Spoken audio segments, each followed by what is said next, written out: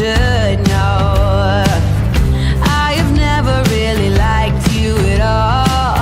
I cannot hide it anymore.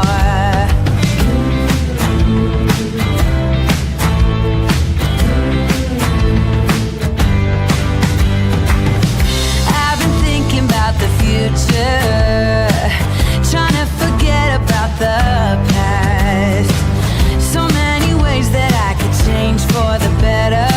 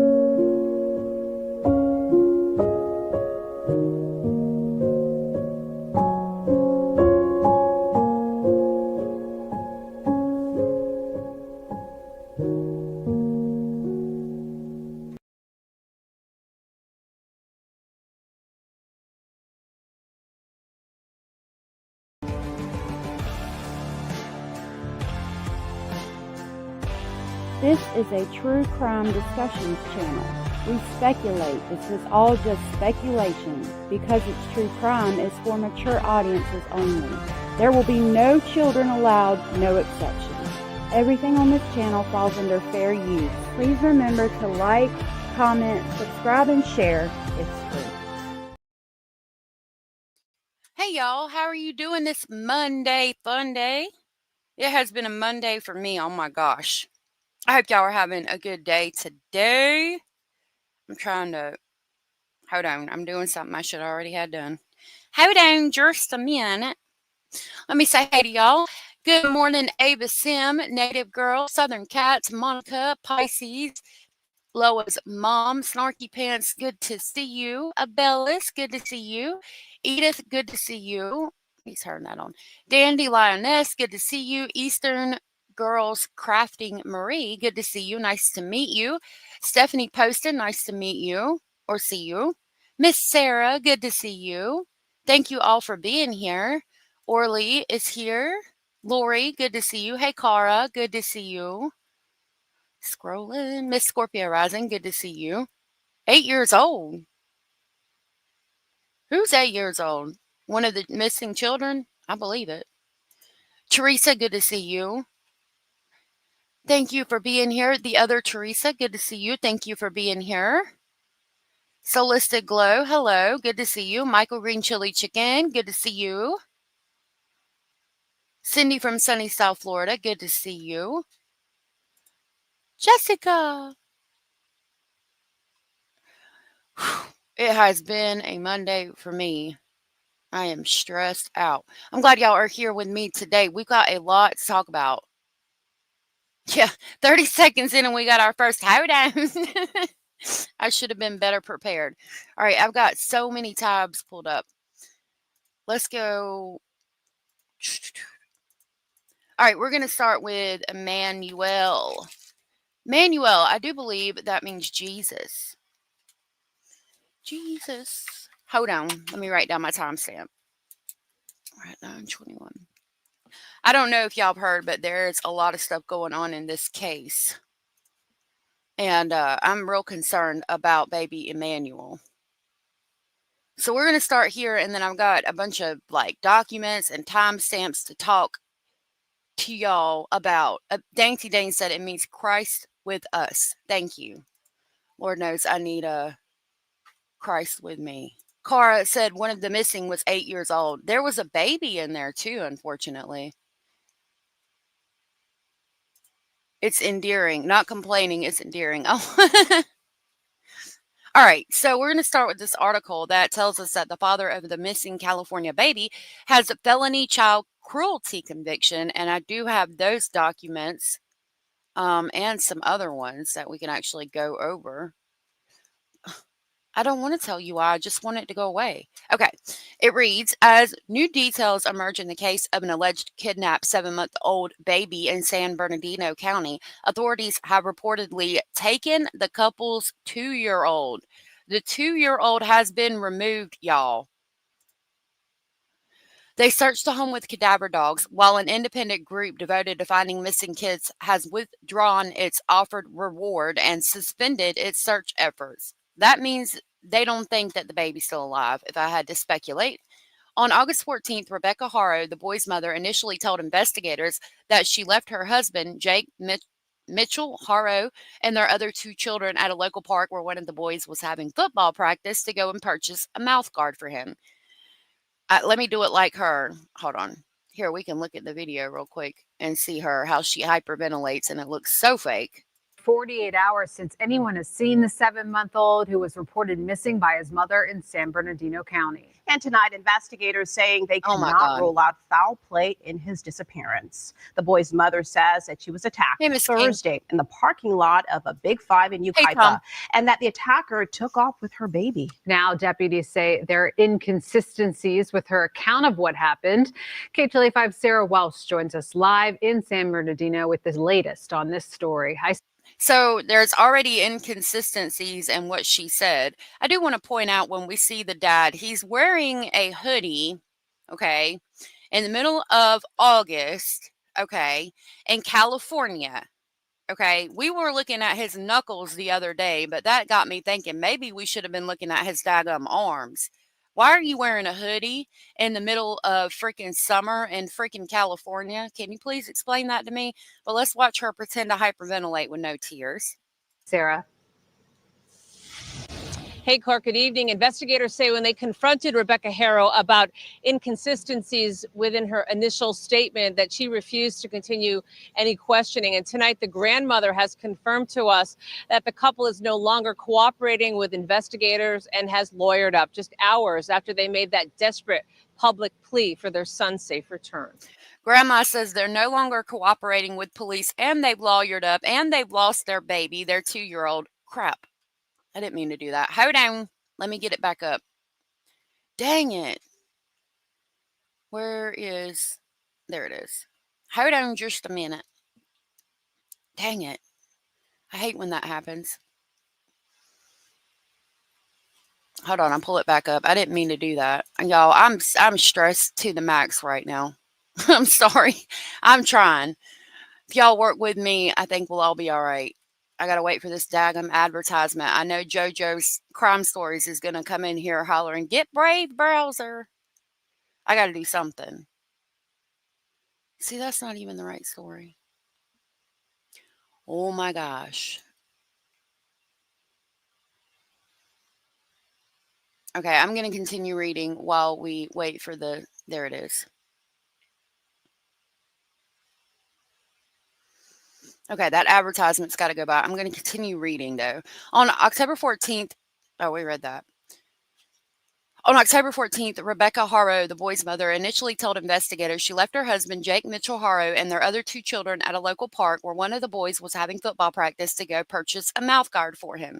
She said, quote, "I came over to the park right on the edge," she told KTLA. "When I was driving over, I smelled the baby, had went to the restroom," she said. "Don't worry, we're going to change you," unquote. After parking, Rebecca claims she laid the baby down next to the car seat to change his diaper. The last thing she says she remembers hearing, I think we're there, was a stranger's voice before she was attacked.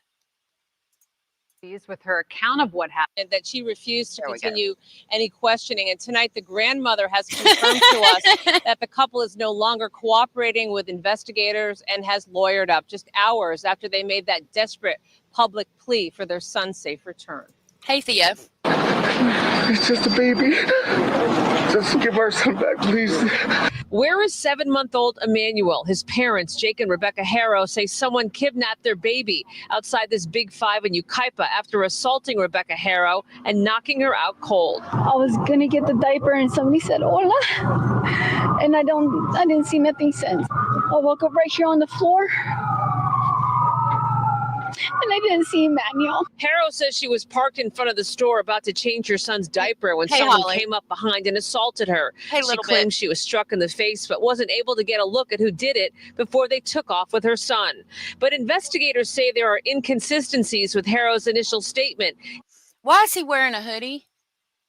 Let's see real quick what the temperature was. What was this? Oh my goodness, what day was this? Hold on, I'm going to find out what day it was, and then we're going to look at what the temperature was while the video plays. And because of that, they cannot rule out foul play. They're not going to hurt that baby. That couple were just homebodies. The baby's grandmother is adamant the couple is innocent. She says Emmanuel is her daughter's pride and joy and that she waited years to have a baby boy of her own. The grandmother also says investigators asked her daughter to take a lie detector test, but her husband said no until they had a lawyer. She's just going crazy. She can't handle it anymore. She says her daughter is receiving death threats and her 2-year-old has been removed from the home. Now, if your child is missing, I don't care what age, but I don't care what age, you're going to take a lie detector test, okay? You're going to do that because you're going to say, yes, please just go ahead and get me out of, any kind of suspicion so that we can focus on finding my child. I understand that you have to do this as part of your Lord have mercy, my brain is not working, as part of your investigation. So we'll go ahead and do this and get this done and over with so that you can find my child.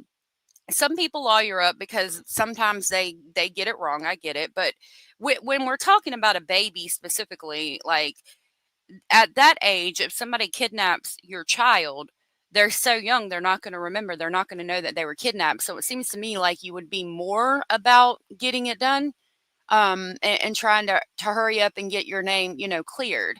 A lot of people came in. Blue Sapphire, I saw that. Holly, a little bit of Lisa, Kimmy C123. Good to see y'all. Thank you for being here. Thea is here. Inez said also, how come they didn't post more pictures of the baby for identification if he was truly missing? Good question. While we're talking about that, this is their missing poster that is on the screen right now. And all it says is, it's got a picture, missing kid, Emmanuel Haro, 7 months old. Please contact dad or mother. Like, that's it. That's all. We're not going to say anything like he has brown hair, brown eyes. He's about, this tall, this short. He was wearing the Nike onesie when he was last seen. None of that. We're not adding any of that. There are rumors that law enforcement found blood in the yard, and he was actually on probation. And being on probation means that the police can come and search your property or anywhere you are, for the most part, anywhere you are at. I know it's specifically your property anytime they want to because you are on probation. It was 82 degrees in San Bernardino. I don't know if that's today. Yeah, I think that's today. But there is an excessive heat watch. Let me find out again what day he went missing and why dad is wearing this daggum hoodie. Hey, Ann, is it just me or what? What is it? What's wrong? Yeah, kid on a missing baby poster. Donna, good to see you. Blue said, I'm no doctor, but I know if you're punched in the eye first, there's puffiness and swelling. That's not a new black eye. Nope. We're going to talk about that too because I've got some screenshots. Okay, Cara's been having issues too, Anne. So I don't know what y'all are talking about, but I'm sorry for whatever's going on. As the search for baby Emmanuel goes on 48 hours after his mother claims someone ran off with him. And we have learned tonight that the baby's father does have a criminal record, and the grandmother told us that investigators were out at the couple's home in Cabazon, searching the home with cadaver dogs and also digging up parts of the property. We tried to reach out to San Bernardino County investigators for any information on that, but they aren't taking any more questions today. Meantime, they are asking anyone with any information about this case, anyone with any information on the whereabouts of baby Emmanuel, to give them a call. And you can do it anonymously by calling 1-800-78-CRIME. Karina Court will send it back to you in Hollywood. To be continued. Sarah, thank you so much. Meantime, community activists came together today for... Okay. So at first it looked like the grandmother was all behind him, and then now she's like, I don't know about this. Continuing with the article, she says, I was going to get the diaper and somebody said hola, and I don't remember anything since, she recalled in tears, but there weren't actually any tears there. I woke up here on the floor and I didn't see Emmanuel. Officials with both Riverside and San Bernardino County Sheriff Department deployed K-9 units and helicopters during an extensive manhunt that was ultimately unsuccessful. An Amber Alert was never issued in the alleged kidnapping because it didn't meet the criteria without a suspect or vehicle descriptions. Authorities now say Emmanuel's mother and father have been less than cooperative in the investigation. Sheriff investigators said that when confronted with inconsistencies in her story, Rebecca refused to continue speaking to authorities. The child grandmother, who believes the couple is innocent, said investigators asked Rebecca to take a lie detector test, but her husband Jake refused the request until they had a lawyer present. Riverside County Superior Court records show that Jake Mitchell Haro has a June 2023 felony conviction for child cruelty from a 2018 arrest in Hemet, the Orange County Register reported. He was sentenced to 180 days in jail and 48 months of probation and is scheduled to appear in court in early September for an alleged probation violation. While friends and families launched a search effort Friday night, authorities on Saturday reportedly searched the couple's Cabazon home and brought along cadaver dogs. Quote, at this point in the investigation, investigators are unable to rule out foul play in the disappearance of Emmanuel, unquote. Authorities with San Bernardino Sheriff Department Specialized Investigation Division stated before adding that the investigation remains ongoing. Officials with the Uvalde Foundation for Kids who were offering a $5,000 reward for information leading to the recovery of Emmanuel, according to the Register, called off their independent search less than a day after announcing the effort. Quote, we cannot in good conscience utilize our team and resources when so much is missing in this case. Of particular concern to us lies with the inconsistencies in the details and the sudden decision by the mother to end communication with law enforcement and our team. Something is not right in this whole picture, the foundation's founder, Daniel Chaplin, told the outlet. In the meantime, Rebecca and Jake Haro continue to plead for the safe return of the 7-month-old. Emmanuel is about 24 inches tall, weighs about 21 pounds. He has brown hair, brown eyes, and is cross-eyed. He was last seen in a black Nike onesie. This is the information that should have been on the missing poster, not missing kid. Anyone who knows Emmanuel's whereabouts or has information on the case is urged to call 911. Sheriff's Dispatch at 909-387-8313 or the Sheriff's Specialized Investigations Division at 9098904904. Anonymous tips can be submitted to WeTip at 1-800-78-CRIME or 27463 or at WeTip.com. All right, let's jump over here to a bunch of screenshots that I had. Okay. Hey, Cuffy. It was released as the house was being searched. What was released? Oh, I do too. Hey, Orange Rose. Good to see you. Thank you, though. On the floor is a weird way to put it. She was on the ground of the parking lot. Just saying. I agree. Okay. I went over to X and I was looking at this post by SF Investigates. I will share. Let me see if I can pull him up. I got too many tabs. Hold on. Yeah, X out of that.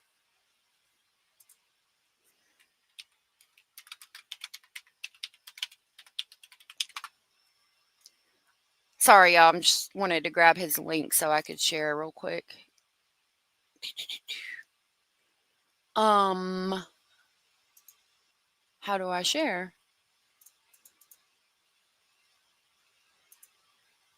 Okay, I think I can copy link. Okay, let's go back over here.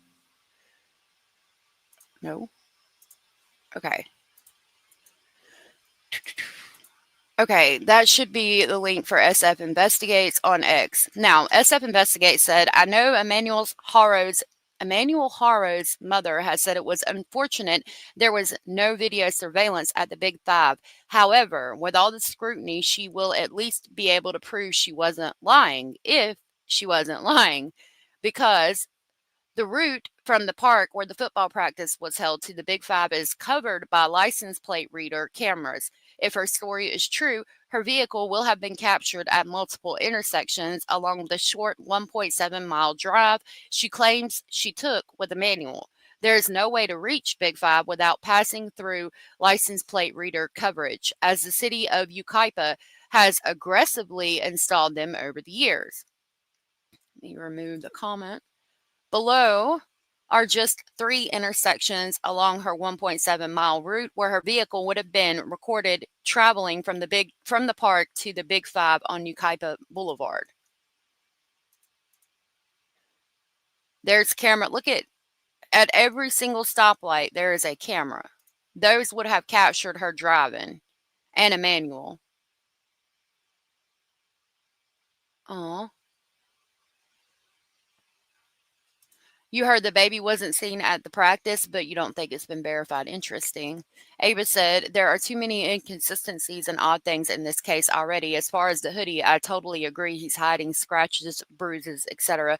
I'm surprised law enforcement didn't look into that. It's suspicious. It is very suspicious.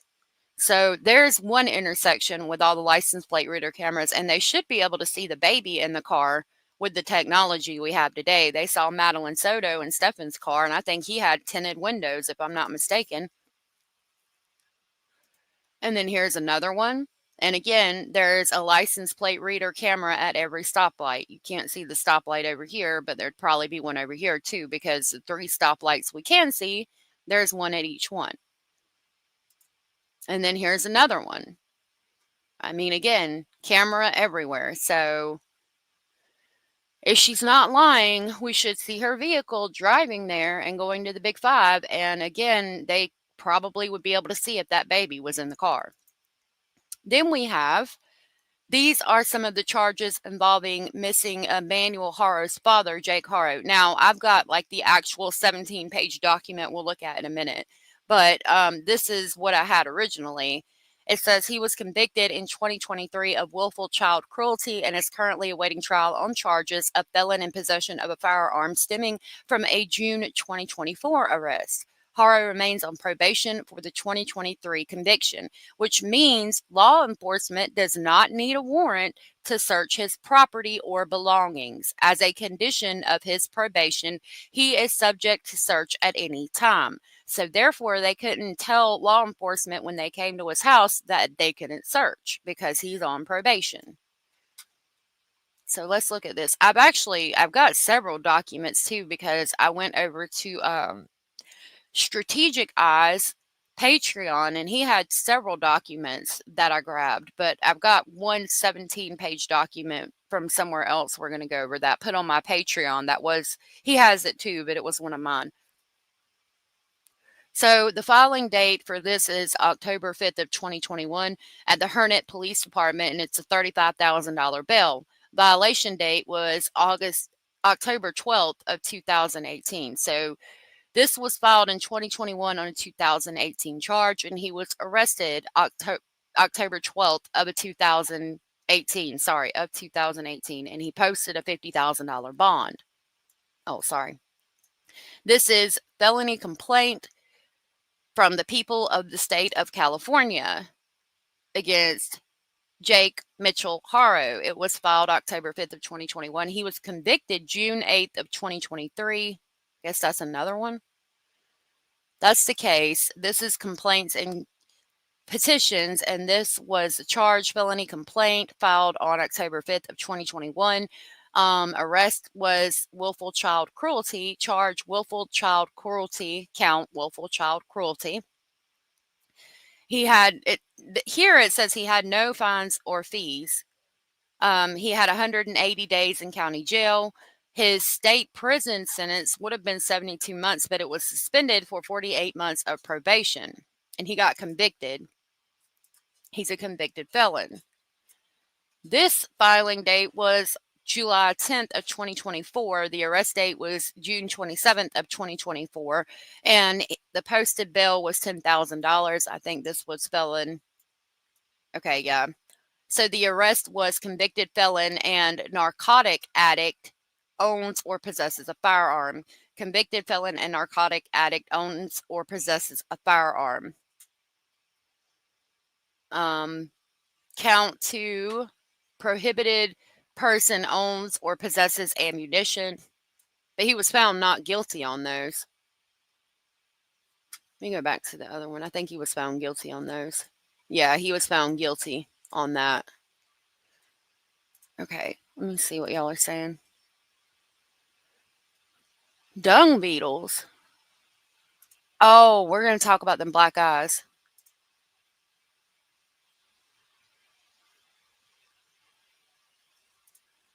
That's funny. The funny Hispanic that's been reporting this said he found a camera at someone's house pointed right in the car's direction. Interesting. I want to know why a kidnapper was following her. Make that make sense. I mean, it's a good point, unless she's just going to go with, she was in the parking lot and somebody was looking to kidnap a baby, which, I mean, I would think happens. I have no proof that it happened. I would say probably statistically has happened, but I don't think it happened in this case. I think she's using it, honestly. Blue Sapphire says it's clear that these two are not the sharpest tools in the shed. Tracking phones and abundance ring cameras should be easy to disprove their shaky story. I agree. Yeah, it's possible, but I'm gonna be very careful with that, Lori Ann, and just say that his eyes are crossed. I don't know of anything else neurologically wrong with him, or that could be wrong with him. And honestly, at this point, just because I don't want, I think he's a beautiful baby, and whether he has neurological disorders or not, or other things like that, it's not going to make the story different, because that has to do with the 7-month-old baby who basically can't do anything anyway. He's cross-eyed, and that's going to be a distinguishing mark. Now, I hope he was being fed the way he was supposed to, and that would reflect on the parents. But anything else, I don't know. All right, where's my black eyes? All right, hold on. I'm going to look for the black eyes.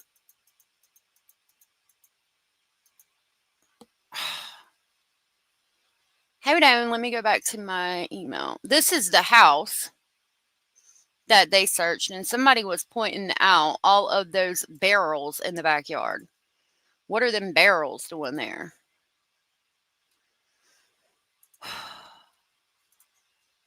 Oh, I must not have got my black eyes. Okay, we're going to jump over to here. Hold on just a minute. Hey, OG Shorty. Good to see you. All right.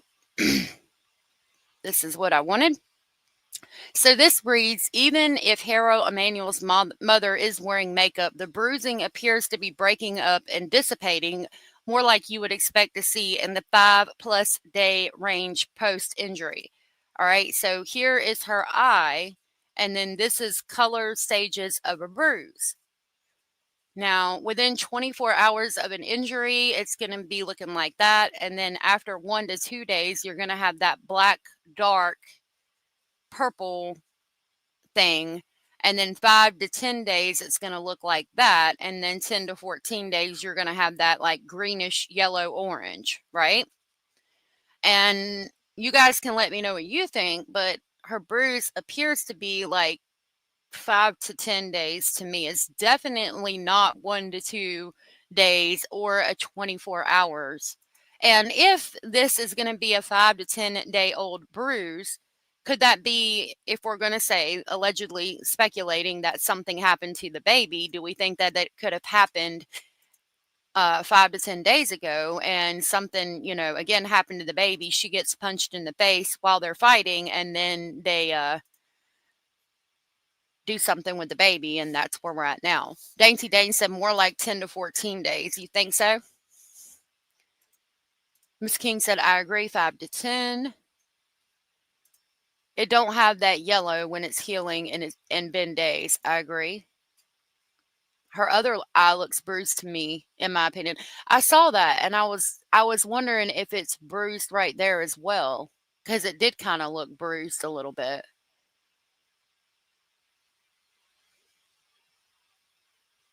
Somebody's talking about plastic surgery. I don't think she had plastic surgery.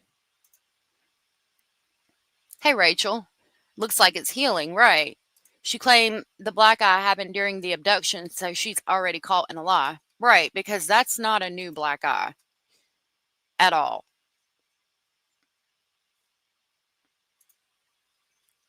All right. Oh, he also said this, quote, make sure you feed him and change him, quote, this, quote, kidnapping, unquote, story isn't even close to adding up. There is a reason there is no vehicle description for an Amber Alert because there was no kidnapping, he said. Oh, I forgot that we can't hear on there. Crap.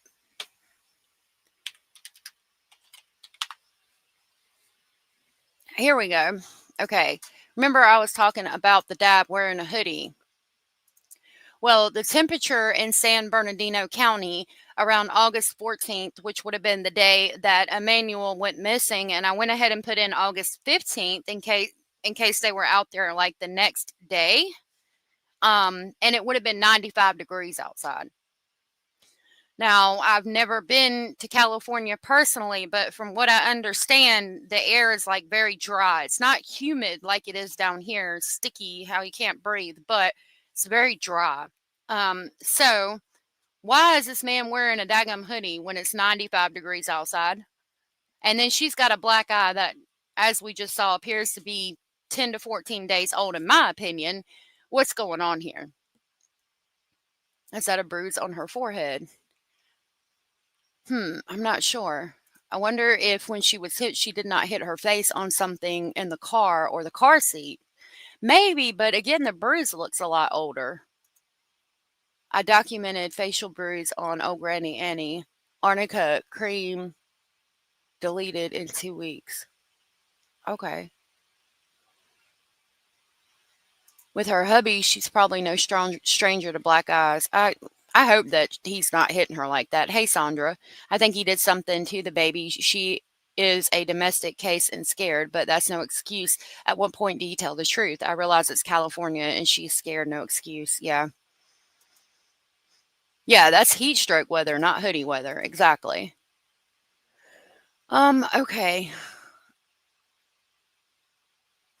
We'll go back over here to these pictures and what is being alleged. Okay, so somebody was pointing out all these daggum barrels behind their house. What is up with all these barrels in the back of their house? Somebody said, thank you, Yucaipa Police Department. This entire situation is heartbreaking. Stay strong, Yucaipa community. No sense in fighting with each other. I have an opinion on what happened as well, but no reason to point fingers. Yucaipa Police Department will let you know what happened when they can. Somebody said he got away with it once. Let's not let him get away with it again. And then somebody else said, used to work with Jake at Walmart. He should be the prime suspect in all this. I'm not going to go into detail, but his previous relationship didn't end so well. He's crazy. And he beat one of his kids so bad it caused severe brain damage. The child was not the same. Let's just be real here. Jake should be the number one suspect. Lord, I hope to God that's not true, but let's see what we can find from here. All right, here is the criminal complaint. It's a 17-page document, The People versus Jake Mitchell Haro. And it's people of the state of California, county of Riverdale. This is the October 12th of 2018 charge, $35,000 bond. All right. Let's see. Let me get a sip of my drink. I don't know a little bit of Lisa. I know the 2-year-old was allegedly taken out of the house. Even at night, it's high 60 to middle 70. See, yeah, this is insane. OG Shorty said, I 100% believe that law enforcement knows what happened. Hence, no Amber Alert calling off the search on Sunday. I agree. Abella says, good grief. Yeah, I don't understand if that really happened, how he was allowed back around his children. Hey, Simone, good to see you. Okay.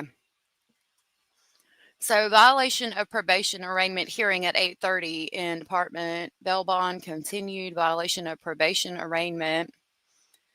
Defense motion to continue is granted. These are like felony court minutes. The court finds good cause has been shown to grant continuance. Defendant ordered to return to any and all future hearing dates. Bail bond hearing is confirmed. Violation of probation arraignment hearing at 1:30.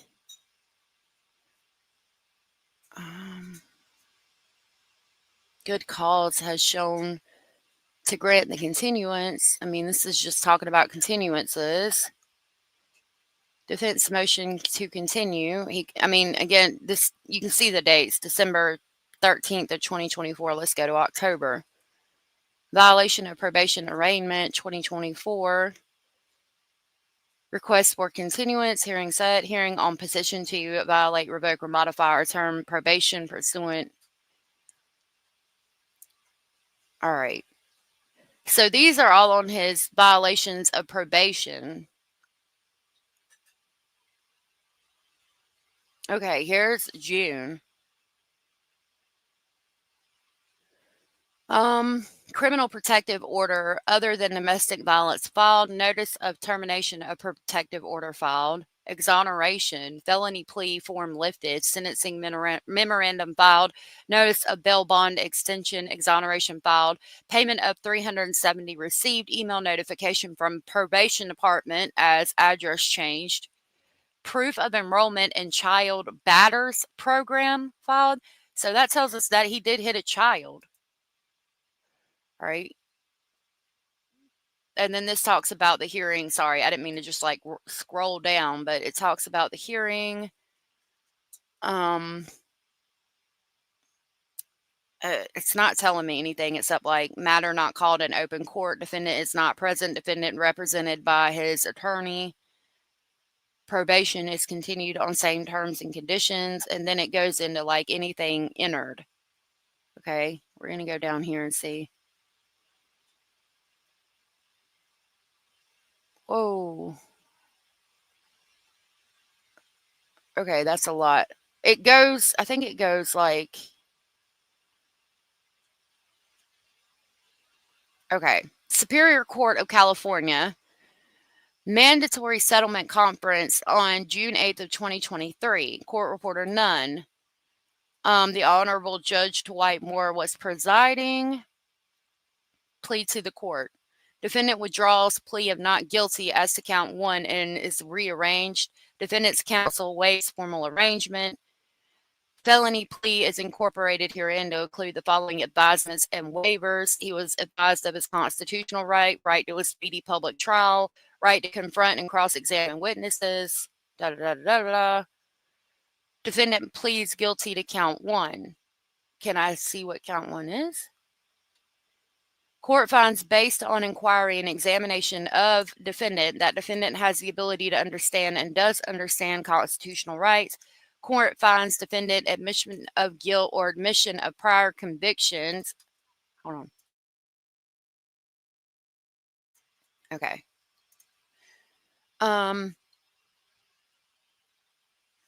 And or probation violation, if any, is the result and product of defendant expressly knowing, understanding, and intellectually waives his constitutional right. Nature and consequences thereof, constitutional right taken orally. Court finds factual basis for the plea is based on oral statement from the defendant on the record. Plea is free and voluntary. Knows. Okay, defendant waives probation referral.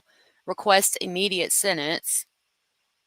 No legal cause why sentence should not be pronounced. Defendant requests immediate sentence, state prison sentence. Probation is denied, and state prison sentence is imposed as follows. As to count 1, the court imposes term of 6 years. Execution of sentence is suspended. For the charges of count 1, formal probation is granted for a period of 48 months. Obey law. 179 days to be served in the work release program. Report on or before July 7th. Credit for time served of 0 days plus 0 days. Referral to the custody of the Riverdale County Sheriff for 1 day for booking purposes only. As to count one court operation, a fee of $40 for each convicted charge. Pay conviction assessment for the following: $30 each. Pay restitution fine of $300. Pay $300 for probation revocation restitution fine. Pay victim restitution. I mean, but what is the charge? Submit to immediate search of property. Provide a DNA sample. Like, he fucked up bad, but where's the charge? Defendant, right here, this is concerning. Defendant ordered to enroll in child batters program. Like, what the Sam hell is it? We're going to find out.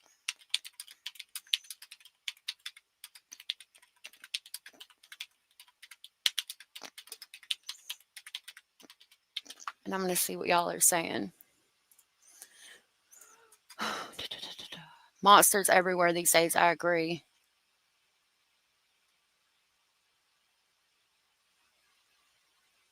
Yes, felony. Right. But, and I got that, but I'm trying to find out, like, what happened. You know what I mean? Yeah, it's felony cruelty. Felony child cruelty and child endangerment or something like that, but I'm trying to find out what he did, because it should be somewhere in those documents, a breakdown of what he did. All right, the child batters program in California. The Child Batters Parenting Program in California is a state-approved intervention designed to help individuals who have abused their child or children. The program aims to stop immediate violence and preserve families. It is facilitated by Novel and Novel Counseling Services, which is certified by the Riverdale County Probation Department. The program meets weekly and can be joined at any time. An orientation process is required prior to enrollment for court-ordered programs. The fee for court-ordered cases is $50 and the class fee is $60 per session, which can be reduced on a sliding scale. The program also provides quarterly status progress reports to the designated official assigned to the case upon signed consent. So again, the program aims to stop intimate violence and preserve families. It's for individuals who have abused their child or children. So, I mean, we can definitively say it was to do with abusing his child or children. But what did he do? That's what I'm trying to figure out. What did he do? Like, I know the charge is child cruelty, but for what? Like, I want to find in this document where it tells me exactly what he did. Okay. Firearms prohibiting, if expelled or deported, do not re-enter the United States illegally. Criminal protective order other than domestic violence. Defendant has been served with a criminal protection order. Defendant has personally present in the court hearing. Firearms prohibiting. Defendant accepts terms and conditions. Mandatory settlement conference. Request for continuance. Okay.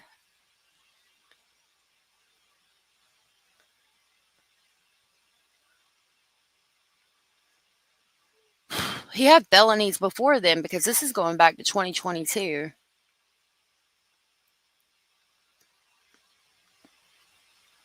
This is just talking about, the minutes and, motions to continue and things like that. They're all continuance motions. Court discloses that Judge Mark E. Singleton, wife, works for the district attorney's office. That's interesting. Felony settlement conference. And then it just continuance. Defendant waives 10-day rule. Defendant waives 60-day rule. Defendant waives time for preliminary hearing. Defense motion to continue. Warrant arraignment. Court finds good cause exists to exclude the public, with the exception of the victims due to the COVID-19 pandemic. This matter is being live streamed for public access. I wonder if I can find that live stream. Okay, they were live streaming it because of COVID. He pleaded not guilty to all charges. Comment no contact. Order CPO confidential. Basis for confidentiality. Court order defendant ordered to return on any and all future hearing dates. Current bail continued. So maybe we can't find out because the victim was a child. Okay. So let's go to this. Probation forming. The following terms and conditions are in effect. Obey all laws. Be committed to custody 179 days to be served in the work release program. Be committed to the custody of Riversdale County Sheriff for 1 day for booking. Pay victim restitution. Submit to immediate search of property, provide DNA sample, authorized agency forward specimens to Department of Justice for analysis, participate and complete at your expense any counseling, enroll in a program approved 1 year minimum child abuse treatment program, pay all program fees, submit proof of payment, do not associate with any unrelated person you know to be either on probation, parole, or mandatory supervision or post-release community supervision. Do not leave the state of California. Keep the probation officer informed of your place of residence. Seek and maintain gainful employment. Do not have any direct or indirect contact with Jane Doe. Do not knowingly own, possess, or have under your control immediate access to a firearm. Provide true name and address. Any valid domestic violence protection restraining order existing during the period of probation is incorporated. Report to probation officer. If expelled, deported, or voluntarily leave the United States, you must report to the probation department by telephone or in writing within 30 days.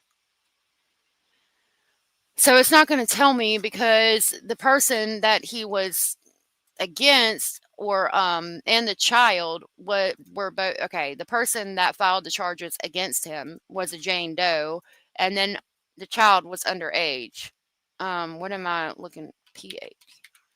Patreon.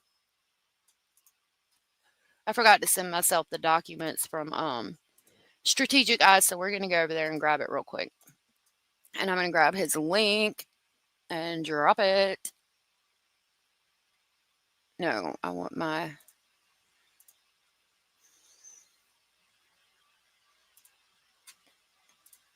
okay, I'm going to pull this up so y'all can see it.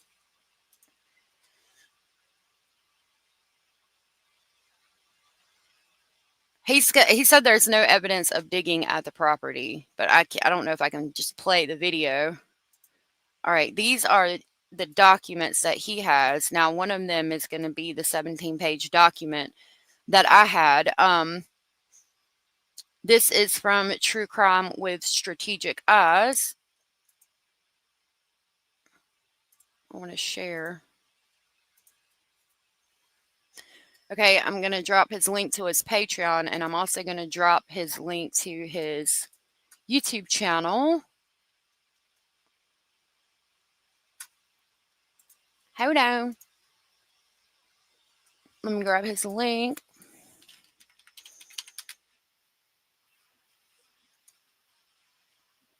Stop.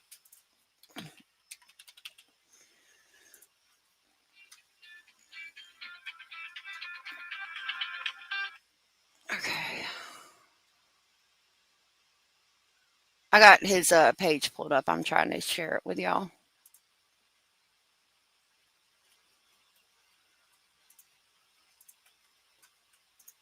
Okay. Now, let's look at those documents. Oh. It would help if I got them put up. Okay, there's the link to Strategic Eyes YouTube channel. And I'm going to Go back over here. Go back over here. All right. So this is another 5-page document that I just got from his Patreon. If you guys haven't subscribed to his YouTube channel, make sure you do that. And his Patreon, as you can see, is awesome as well. I get I look at True Crime with Strategic Eyes, Plunder, and Gavin Fish's Patreons when I can, because they usually have a lot of great information. All right, I pinned his YouTube channel to the top. Okay, so this is Jake Michael Haro. Arrest date was 6/27/2024. Convicted felon in narcotic possession of a firearm. So this is a possession of the firearm charge and a violation of probation. And then it was filed December 13th of 2024. So it's just going to tell us basically like the continuances and arraignments and things like that.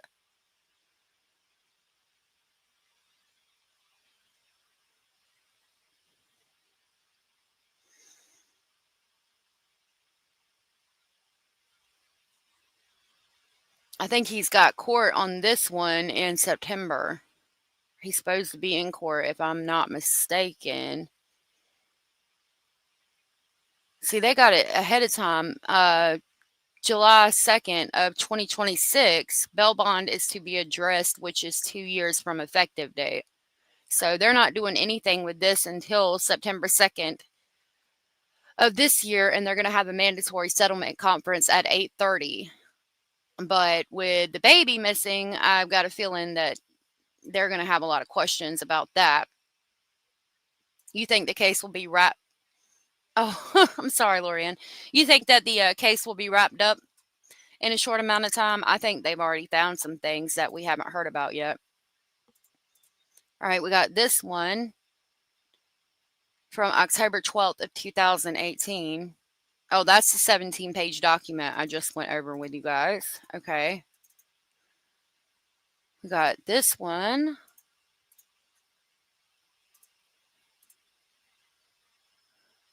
Arrest date was October 12th of 2018. This is the arrest for willful child cruelty. And he's got a violation of probation arraignment hearing at 8:30 on September 2nd. But it's not giving me any like details. I mean, again, this is a 17-page document. We'll go down to the bottom. I think it's the one we just went over.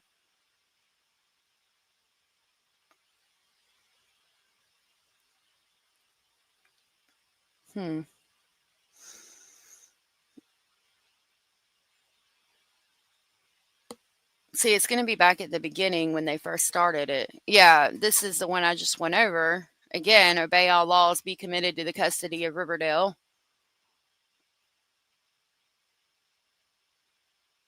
Declaration in support of arrest warrant. I think, again, because it's a Jane Doe and a child, I don't think that we're going to get information on if it was his child or what happened, unfortunately. This is a 14-page document from April 23rd of 2019. Basically resisting an officer or delaying or obstructing an officer, and refusal to present driver's license to officer. And he's going to go for violation of probation on this on September 2nd of 2025 at 8:30. Oh, he's going to go to jail probably. Payment of $210, payment of $254, payment of $456. Like, it's a misdemeanor charge, but damn, what did he do? Is he on probation for this too? Why is he on probation? Like, they keep giving him probation. Court has considered motions. Court states its intention to listen to the evidence and arguments of counsel and finish all the motions and give counsel a ruling at that time. People's witness Takesha Nishta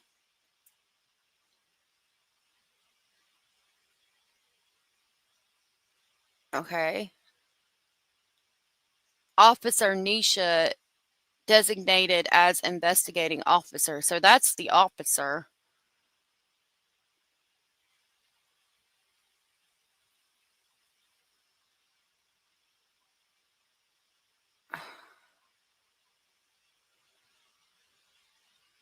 Officer Nishta was present in court. Yeah, that's the officer.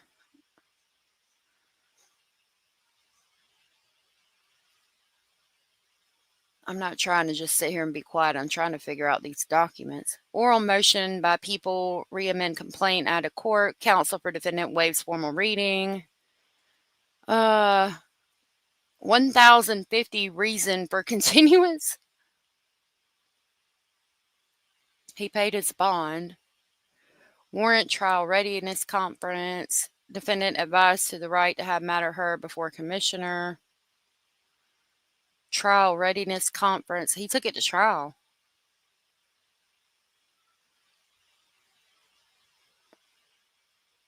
And then again, he was put on probation on February 20th of 2023.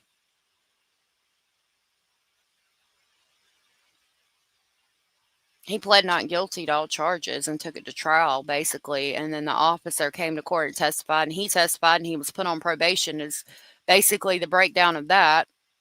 And then the next thing we have is my 17-page document.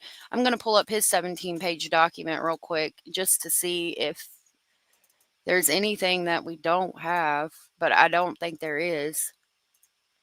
I think that it's not going to tell us Jane Doe's name or what actually happened. I mean, I'm pretty sure.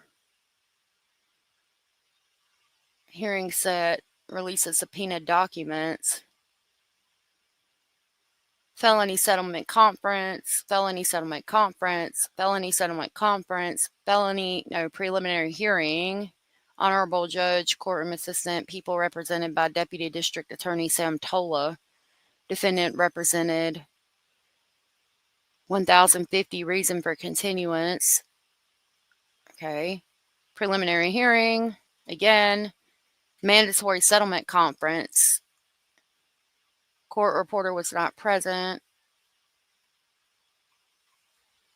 Proceedings are suspended for the charge. Formal probation is granted. Referral notice generated. Pay conviction. Be committed to the custody. We read all that. Okay, defendant advised of right. This is mandatory settlement conference. Plea to the court. Defendant withdraws plea of not guilty on count 1 and is re-adjudicated. Court finds based on inquiry examination of the defendant that the defendant has ability to understand his constitutional rights. We read that. Honorable Judge Dwight. Damn it. Okay, defendant relinquished all firearms per the probation officer's report and provided relinquishment receipts for the charge. Hearing on petition to violate, revoke, modify, or terminate probation pursuant to violation of probation, violation of probation, violation of probation, no probation.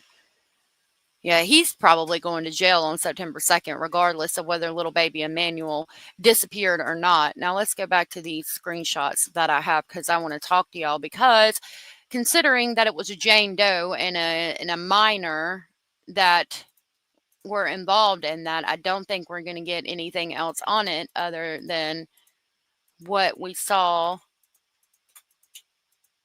with this. Used to work with Jake at Walmart. He should be the prime suspect in all this. I'm not going to go into detail, but his previous relationship didn't end so well. He's crazy, and he beat one of his kids so bad it caused severe brain damage, and the child was not the same. Let's just be real here. Jake should be the number 1 suspect. That's speculation. It's from Facebook. I can't verify it, as you just saw, but I'm wondering if that's what happened. If it is, why is grandma coming out and saying, oh, they love the baby so much and they would never hurt the baby? This says unconfirmed rumors have also surfaced alleging that one day before Emmanuel's disappearance, the Haros visited by Big Five to ask if surveillance cameras covered the parking lot, claiming their car had been broken into. While not verified, if proven true, this could point to premeditation in the alleged abduction story. The case remains active, with authorities urging anyone with credible information to contact the San Bernardino County Sheriff's Department immediately. Y'all, if that is true, I think they'd be arrested by now. I don't know. I could be wrong. Oh, Lord, said Nicole. Her sister spoke out too? Really? I heard she got the black eye on August 3rd. That makes sense. Hey, Anders, I'm sorry. Yeah, he does need to learn to keep his hands to himself, Rachel. Pending charges more than likely escalated family tension. I agree. Hey, Donna.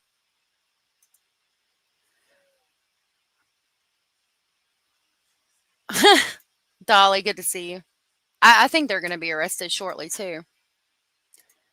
All right. These are out of order. Okay. This talks about all types of barrels and drums sit outside the fenced property of Rebecca and Jake. Their home borders open dirt land with a dirt road leading into the mountains just behind it. And then we got that picture of all the barrels. And then I guess over this way would be where the mountains go, or the mountains are. Huh. Interesting. Rumors are circulating that baby Emmanuel Haro has been found inside a dumpster. Others are stating the family's backyard has been dug up and they found blood on the property. Authorities haven't confirmed this yet. I don't think he's been found in a dumpster because I think they'd be charged. I will check, but I have heard they found blood on the property. Okay. This says baby Emmanuel Haro is still missing and now the parents have lawyered up. What started as a frantic missing child's case is now spiraling into something far more disturbing, and people are demanding answers. 7-month-old Emmanuel Haro vanished from a parking lot in Yucaipa, California on August 14th under highly suspicious circumstances. His mother, Rebecca Haro, claims she was knocked unconscious while changing his diaper in the back of her truck, but now her story is falling apart. The bombshell: when investigators confronted Rebecca about the major inconsistencies in her statement, she suddenly refused to continue talking. That's the same.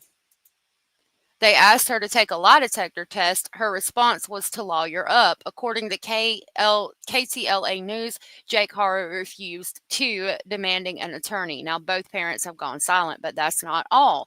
A 2-year-old child was also removed from their home, according to Emmanuel's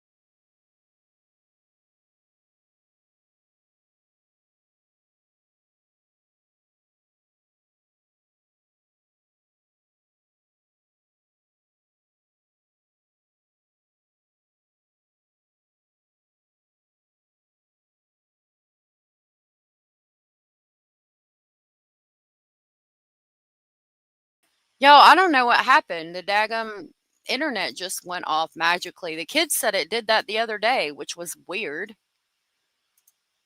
And I was like, I don't know what happened. Well, now I see, because it just came up and was like, the internet's gone. And I was like, well, that's weird.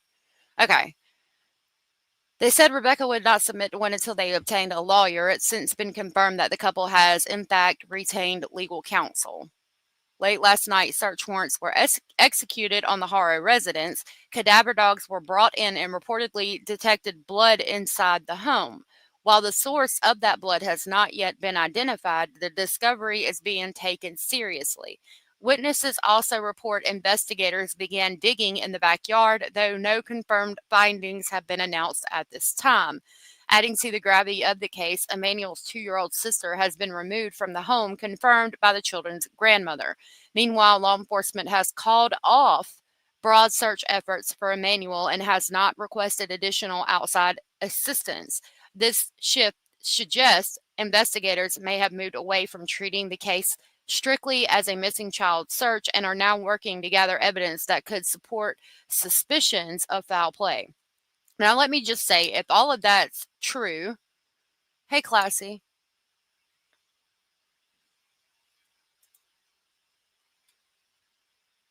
Am I still muted? I hope not. It doesn't show me as being muted. Okay. If all of that is true, they're calling off search efforts. They were digging in the backyard. I mean, I think it's, again, only a matter of time before we find out this child is deceased, probably at the hands of his stepdad. I mean, his biological dad, who was wearing a damn hoodie in 95-degree temperatures in California. Okay. Thank you. I want to know more about the blood being found at the scene, allegedly. All right, I've got some more articles.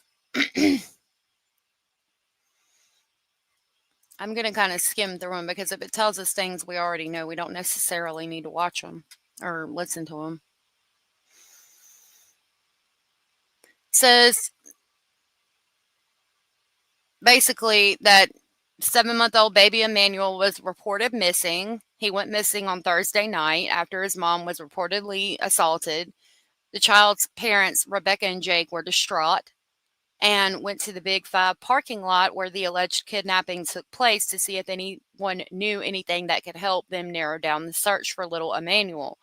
So when they did that video that where she's all acting crazy and shit, crying weird, they were in the Big 5 parking lot. They brought a damn launch. Hold on. I know they did not bring a damn lawn chair to the damn parking lot of the Big 5 and was sitting there when they talked to the news. Right here, when they're talking right here, and they're both sitting there, please, I hope that's not in the damn parking lot of the Big 5.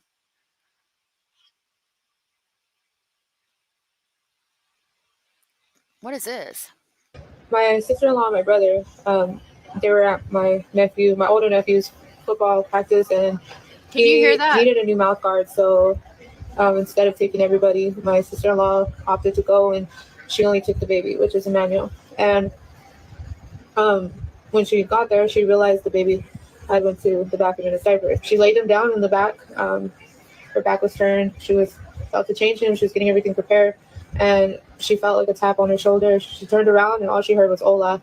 And before she could even see this person, acknowledge this person, whatever the case may be, he socked her in the face, and she ended up blacking out. He knocked her out, and she fell to the floor. And next thing you know, as she came to, she woke up. She was looking around for the baby. The baby was gone. She started panicking, screaming, crying. She called the police. She ran into Big 5 to see if they had cameras outside or if anybody had witnessed anything. And nobody apparently didn't see anything. And then there's no cameras outside. We're so baffled because how are there no cameras outside? Like, in cases like this, like, what are people supposed to do?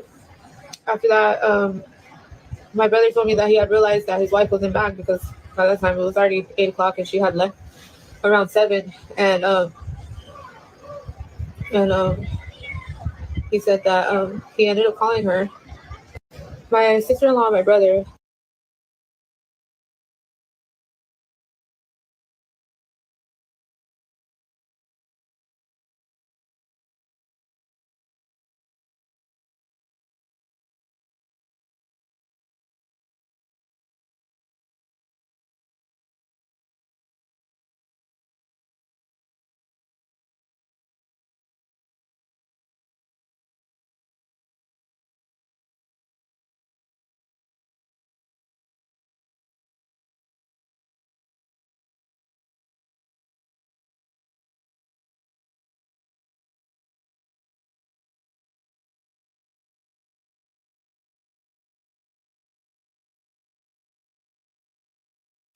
I'm talking away. Good gracious. I'm sorry.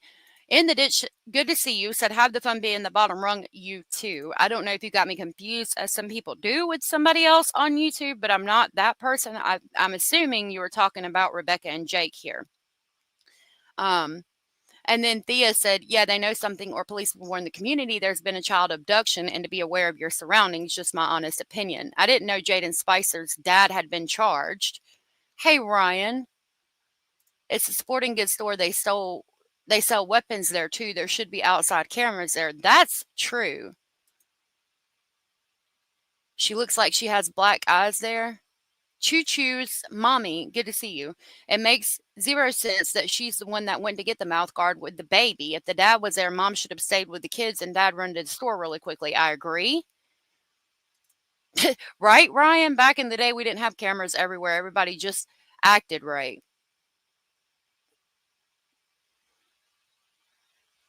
I think that's their house.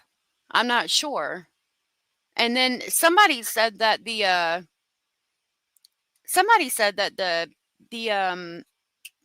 coach said they had extra mouth guards there. Oh, okay. So you weren't talking to me. Auntie Bess hopes she doesn't become an accessory. I hope not. She doesn't. My Paul's game's on point. My best friend in NC just. Oh, I'm way far. I'm not anywhere close to the beach. Hey, Speedle.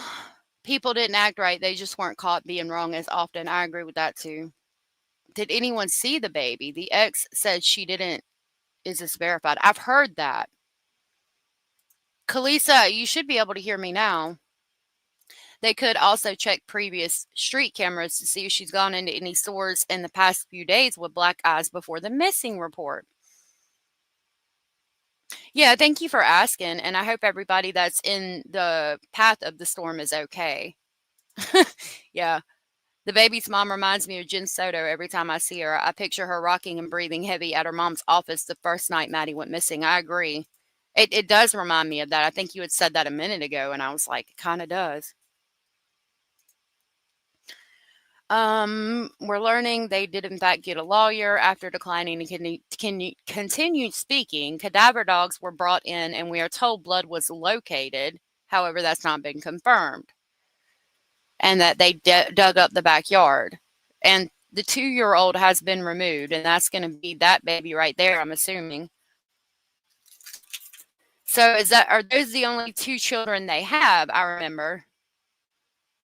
Oh yeah, you should reach out. If they're close to the beach, you should reach out. I'm kind of in the middle of North Carolina, but I'm like way up toward the top. So I think I'm not in the path of it. I'll have to check. I'm like 20, actually, I'm like 16 minutes from the Virginia border. So I'm pretty far up. From a missing baby to a mother's inconsistencies and now a convicted killer in the family. Oh, shit. Let me just say again, you see my banner at the bottom. This is all speculation. We're messing around on Facebook. It's the Wild West out here. So it says, at first his mother pleaded for his safety, all of that. They asked, we just want him back. We won't do anything to you. Just give us our son, keep him safe, don't hurt him, and make sure you feed and change him. So if we're going to talk about that real quick before we continue on, that don't hurt him, make sure you feed and change him. If we're going to talk about Freudian slips, because I fucking hate the term leakage, it makes me think of I don't even want to tell y'all because, well, you just, I'm not going to do that to you, but I hate using the word leakage, okay? I prefer personally to use the word Freudian slips. Okay, if we're going to talk about make sure you feed and change him and we're pleading, and then SF said that sounds fishy and suspicious as fuck, is that a Freudian slip? Like, did they not make sure they fed and changed him? Like you guys were saying earlier about him looking like he was underfed, maybe. Yes, close. I was thinking another part of a female body, speedle, but yeah, I just can't term leakage and moist. I can't do it. Well, I don't think it's going up toward Virginia, but maybe if he's at the beach, little bit of Lisa, check on him. her brother is a murderer. We're about to find out. But yeah, I'm wondering if that's a Freudian slip. Make sure you feed and change them. Okay, and it continues. The story began to unravel. Now comes the family twist that makes this case even more chilling. Rebecca's brother, James Buhassen, is a convicted homicider. In July of 2018, he was sentenced to 50 years to life for killing his girlfriend, Jalen Amanda Keith, in Palm Springs, staging her death to look like a self-deletion. Here's what prosecutors proved in that case. In March of 2017, Jalen was found in the bathtub with a single gunshot wound to the forehead. Browson had rendered her unconscious, then shot her while hiding behind a shower curtain to avoid the blood spatter. He told 911 and police that she had hurt herself while he was asleep, but investigators found another head wound that didn't fit the story. To bolster his lie, to bolster his lie, he used Jalen's phone to create fake internet searches like "I see depression" and "I see self-harm rate." Prosecutor called these searches a red herring. Friends and family testified Jalen was not into self-harm. In fact, she told them she planned to leave him after years of his alcoholism, escalating arguments and threats. Just a day before her death, she texted relatives that he had gotten psycho, smashed his phone, and even pulled a pistol from his gun safe. She hid the keys because she feared things would turn violent. After her death, Bushausen fled California and was arrested months later in Palm Springs. Alongside the homicide conviction, he was also charged with possession of assault weapons.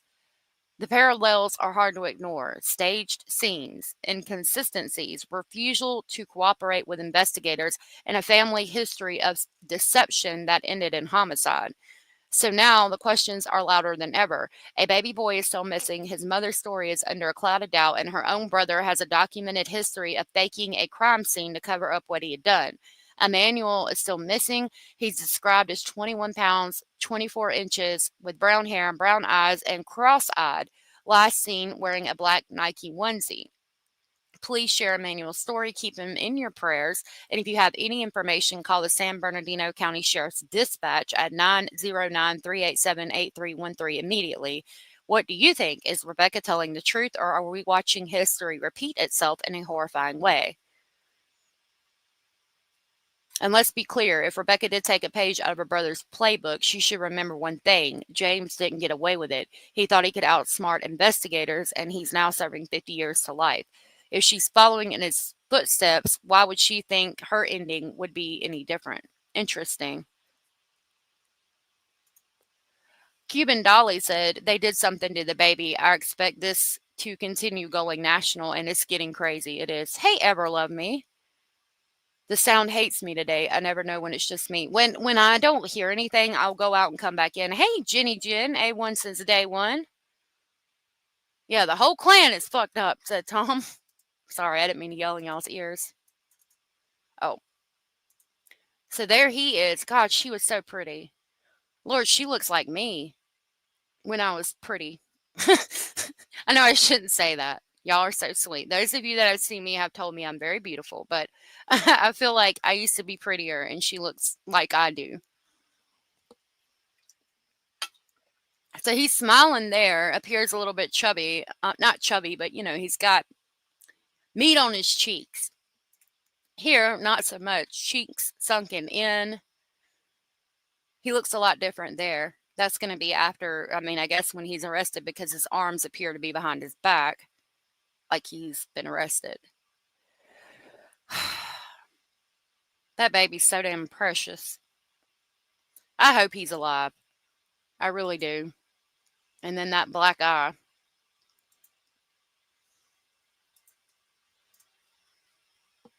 Yeah, he is not happy. His smiling days are over. Lori Ann, so that's going to be, okay, I guess it's Rebecca's sister. Hold on. Rebecca's brother. I apologize. So Rebecca's brother, okay? This is Rebecca with the black eye. This is allegedly her brother right here. And we were just reading that he shot his girlfriend, who was absolutely gorgeous, here, and tried to stage it as if she did it to herself. And then here is where he got arrested. And he's currently serving 50 years to life.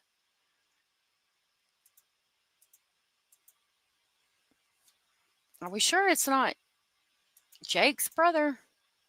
If it's true. I don't know if it's true. Again, please see the banner. Here it is again. Rumors are speculating that he's possibly been located in a dumpster. Other rumors say the family's backyard is being dug up. Okay, so there's a... oh. There, I don't have to cry. All right, which one is his property? There's the dirt lot that they were talking about that bordered his house. Wasn't there a child playing football that needed a mouth guard? Allegedly, but allegedly also the coach said they didn't have to go get a mouth guard because he had some. And allegedly they found blood. Allegedly they took cadaver dogs back there and were digging up the backyard. And the mother, we know for 100% fact, it's been reported in an article that they took the 2-year-old daughter.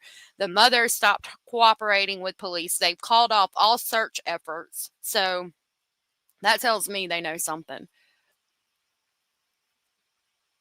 They said the blood was in their bathroom. Interesting, Orly. Yep, her brother is convicted of homicide. There could be buried evidence in the backyard. You know her? Do you really? Oh, you're talking about me, Jerry. Good to see you. Her mom has a Facebook set up for the brother in prison for his justice. I believe the mother is an enabler. That's interesting, and that gives us some insight onto their family life beforehand.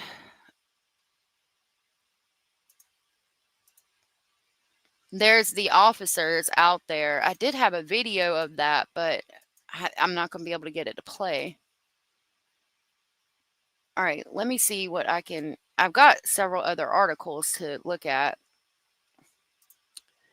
Hold on.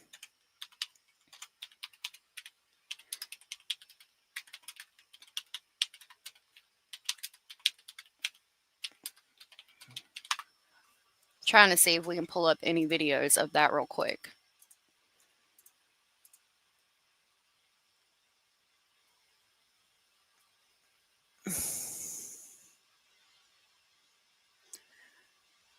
This is the one where she's talking weird, I think. Let's see if that'll play. Now at 6:30, where is baby Emmanuel? It's been nearly 48 hours since anyone has seen the 7-month-old who was reported missing by his mother in San Bernardino County. And tonight, investigators saying they cannot rule out foul play in his disappearance. This is a KTLA 5 News at 6:30. I'm Kylee Monteiro. And hi there, I'm Courtney Farrell in tonight for Rick Chambers. The boy's mother says she was attacked Thursday in the parking lot of a Big 5 in Yucaipa, and that the attacker took off with her baby. And now deputies say there are inconsistencies with her account of what... This is the one we just watched. I'll continue to play it since I started it, but it's not... I'm looking for a specific one, and this isn't it. What happened? KTLA's Sarah Welch is live in Yucaipa with the latest. Sarah, what can you tell us? Korean Court, good evening. And as you said, that's why investigators now say they cannot rule out foul play in this case. This as the baby's parents went public at this Big 5 yesterday, pleading for their son's safe return. It's just a baby.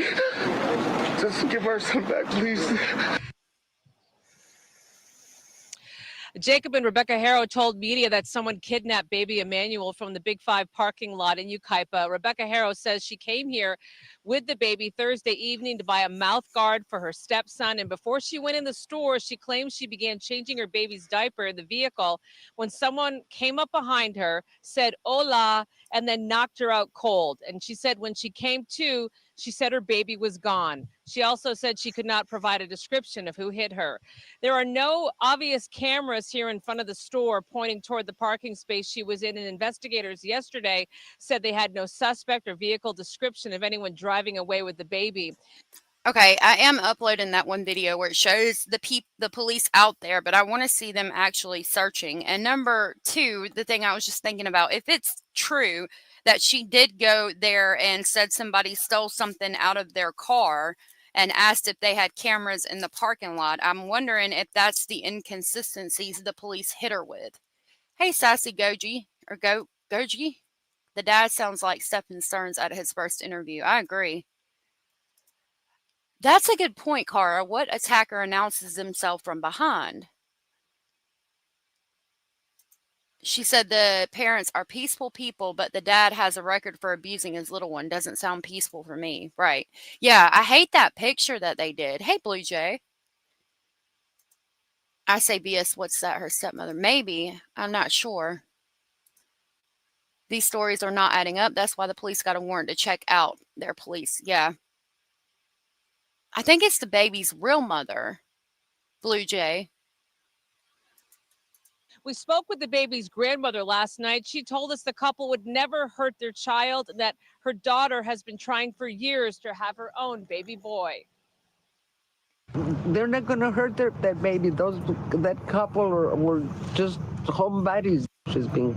So this is the mother of the boy who was convicted for the murder, and she's going to be the one that y'all allegedly said is out there advocating for his justice on Facebook. And then for her to say they're not going to hurt that baby unless she doesn't know about his charges for child cruelty. Yes, they would, allegedly. Without her baby since yesterday afternoon. If you have my grandson, please give it to his mom. She's going crazy. Please have mercy on her. I hate that missing poster. She also told us that her daughter and son-in-law were questioned by investigators yesterday at least twice. Okay. And she said the couple were shown a video during that questioning, and that video upset her daughter. We asked the grandmother what that video was, and she just told us that she didn't know. Investigators. Hold up. I need to hear that again. That video upset her daughter. We asked during that questioning, and that video upset her daughter. We asked the grandmother what that video was. Wait a minute. I'm sorry, y'all. I'm trying to figure out what they're saying. She also told us that her daughter and son-in-law were questioned by investigators yesterday at least twice. And she said the couple were shown a video during that questioning, and that video upset her daughter. We asked the grandmother what that video was, and she just told us that she didn't know. Okay, so what video were they shown that upset them so bad that they felt like they needed a lawyer? Was it a video showing that the baby wasn't in the car with them? Was it the video where they went in the day before, allegedly, and asked if there's any cameras in the parking lot because something was stolen from their car? I didn't know that. So, yeah, give it back. How about give him back? Hey, Gigi Dillagaff. Good to see you. Yeah, and if the parents are innocent, why did they quit working with the police and get a lawyer? Good question. What video was she shown that upset her so bad? I'm telling you, it's probably something from that parking lot. And they either showed her a video and said, he's not in the car. Where is he? Or here you are the day before saying somebody stole something out of your car and asking if there's cameras. And you expect me to believe that you come right back and then the baby's stolen. Tom said a video showing the truth. Amen to that.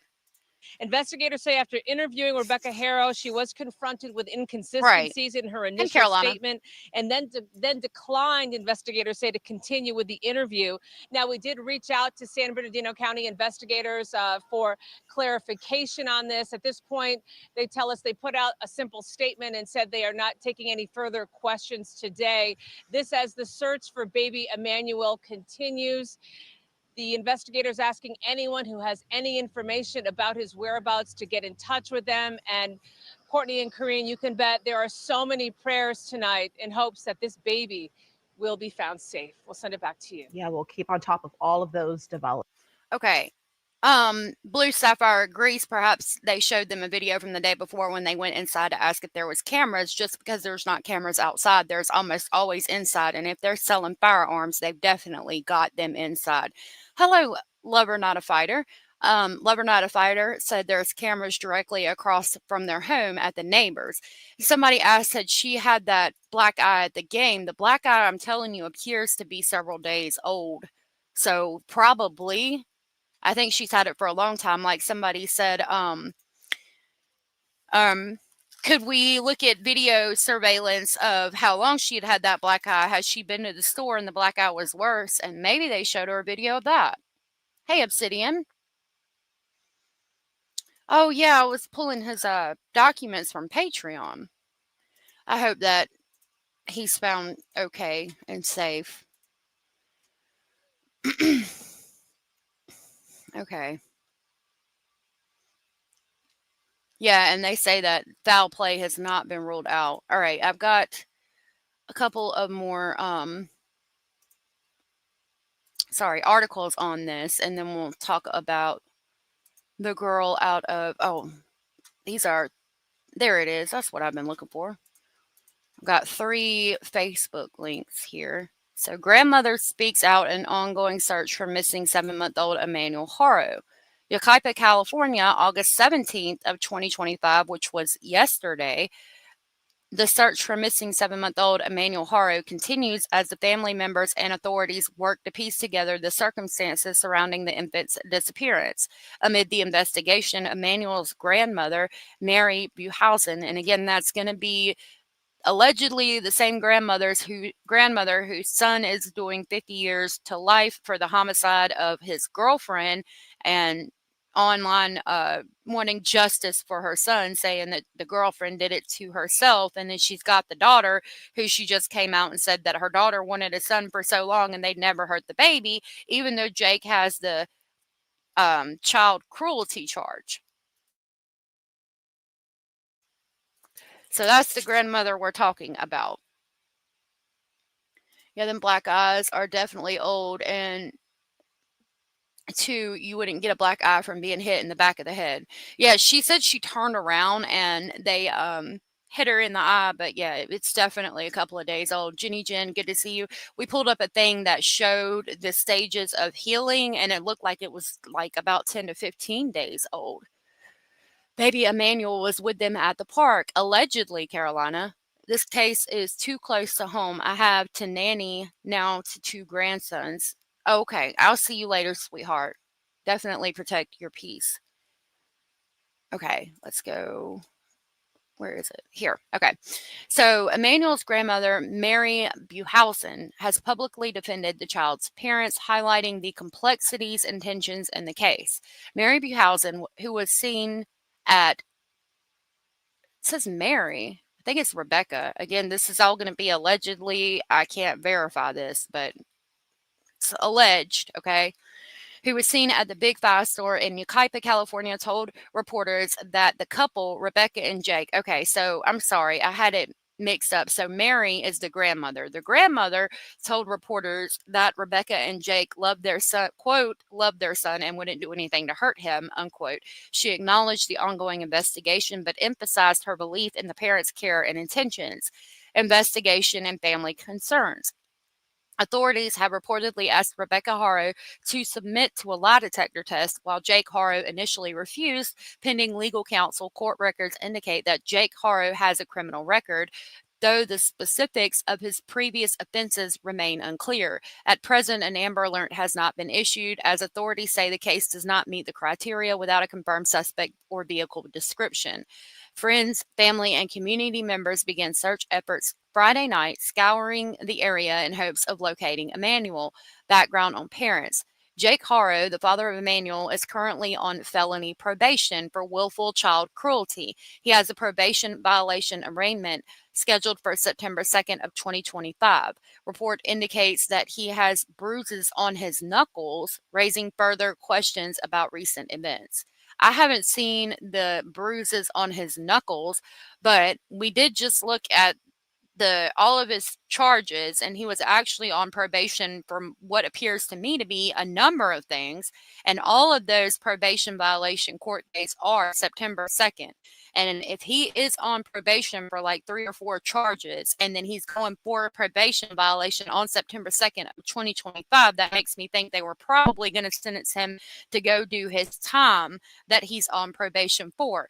He got 6 years in prison suspended for the child cruelty charge, and then somebody he used to work with him at Walmart said that he beat his child, one of his other children, I'm assuming, causing permanent brain damage. All of that makes sense to me. And if he's going to court on September 2nd and is looking at the possibility of doing the rest of his time in jail, tensions were probably high in the house. And if I had to tell you my speculation is that something happened about 10 to 15 days ago. Rebecca got punched in the face, and that's why her eye is in the 10 to 14 day stages of healing. And then when that happened, maybe she was holding the baby and she dropped him, and something happened like that, or something else happened. I don't know what happened, but something happened, and I think Emmanuel's no longer on this earthly plane. Hey, Cat Reflex. Hey, Lala. Still haven't figured out how to change my name back. I hope you're well. Or the baby wouldn't hush. Yeah. How are you having a baby with a man still on probation from hurting a little child so badly? The child has brain damage and is not the same. Good question. She wants to save herself from a life sentence. She will talk to law enforcement. She needs to. Yeah, he hurt a child. In my opinion, the dad did it, and there was a fight between the mother and father. Maybe either she was holding the baby while he attacked her and hurt the baby, or he did it and then they fought. I think so too. Dandy, I agree. I think we all know how this ends, unfortunately. Your interrogation hat. I know, Blue Jay, poor baby. Right, Abellis? Okay. I keep clicking the wrong one. We're over here. Okay.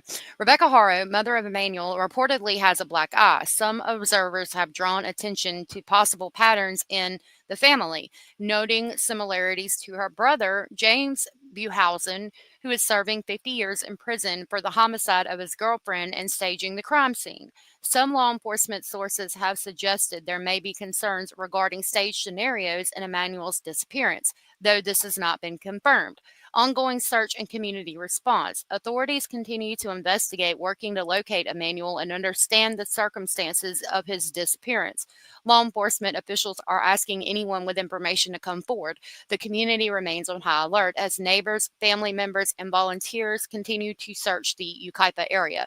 Mary Buhausen, while urging calm, highlighted the emotional toll the ordeal has taken on the family. Quote, "We just want Emmanuel back and safe," she said. At this time, 7-year-old Emmanuel Haro remains missing and the investigation is ongoing. Authorities have not released further updates about suspects or leads. Anyone with information related to Emmanuel's whereabouts is urged to contact local law enforcement immediately. I have 3 links in this one. I don't know what this link is for. Oh, I did upload the video too. I need to show y'all. Okay, what is this? I want to start it over. This is Emmanuel Haro, family friend, tells kidnapping story claiming there was a witness and a suspect. I can't take it back, so we'll have to start it here, even though it was playing a little bit. We'll listen to it again. Was kidnapped today. The mom and the baby were at Big 5 in Yucaipa, California, and she was changing his diaper in the car. He needed a diaper change before they went into the store, so she was changing him, kind of like any, I don't know, I've done that so many times. I've done that too. Lover Not a Fighter said, didn't they say he had 5 kids, but only removed a 2-year-old from the home? So where are the other kids, and were they already taken away before? I think they were already taken away before, and I think one of those other 3 kids of his 5 kids might be the one with permanent brain damage from him. I do feel so bad too for all of the children. Cat Reflex said, this case gives me eerie vibes of Leilani Simon and even Orrin and Osen West. So sad. I agree. And somebody tapped her on the shoulder and socked her, knocked her out. She woke up and her baby was gone. He's 7 months old. His name is Emmanuel. She doesn't remember anything. She doesn't know. She didn't see the guy. But there were a couple witnesses, I guess, that saw a Hispanic male wearing a red shirt and blue shorts. So if you see this, can you please just share it out? And hopefully, I don't know, they can find their baby. If you can, pray for the little boy. His name is Emmanuel. He's only 7 months old. I think it was her who said that it was a Hispanic man that was wearing a red shirt, if I'm not mistaken. And by her, I mean his mother. And I don't think we can count on what she said since the police have pointed out inconsistencies in her statement. Big 5 cameras are broken. My mom, and she told me that her friend, her grandson, was kidnapped today. The mom and the baby. Okay, so she's somebody related to the family, so she's going to believe what the lady said more than likely. And like I said, I do believe it was the mother who said, "Oh, this is the vigil." I can't play music. So they did hold a candlelight vigil for baby Emmanuel in Yucaipa, but it was the mother, I believe, who said that she turned around when he said hola and he was wearing a red shirt and he was Hispanic and he punched her in the face. They're saying justice for Emmanuel, so not help find Emmanuel. So maybe it's, they're thinking that something bad happened as well, unfortunately. I hope not. I really hope that I'm wrong. I don't know what this is. Okay, that's to do with my next case that I'm going to talk about today. Let me see. Got this. I know you can't see it. I got to pull it up.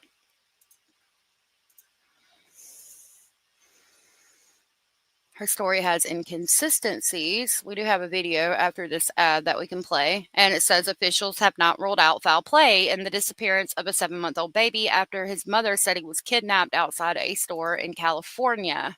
Wanted to make sure I wasn't muted.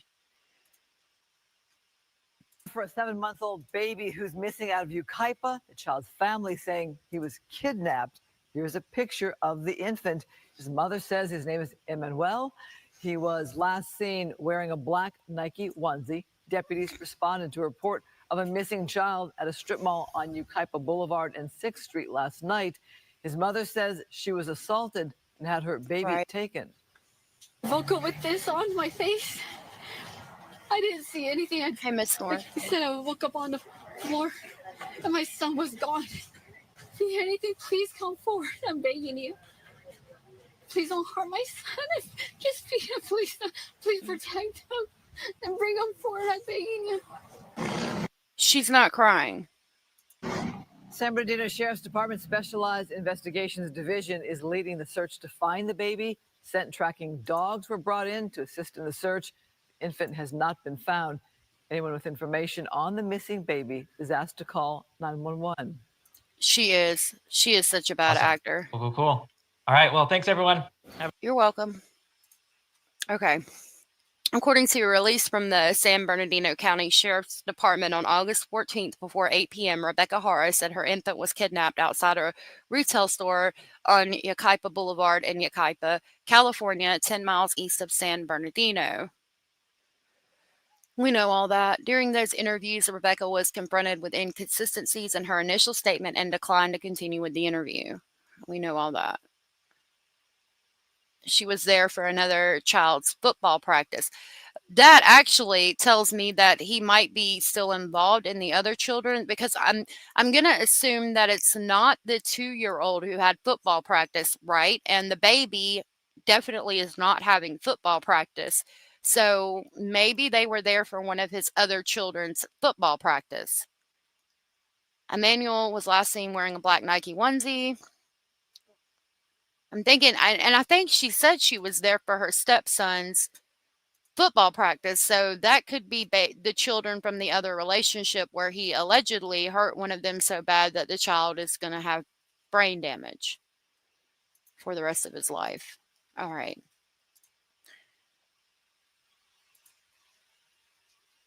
I don't think we need to do crime timelines because I think we know a lot about this. I will go over to YouTube now and I'll share with you this video that I just uploaded if I can get it. Oh, hold on. I have to get it. Oh my goodness, Miss Scorpio, thank you. Miss Scorpio said there's finally been an indictment and an arrest in the death of Conrad Ashcraft. Thank God.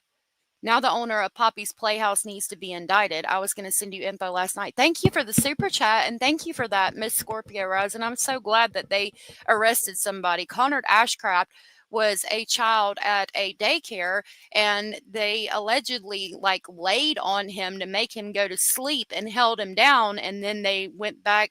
They held him down and made him go to sleep. And they came back later and he was deceased. I think the mother came to pick him up, and when she went over there to wake him up, she found out that he was deceased, which was awful. And I'm glad that they did make an arrest because I've worked at a daycare and I've never heard of laying on a child until they go to sleep. That's just ridiculous. Thank you so much for that, Miss Scorpia. That was very sweet of you. Hannah, I don't know why YouTube didn't. What's going on with YouTube? I'm glad you're here. Miss King said they were there for an older child who had football practice. Thank you for being a member for 5 months. Hannah UK said we'll catch replay because YouTube is on one. I'm so sorry. Thank you for being a member for 5 months. That was so sweet and supportive of you, and I really appreciate that. Hey, YouTube bad actors. Okay, this is the video I have of them searching the property. It's just the short one I recorded off X since I can't seem to get X to work for y'all.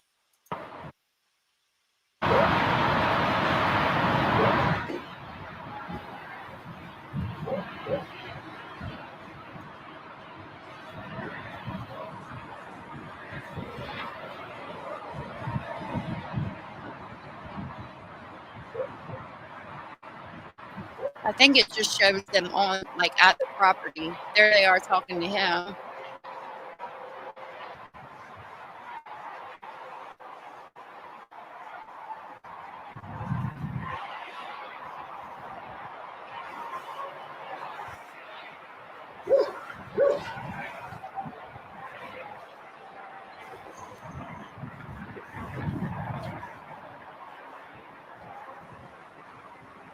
It does look like they're going in the yard. Looks like they're going over to where them barrels are.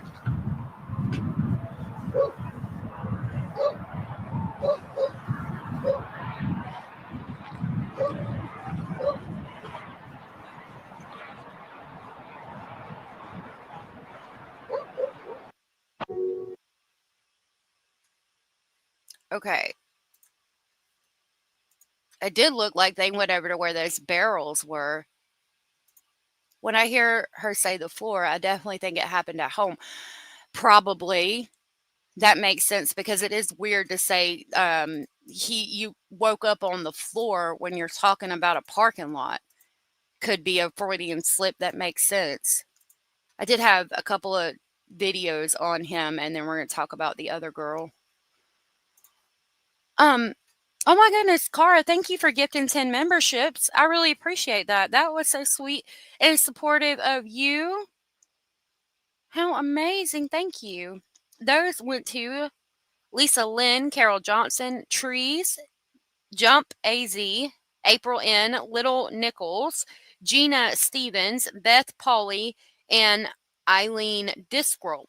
If you were gifted from Cara and you are aware you were gifted, please tell Cara thank you. Thank you so much, Cara, and I will grab the Polar Express to pick y'all up on the way to Speculation Station. Thank you, Cara.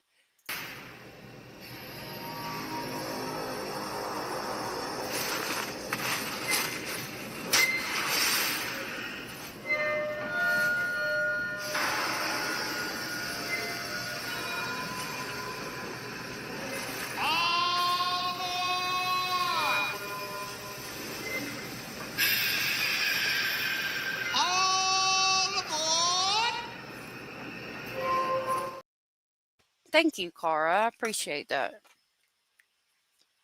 Okay. Very kind, very kind. I read there are 2 barrels now, but the neighbor said there were more. I've got pictures. I'll pull them up real quick before we go on to this. Where's the pictures of that daggum yard? Hold on. Hold on just a minute.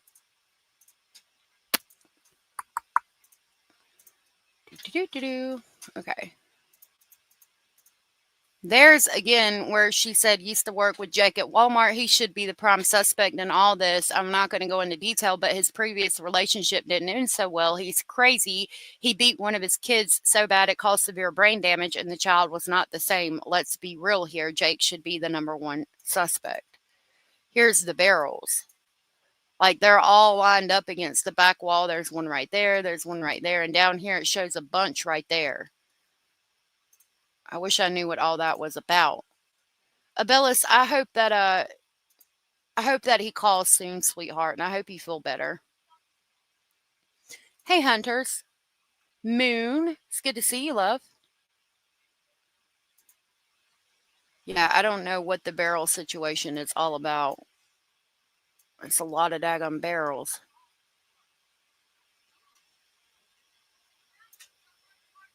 And it's scary because, like, it makes me wonder how long the baby's been missing, why those barrels are there, and what could have happened, like, with the barrels and the baby. I think about Chris Watts and the girls in the damn oil things.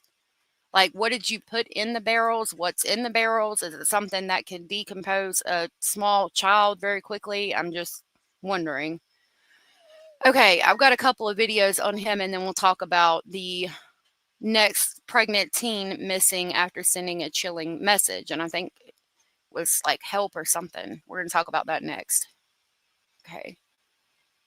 Here's the vigil. New at 11, concern and questions continue to grow tonight over the whereabouts of a missing baby in Yucaipa. Tonight, a candlelight vigil was held for 7-month-old Emmanuel Haro, who has been missing since Thursday. His mother has said she was attacked and knocked unconscious, and when she came to, her baby was gone. But deputies are now revealing there were inconsistencies in her story.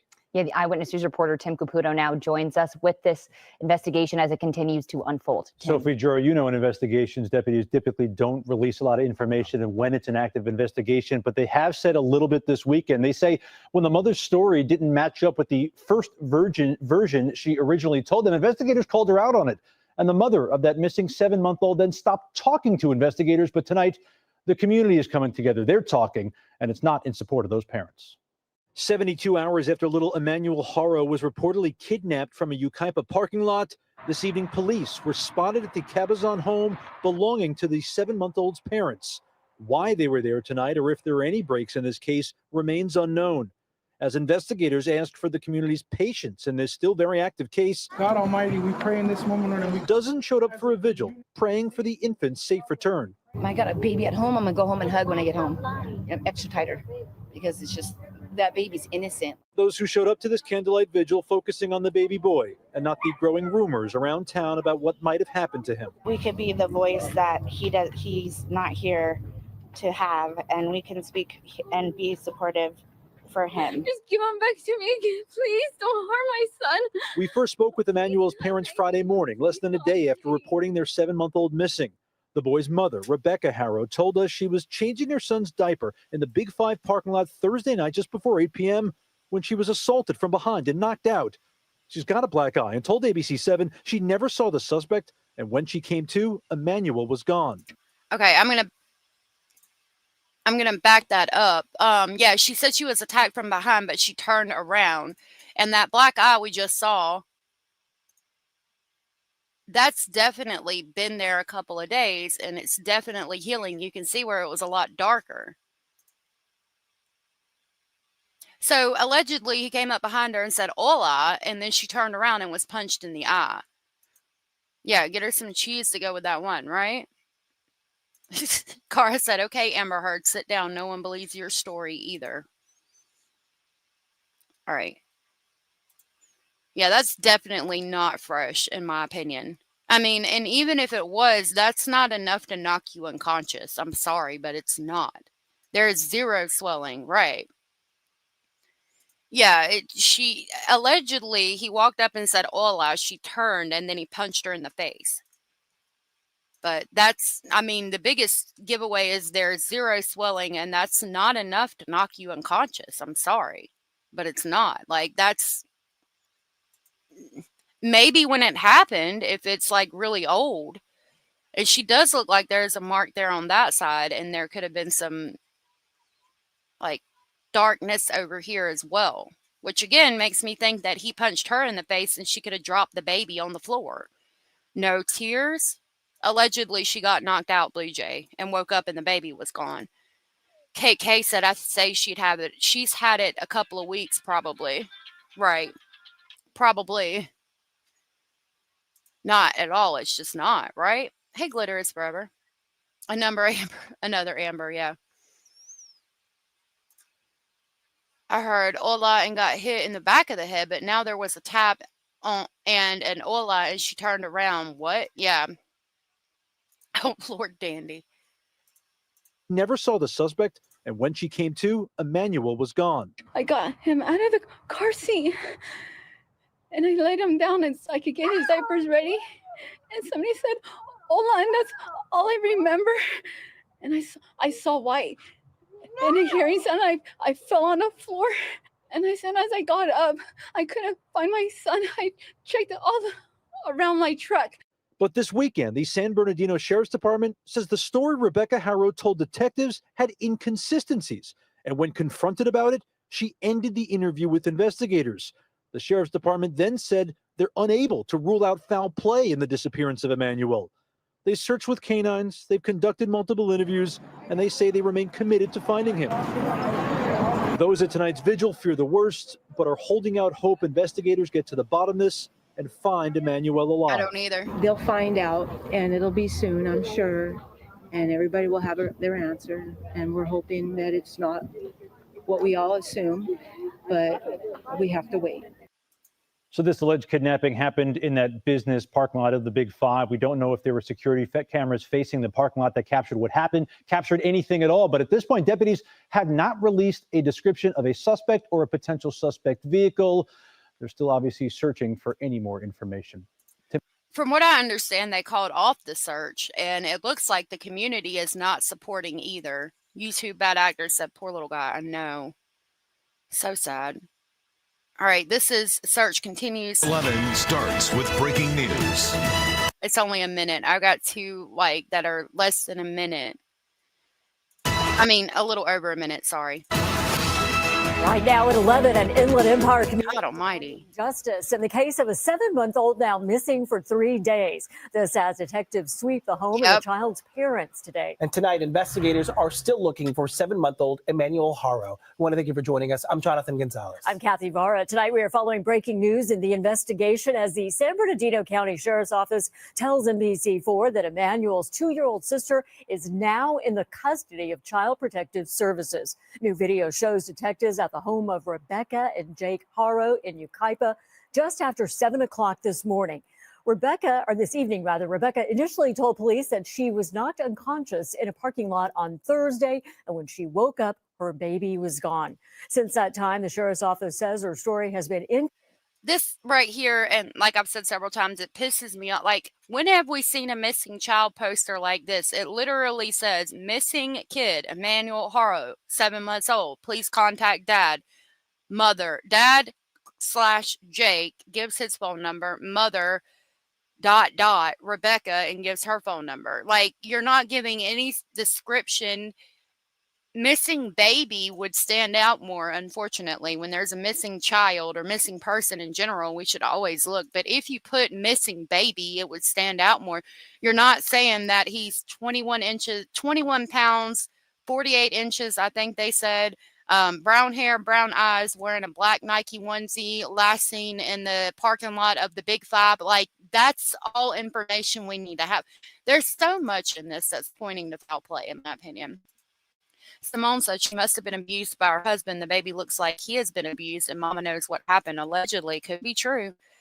They could have been fighting over him trying to take the baby, and he hit the baby or dropped him, or something happened. Most definitely, though, in my opinion. I think that's what happened a couple of weeks ago.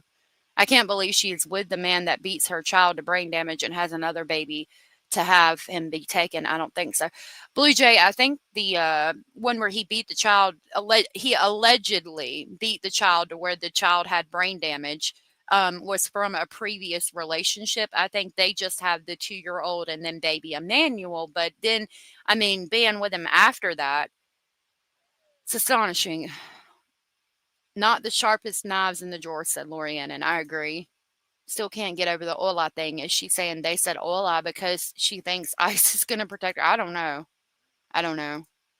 The flyer is so impersonal and cold. I agree. I think she's got Spanish descent.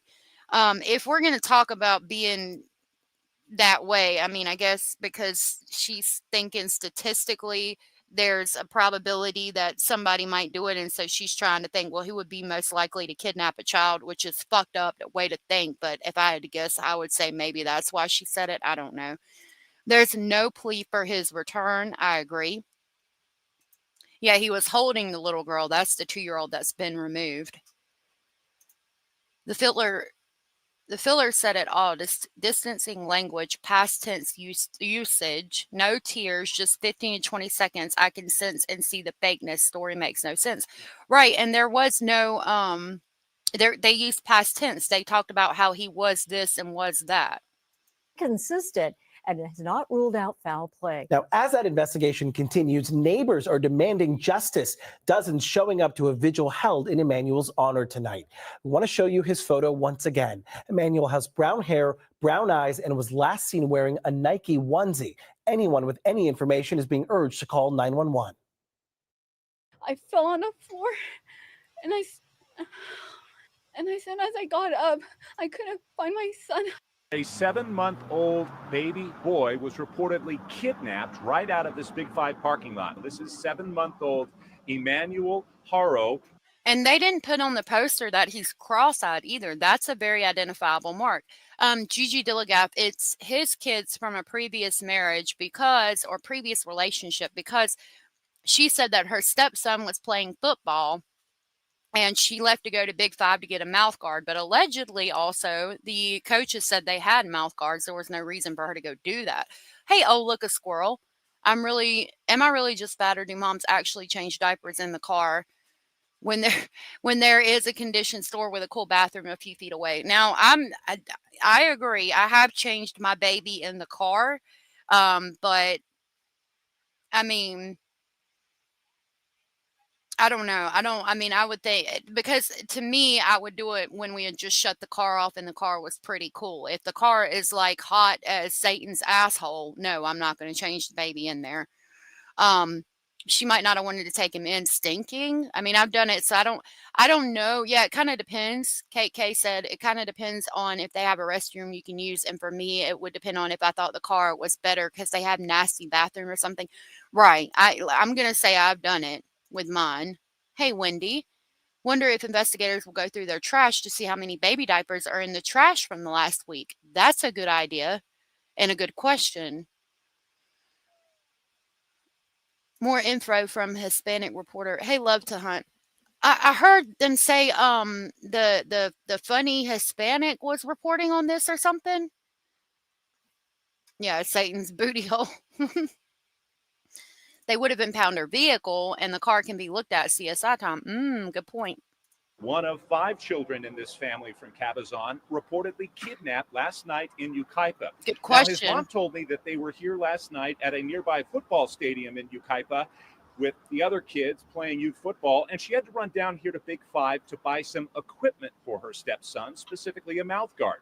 When she got here to the parking lot, she says that's when she noticed her 7-month-old's diaper needed to be changed. So she says she got out of her truck, went around to the back, and laid him down on the seat to change his diaper when she was attacked from behind. I got him out of the car seat, and I laid him down so I could get his diapers ready.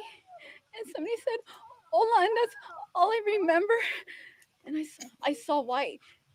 And a hearing sound, I fell on the floor, and I said as I got up, I couldn't find my son. I checked all around my truck. Okay, So if we look at this picture here, you see her leg with the 2-year-old and then the baby. So I think those are her only children. Gigi said, I thought they were there last night to impound the truck, but I don't think they did.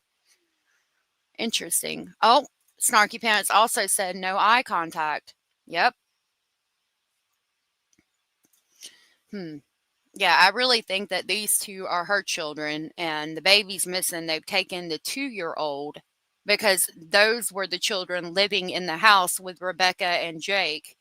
And Jake allegedly has 3 children from a previous relationship. My truck, and I ran into Big Five, and I asked the lady if she saw a baby or someone with a baby. She said no. It was a happy boy. He smiled. Whoever took our son, please give him back. There he is holding the 2-year-old. I don't think you're a bad person. Oh, look, a squirrel. Says I carried gear for all situations and I don't care if it smells. People can get over it. Baby got to be happy. End of story. I agree. It would be better to change the baby in the store, but like I said, I'm not gonna lie. I've changed my children in the car before we went into the store. I mean, and again, my thought process would be like the diaper changing table. Again, like somebody else said, would I feel like the diaper changing table was as clean as my car? Now, if I'm thinking about it, I think mainly I did it if we were stopping at a gas station or something. I'm thinking about like long trips where I was going to see somebody, not necessarily shopping. And you definitely wouldn't want to use a gas station bathroom if you didn't have to. Hunter's Moon said, wait, she was at a game. Where was the baby then? Well, allegedly, the baby was there at the game with them, and she went to go get a mouth guard for the stepson. So, allegedly, the baby was there. But if there's no witnesses, she could say, like, you would want to know if anybody saw the baby at the game. But I'm thinking, what if she, like, pulled up and dropped them off and realized he didn't have a mouth guard, allegedly, and then was like, oh, I'm going to go get him one.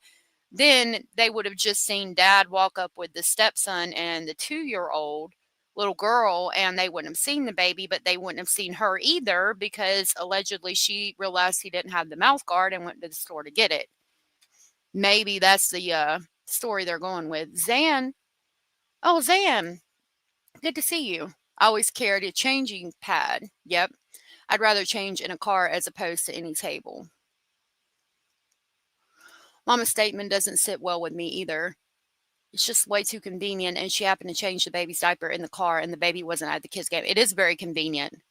You have to be careful on those diaper changing tables because a lot of people go into public restrooms and do substances. Also, I've been in there and like seen that they were faulty and they'll fall down. That would be scary. The search for this 7-month-old baby boy continues. Police and the family desperate to find out where he is. At this point, I think we can all agree that This is the dude that I thought stole my emails. I'm going to grab his link. I forget. Matthew Thibodeau. I think he's from TikTok. I'm going to drop his link before I play his video real quick. If you have not subscribed, please do so.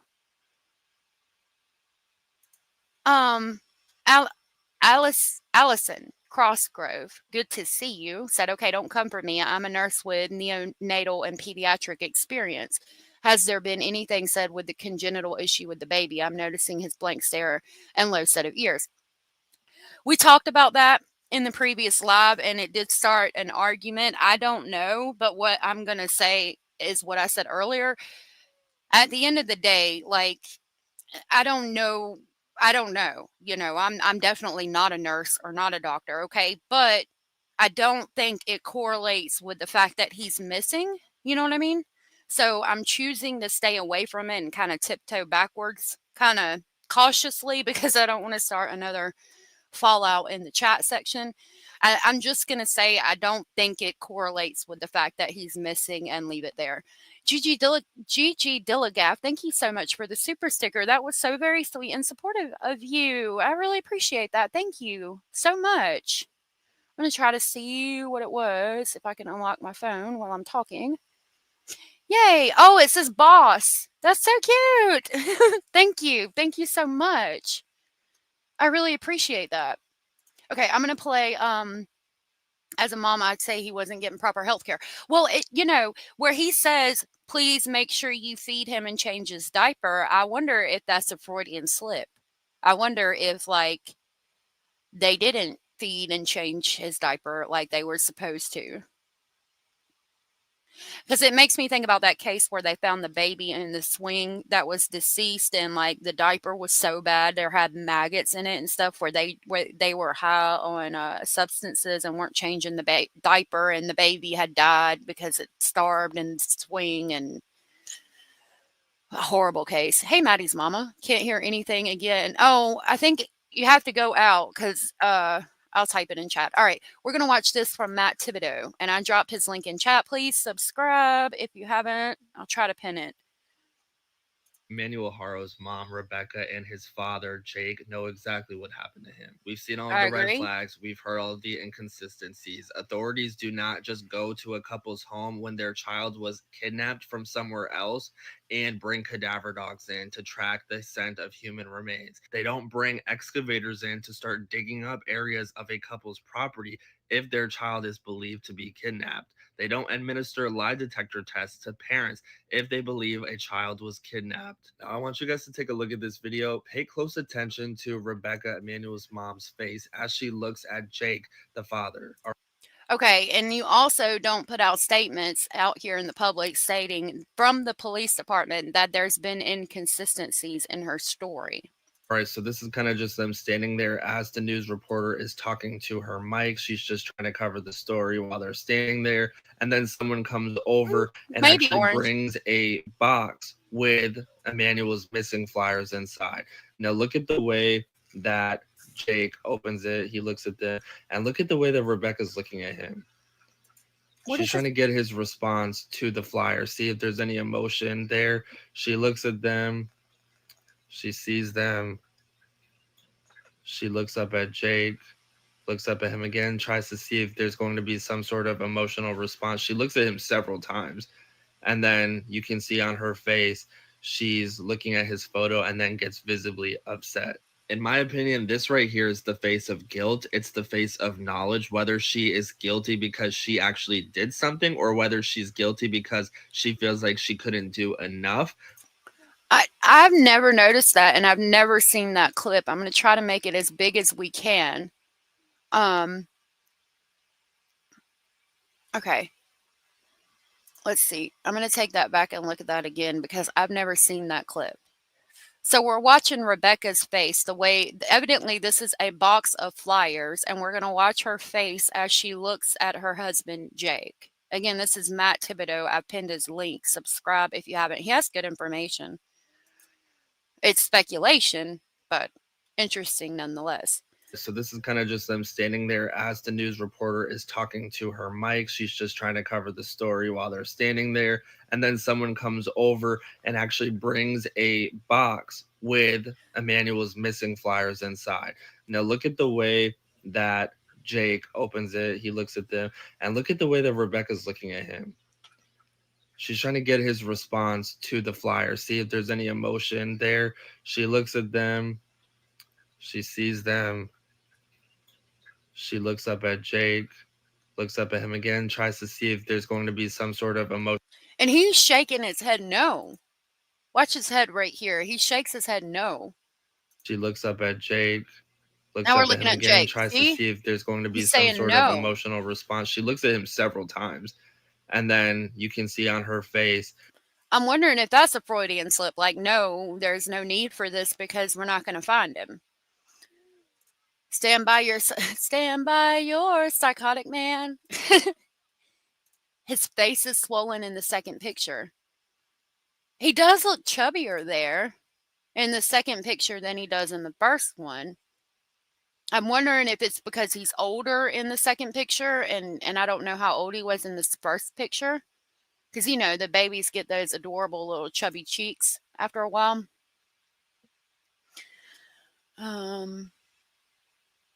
That's called a catch-22, said Simone.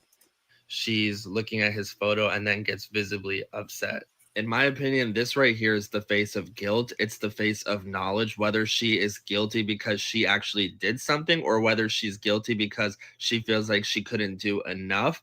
I don't know, but that is what this is giving. If we look at her face again, the way that she is looking at Jake, look it up here. The way that she's looking at him, it's almost as if she's looking at him in disgust. You know, maybe she thinks that he's going to say something, that he's going to do something. Maybe she despises him for what he's done to her, what he could have done to their child. They're also Okay, if we're going to go with that, I mean, it would match the theory that he got mad, punched her in the eye somewhere between 5 to 10 days ago. She dropped the baby, or he hurt the baby, and then she went the fuck off, and then he punched her in the face. I think it's looking for approval. And I'm going to back it up a little bit. I think she's looking for approval from him. But I could see what Matt is saying as well. It's again, the way that she is looking at Jake, look it up here. The way that she's looking at him, it's almost as if she's looking at him in disgust. You know, maybe she thinks that. Now there, right before the baby that's in front moved, it did look a little bit like disgust, but I think it's more approval. Right here, when this child's head moves, look at her mouth. She does look kind of disgusted, but I think it's more of an approval thing. You know, maybe she right there. I couldn't get it where the eye, but the way she's holding her mouth and like the way she was looking at him did look like she was disgusted with him. What makes these parents play it out like this when something happens is so bizarre. Good question. Where are all the smiling, happy pictures? Wouldn't you choose to put those out in public instead? In my opinion, they may not exist. I could see that because the only other picture we've seen so far was him laying on a blanket and he didn't appear to be smiling. And they may not exist. But he's only 7 months old, you know what I mean? So I don't know, like I don't know how much information we would have on that if there is possibility of some other things going on or not.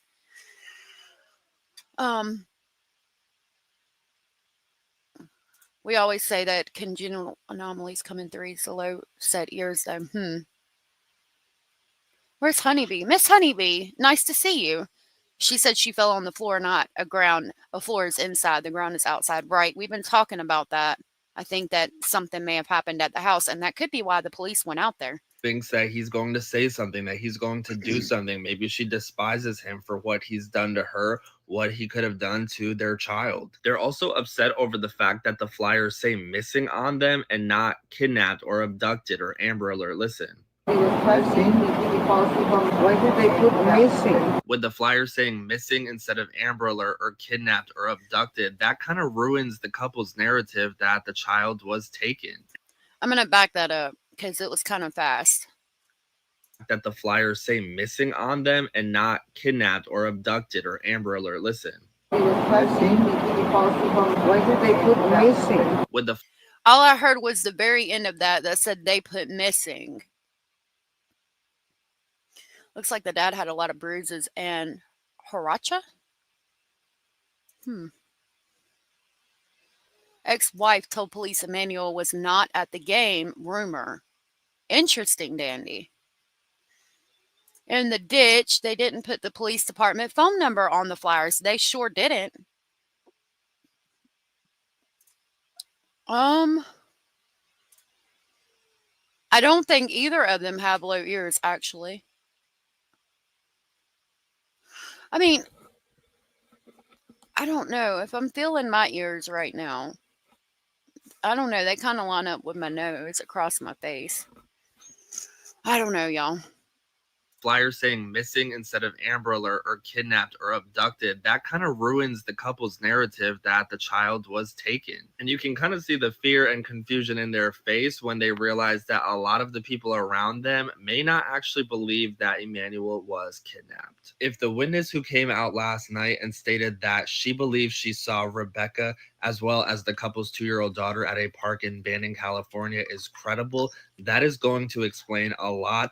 That this woman, Rebecca, is a victim of DV by way of her husband, Jake. That something happened before Emmanuel was actually reported missing, and that she's probably not going to say anything unless authorities get him away from her and unless she is separated from him and they really crack down on her to try and get the truth. Now, this post right. And I agree with that.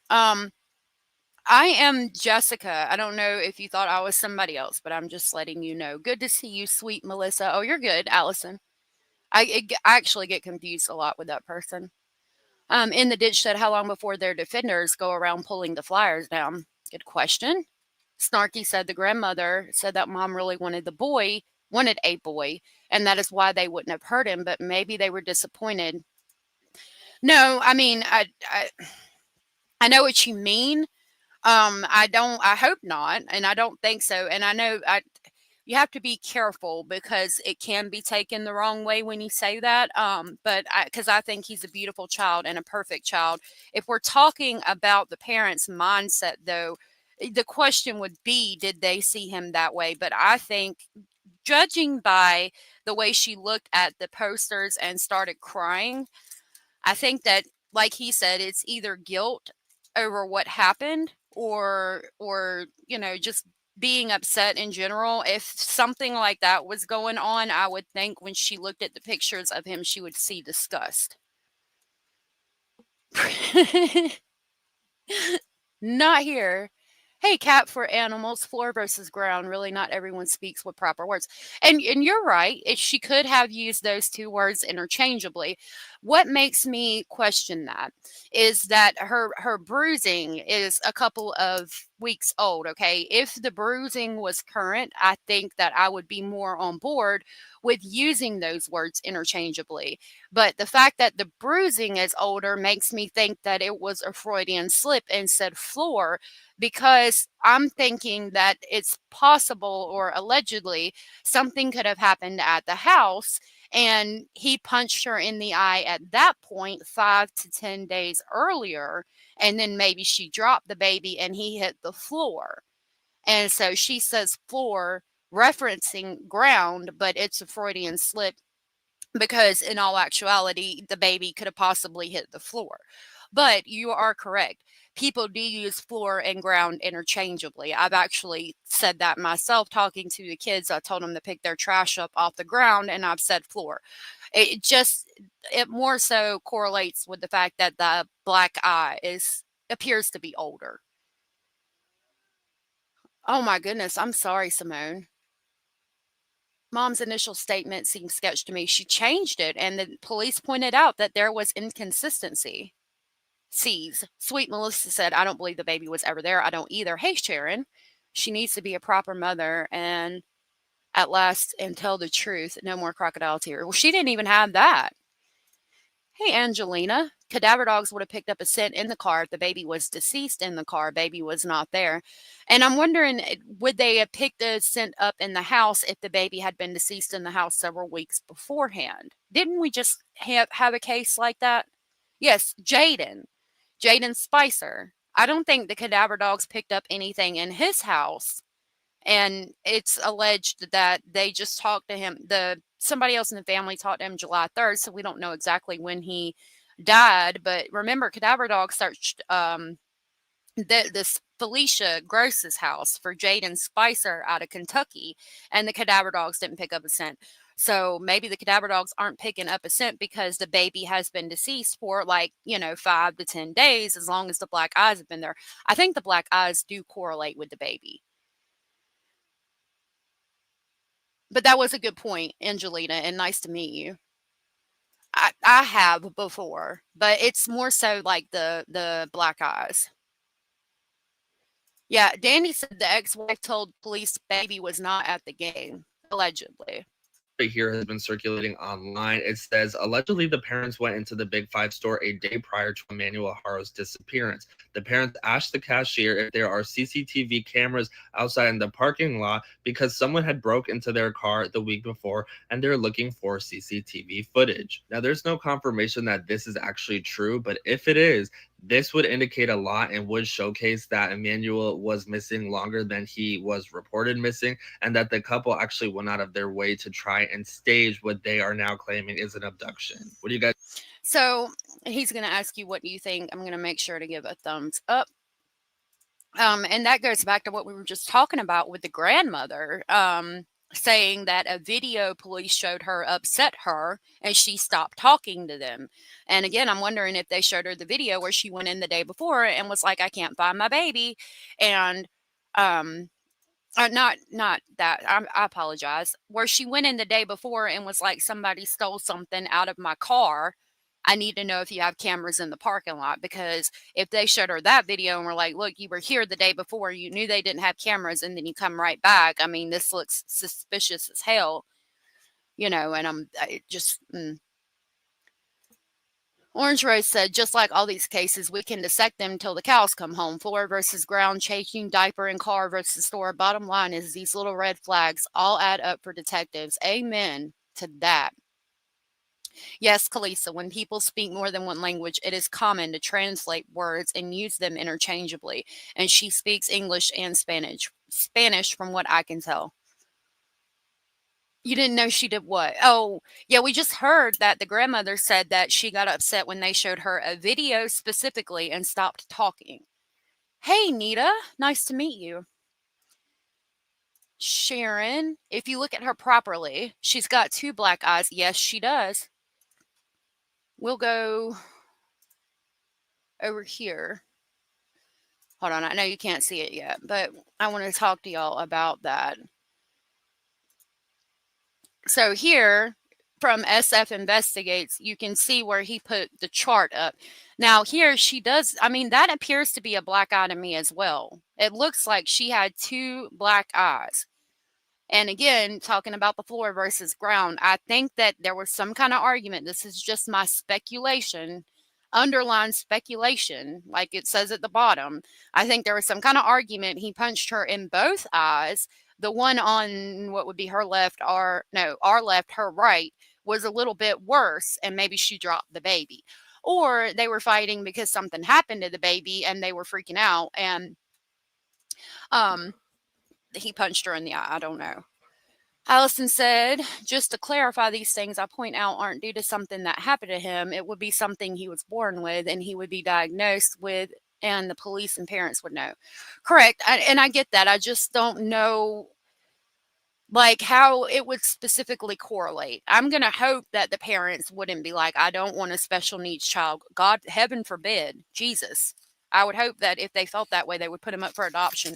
Otherwise, I don't know how it would specifically correlate. Now, I could be wrong, but I'm going to go with, for the sake of argument, that it doesn't correlate as of right now. Amanda D, good to see you. Jake placed himself at the game for an alibi. I wonder if he was at the game of the child he is in bail for assaulting, all cover-ups, and also curious if she had the bruise when at the store prior. If she did go to the store prior, then yeah, they would see her, and that could be something else that they picked up on the video camera showing her that she had the bruising prior, and that could have been what upset her as well. Very good point, Amanda. And the other child, if he's completed his child batters classes, which, oh my God, and he's on probation. I mean, allegedly he was there for a stepson, and so maybe he's got supervised visitations, because I don't think it was the 2-year-old or baby Emmanuel that was playing football, and she said that it was a stepson, so I guess he is allowed to be around the child. I don't know. Would correlate, and that parents might not find him a desirable child. Well, I hope that that's not true. I hope it's not true, and I'm just going to stay with that little bit of Lisa. Blue Sapphire said, waiting for the dad to claim his phone accidentally factory reset. Yeah. Her eyebrows look really polished. Let's see. Oh, I keep clicking on the wrong one. Yeah, it looks like she does her eyebrows. Okay, so we've got this bruising here circled. And SF Investigates said even if Emmanuel Haro's mother is wearing makeup, the bruising appears to be breaking up and dissipating, more like what you would expect to see in the 5+ day range post-injury. And if we look here, We're going to see within 24 hours of an injury, it's going to be, she's got a very light skin tone, so it's going to be about this color.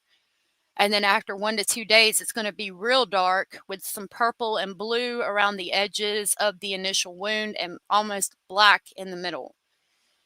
5 to 10 days is going to be some purple in the middle, maybe a black edge on it, and then some yellowish green around the outsides. And then 10 to 14 days is going to be a little bit of red, some yellow, and then some gray, light dark, light black, you know what I mean?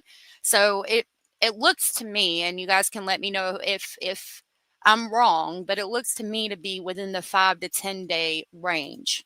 That's what I think. Where is the proof or photo of August 3rd of her showing the face bruising? We don't have any of that.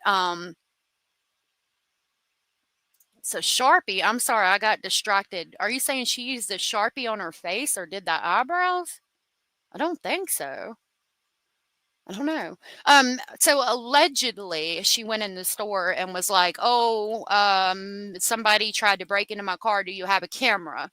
I don't know that she went into the store, and I don't know if she was seen the days prior, and I don't know if she had bruising on her face. This is all alleged. Why don't the garbage trucks have cameras on the trucks by now? I would think they do, right? Nita said family usually gather for memorial or funeral when losing someone. Did mom or baby attend recent loss in family? I wonder. I don't know. Allegedly, her brother went for 50 years to life for committing the homicide of his girlfriend. I don't know if they were at the vigil or not, but the vigil was saying that, you know, we're going to get justice one way or another. I'll grab that. Oh, hold on. I'll grab that video real quick and we can listen to it again and see if she was there at the vigil. You saw it? I mean, that's weird if it's a Sharpie. I'm sorry. There is makeup that can cover a bruise. And if she was wearing sunglasses, Southern Cats, when she went in there, if she did go into the Big Five store the day before, that could be something else.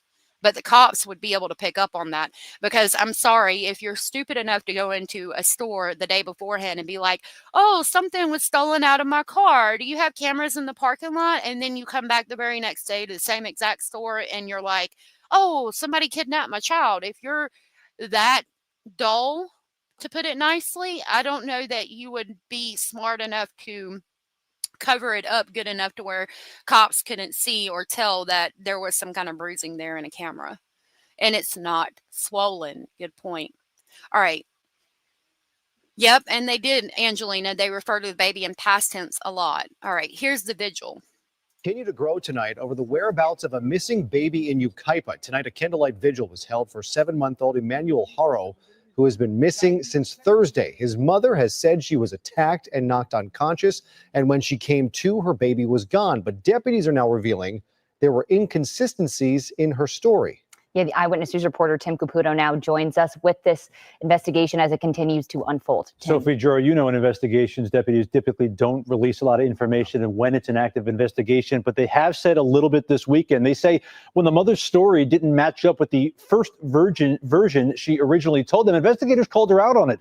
And the mother of that missing 7-month-old then stopped talking to investigators. But tonight, the community is coming together. They're talking, and it's not in support of those parents.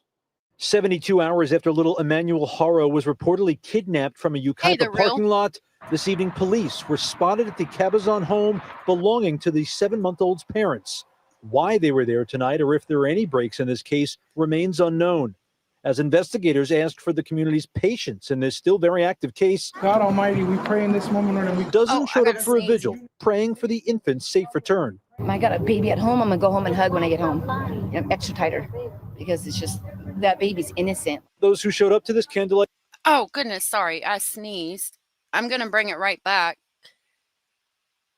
I see what appears to be that sister we saw earlier, but I'm not noticing the parents, and I would think they would focus on them. Real quick, what I was thinking when I saw the investigators outside of the house, allegedly they found blood, and somebody said that rumor is the blood that was found in the house was in the bathroom. And again, that would go back to if he hurt the baby and then punched her in the eye, or if he punched her in the eyes and she dropped the baby, maybe they were arguing in the bathroom. Nita said, didn't the grandmother say she recently lost another grandson? I haven't heard that, so let me know where you heard that at, if you remember. Yeah, I'm not seeing them so far in this big picture or, big frame of people that are there. I don't think that's the dad, but he did have a hoodie on in freaking 90-degree weather in damn California. That makes sense. Nobody else is wearing a daggum hoodie, and this is nighttime. We pray in this moment, Lord, and we Dozen showed up for a vigil, praying for the infant's safe return. I got a baby at home. I'm gonna go home and hug when I get home. Extra tighter, because it's just that baby's innocent. Those who showed up to this candlelight vigil focusing on the baby boy and not the growing rumors around town about what might have happened to him. We could be the voice that he's not here to have, and we can speak and be supportive for him. Just give him back to me again, please. Don't harm my son. There's no tears on her face at all. And I swear that other eye is black too. I do. I seen a picture the other day and his left eye looked kind of black. Oh, I hope not. I feel like he has scratches from her trying to grab the child away from him. That's very possible. I don't understand the hoodie, the freaking hoodie. But there's no tears on her face. And that does, again, I really agree with y'all. That does look like it's some healed up bruising right there. But if we're going to go with, again, that it happened that day in the parking lot, that is not enough to knock you out, and it's not swollen. That's not, if you legitimately got punched in the eye to where you were unconscious, like this whole area would be like solid black, and you would probably have blood vessels in the whites of your eyes. I wrecked my car when I was young, and my head hit the steering wheel so hard that like there's a thin layer of muscle on your forehead that protects your skull, and that ripped, right? And I hit the steering wheel so hard that it knocked me unconscious because the seatbelt didn't lock, and I was going like 60. I hit a ditch back in the day, and so for like 2 months, my whole face was like black and purple. I didn't go to the hospital because I was okay until like 3 weeks later. No, it was probably like maybe a week and a half, or 2 weeks. And when I walked into the emergency room, it was so bad. They thought it had just happened. Like I had this big, strong nurse come out and like, do I need to carry you? Trying to carry me to the room. But as time went on, like it drained in my face, and my face turned, like hers is right now, except it was my whole entire face, and then green and then yellow. But the whites of my eyes, both of them, like it hit so hard, it popped blood vessels in my eyes. And I would go to the grocery store and stuff, and people would stop me and they would say, are you able to see? Like, are you okay? Because literally all you could see was my pupil and then the iris of my eye, and there was no white. It was all covered in blood. All that to say, if I think that if she had been hit that hard to where she got knocked out, we would see some of that. Like there would be some blood vessels popped in her actual eye, and it would be real bad. Okay, Kalisa said there was a funeral 2 to 3 weeks ago for a grandson who passed from a substance overdose. Mom and dad gave money on his GoFundMe for the funeral. Can you tell me where you found that? Not one single tear. If your baby was missing, you would be in absolute distress, not hiccuping fake dry tears. I agree, Sharon. Good to see you. Well, I agree there's no tears. I do see facial contortions. I'm not sure you can force. Maybe. Really? I didn't know that. I see bruising up by her eyebrow and forehead that's almost healed. Right here? Maybe. That could be a shadow. I'm not sure. We first spoke with Emmanuel's parents Friday morning, less than a day after. She moved and it's still there, but I'm not seeing it. Maybe, possibly. And you can see like the top of her eye right here looks a little dark. I don't think that's makeup. I think, again, that's bruising. Looks like it's on the side of her nose here, too. Reporting their 7-month-old missing. The boy's mother, Rebecca Haro, told us she was changing her son's diaper in the Big 5 parking lot Thursday night just before 8 p.m. when she was assaulted from behind and knocked out. She's got a black eye and told ABC7 she never saw the suspect, and when she came to, Emmanuel was gone. Now, again, like I was just stating, like when I hit the car, now granted, I mean, I was going like 60 miles an hour, but there was no white in my eye. It was all covered in blood. If she got punched in the face hard enough, there would at least be some broken blood vessels in her eye. And it would be a lot darker. Angelina said the sister said she changed the baby outside because there was no bathroom inside. How did she know that before going in? I would have changed my baby inside in a bathroom. Big Five not have a bathroom. Well, she could have been there a previous time with the baby. Maybe not even like, let's say even freaking 5, 6, 7 months ago. Not 7, but 4 or 5 months ago, and knew there was a bathroom not there. Not trying to take up for her, but. And we were just talking about that. If the bathroom's nasty or anything, then you might not want to change the baby in the bathroom. Cara said, let's be respectful here. While we may not agree with everyone's opinions, we don't admonish them for it. If you don't like someone's opinion, just move along. Please. Thank you. My email is allegedlyspeculating@gmail.com, just like it's written here on my name. It's just put together. Like one whole word, allegedlyspeculating@gmail.com, if you'd like to email me. Never saw the suspect, and when she came to, Emmanuel was gone. I got him out of the car seat and I laid him down and so I could get his diapers ready. And somebody said, "Hola," and that's all I remember. And I saw white.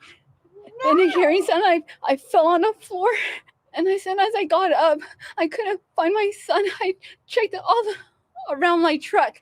But this weekend, the San Bernardino Sheriff's Department says the story Rebecca Haro told detectives had inconsistencies. And when Zan, that's a great point. I mean, if we're going to go with the truth is that the baby was never there. Tom said she wouldn't go inside because she knows there are video cameras. Great point. Where is the soiled diaper? The real Indiana Cones said. And that was another question I think Snarky pointed out earlier. Where is the soiled diaper? And somebody also added, did they check the garbage to see if there's any soiled diapers from recently in the garbage? Cara, you be safe, my love. Because working one job in California wouldn't even pay the mortgage. Teresa said, oh my God, fake. confronted about it, she ended the interview with investigators. The Sheriff's Department then said they're unable to rule out foul play in the disappearance of Emmanuel.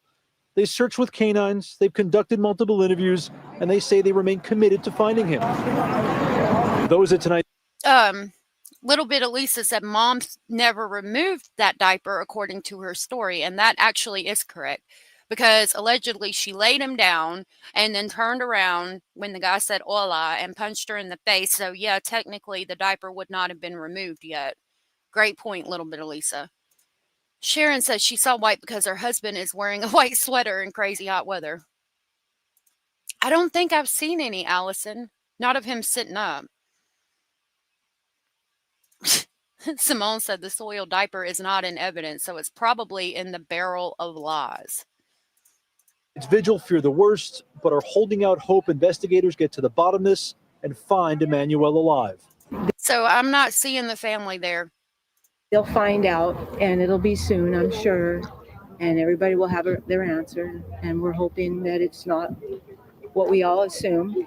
See there, we're hoping that it's not what we all assume. Tells you the community is thinking, what we're all thinking. Yeah, they stole the baby technically wearing the dirty diaper that hadn't been changed yet, allegedly. Gigi. And we have that one of him laying down, and then so we've got the two we've seen. We have this picture of him laying down, and then we have the one where he looks like he's outside in the grass laying down. And I mean, hold on. We have hold on a minute. I want to pull that one up and show you something. to wait. So this alleged kidnapping happened in Oh, and that one. that business parking lot of the Big Five. That one right there.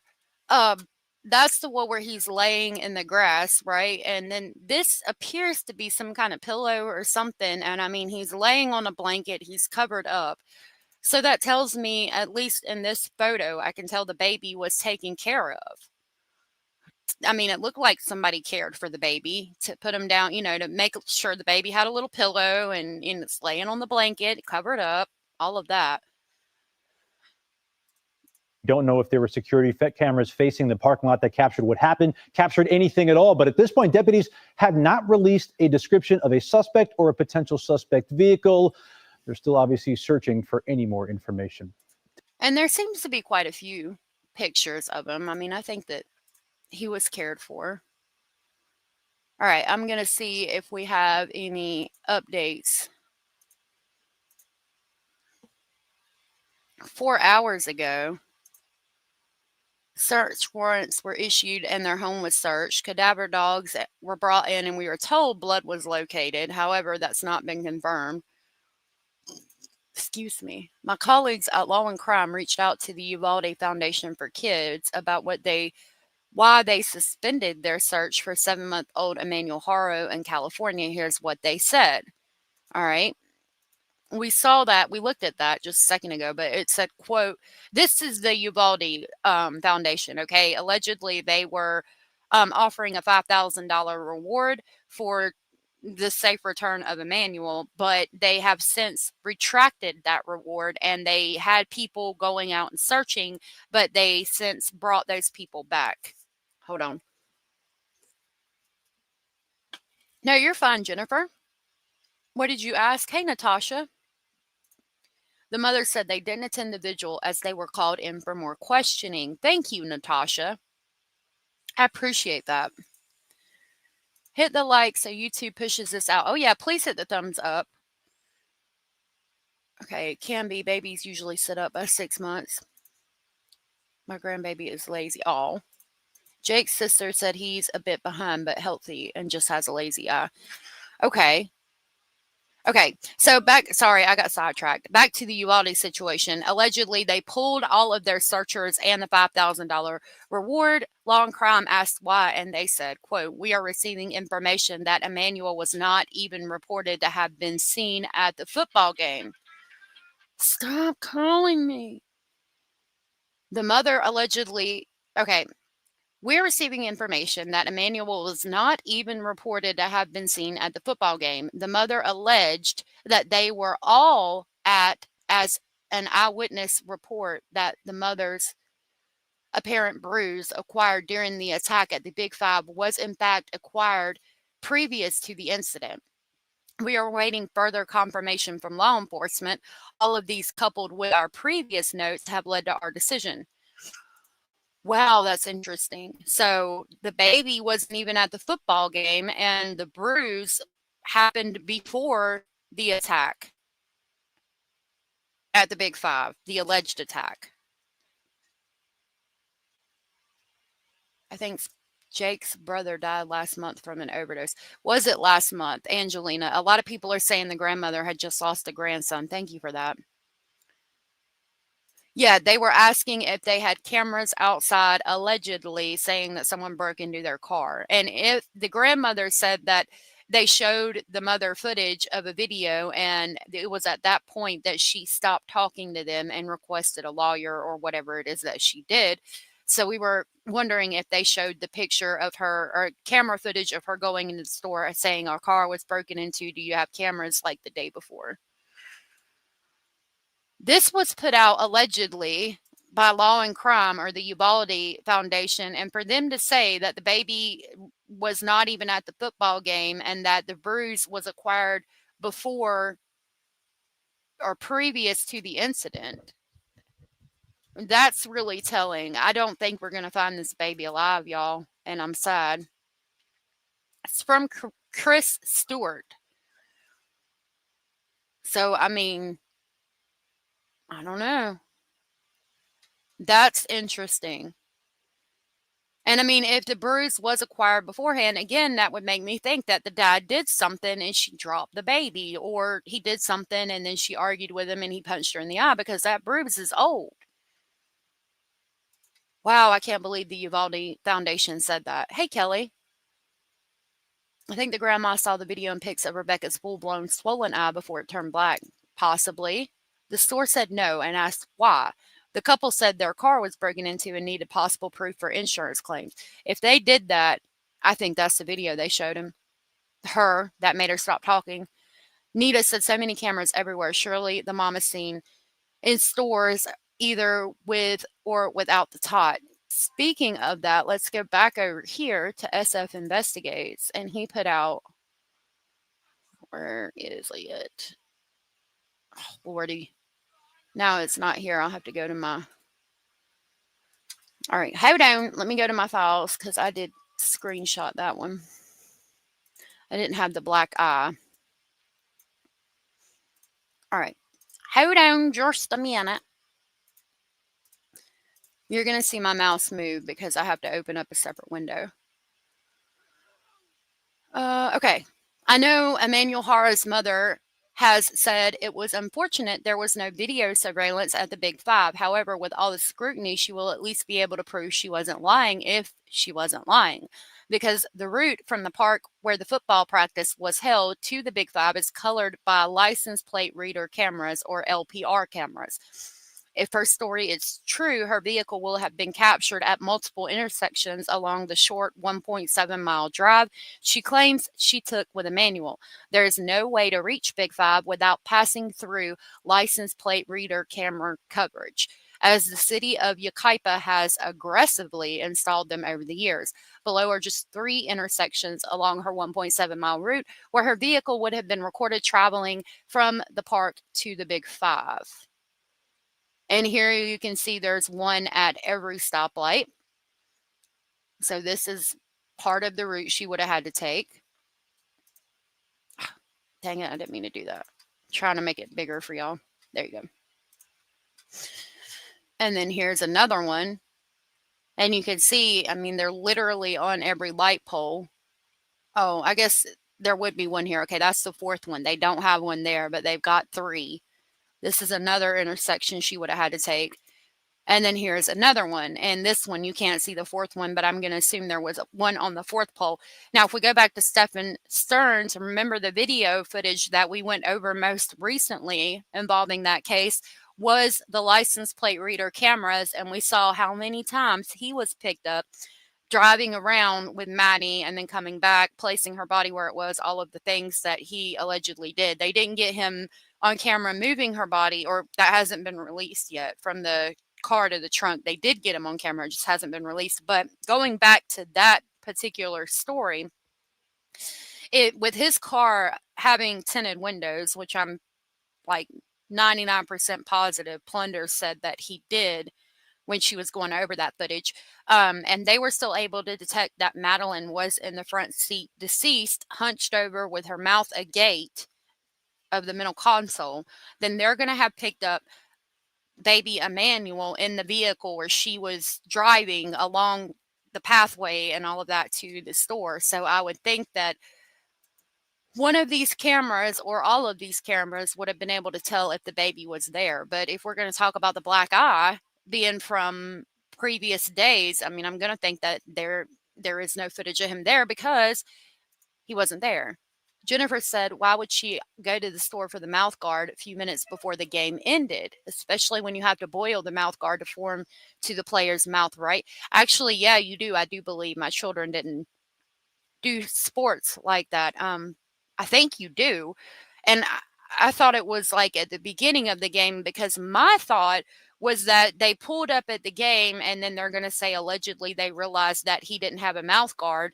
So she's like, okay, I'll go to the store and go get him one. And then Jake, the 2-year-old, and the stepson and his son walk out, to the football game and hi everyone, all of the things. And then she's gone to the Big Five where allegedly she gets punched in the eye and the baby gets taken. Therefore, nobody at the game saw her at all because she left to go with the baby. Now, that's just what I thought in my head. But now we're hearing that people did see her at the football game. When we go back over to hold on, I'll pull it up. That people did see her at the football game. So that is weird if she did go right before the end of the game. I've also heard that the coach had mouth guards. So it was weird that she went anyway. Lloyd said, Jennifer, normally yes, but sometimes they have backup ones for last second needing one. I used to play lacrosse, and if yours doesn't qualify for reference check, they make you go get another one. Interesting. I want to know if the coach had extras. Lloyd said there was one size for kids, but there's nicer ones that form to your mouth from the hot water. Okay, thank you for that. I know, Jennifer, it's sad. They interviewed the coach at the game, and he said he had extra mouth guards available. No reason for her to go. I want to find that.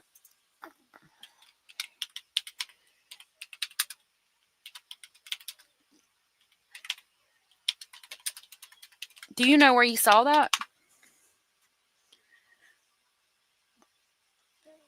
We got mom talks. I'll show you what I'm looking at. Anyway, according to this, you see all the cameras there. I see there's like 300 people in here, so I will show you this. We went over his charges. Now, this is going to be from Facebook, so it is alleged, but we know he has the child cruelty charge because we went over those documents. This is a Facebook post. Please refer to my banner there. Obviously I wasn't there. I don't know these people, so I don't know if it's true, but this person said they used to work with Jake at Walmart, and he should be the prime suspect in all of this. I'm not going to go into detail, but his previous relationship didn't end so well. He's crazy, and he beat one of his kids so bad it caused severe brain damage, and the child was not the same. Let's just be real here. Jake should be the number one suspect.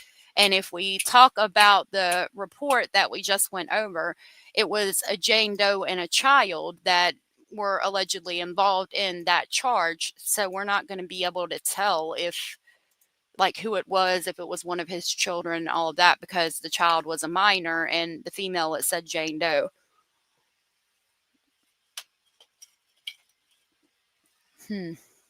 This one's from 20 hours ago. I would love to know where you got the one from the coach. Let's go to this and see what they say. Oh, I think we read this one.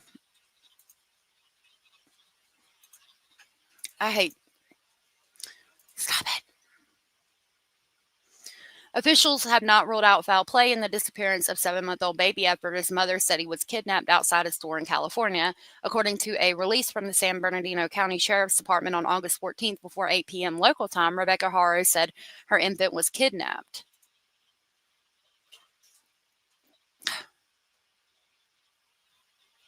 Outside a retail store on Yucaipa Boulevard in Yucaipa, California, 10 miles east of San Bernardino. She told police she was standing outside her car, changing her son, Emmanuel Haro's diaper, when a man assaulted her and knocked her unconscious. When she regained consciousness, her son was gone. Missing out of Yucaipa, the child's family saying he was kidnapped.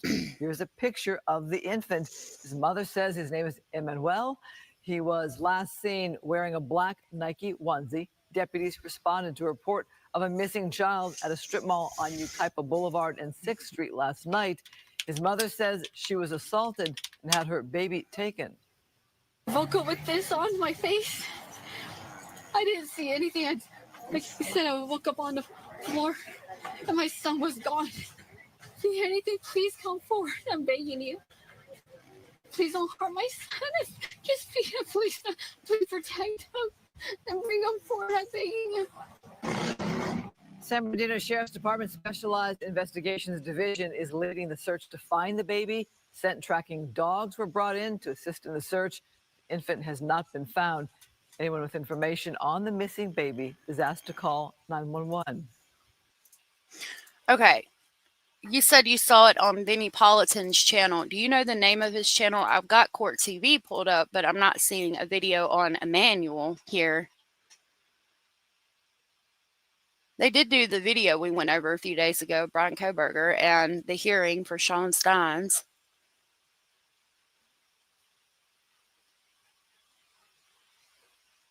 Yeah, I'm not seeing it. I know what you're talking about, but I can't remember the name.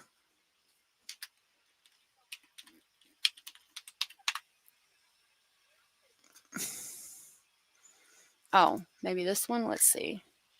Oh, yep. All right, let's see what we can find. Let me share this, and I'm going to kind of skim through it and see if we can find where the coach talked.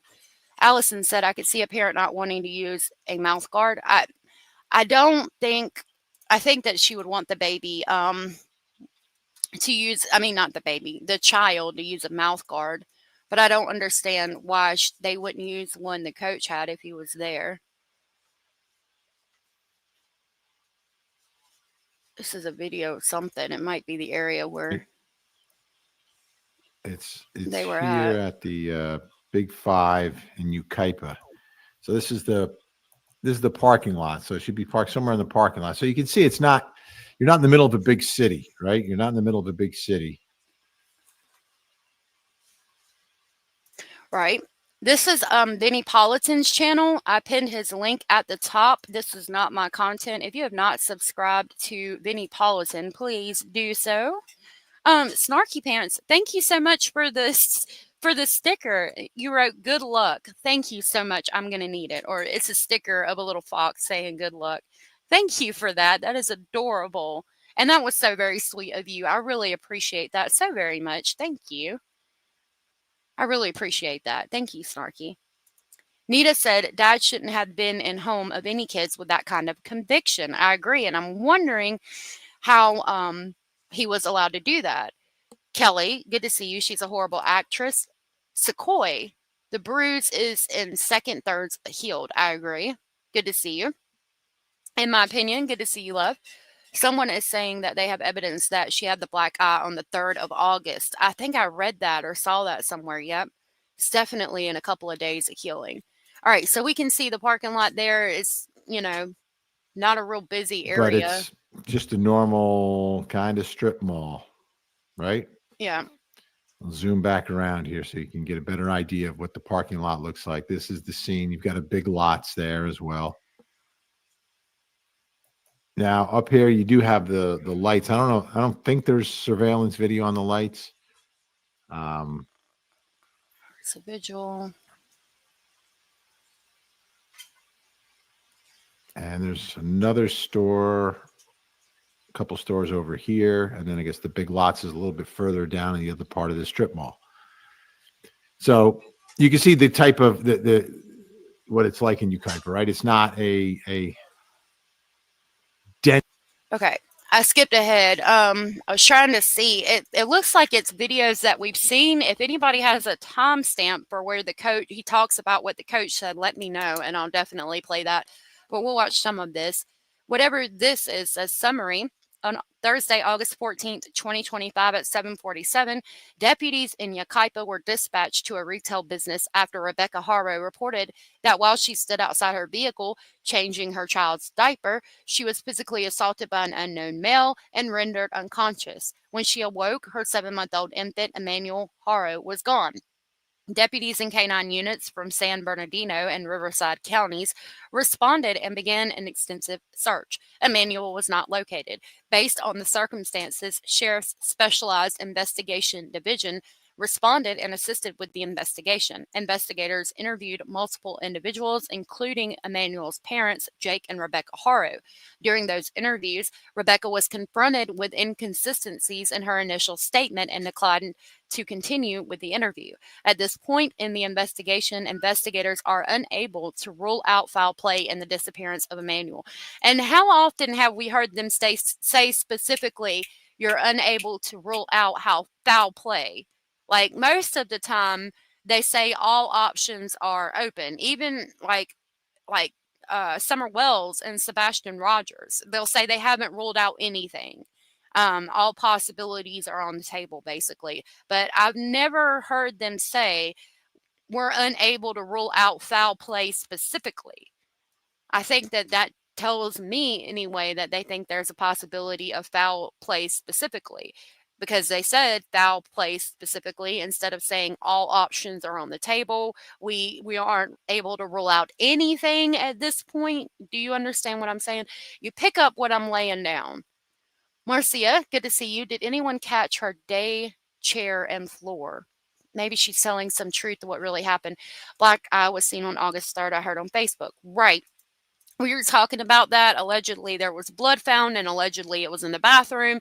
We talked about if maybe he punched her in the eye and she dropped the baby in the bathroom, or something happened to the baby. They got in an argument, and he punched her in the eye some days previous. And that could be a Freudian slip where she said floor, meaning ground, because what actually happened, he did land on the floor in some way, shape, or form. But it has also been pointed out that the terms floor and ground are used interchangeably. I myself have used them interchangeably before. The issue with that for me, and not necessarily an issue, I just think that it could be a Freudian slip because the black eyes appear to be within some kind of several days of healing. Donna said, when somebody says hola in a parking lot, they want to sell you tamales. I would love to have a tamale right now. I'm thinking if law enforcement already had cadaver dogs at the home, then they have a pretty good idea of what's happened, and it's not good. I agree. Nice to see you, Donna. If mouth guard is just an excuse, does that mean others like X in on the ruse? Did the X... Well, not necessarily. I mean, he could have told the ex that they went to go get a mouth guard for the child, and she agreed. Maybe she said, I mean, even if she would respond with, I sent him with a mouth guard, where's the mouth guard I sent with him when he left here to go with you to football practice, they could have said he lost it or we dropped it. I don't think so necessarily. Firefly mass holes unite. Good to see you. If you look at the picture of the baby in the blue shirt, he clearly has a scar running clear through his eyebrow. I'll have to look at that. I'll have to try to find that. All right. I don't know where we're going to talk about the interview with the coach.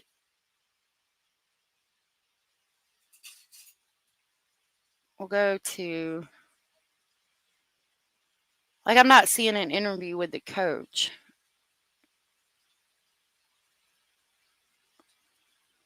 Maybe we can, I'll try here.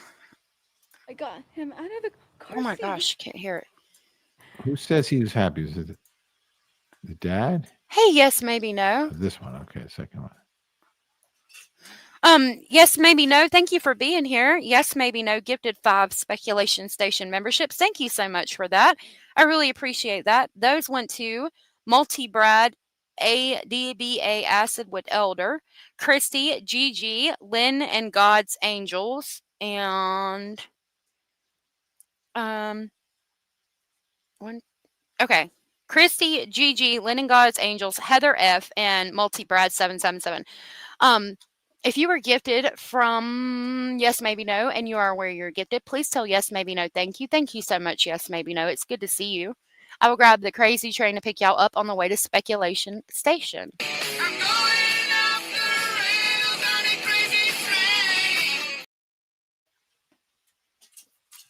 Maybe it was me that thought it was low. I saw Purple Pros is in here. Yeah.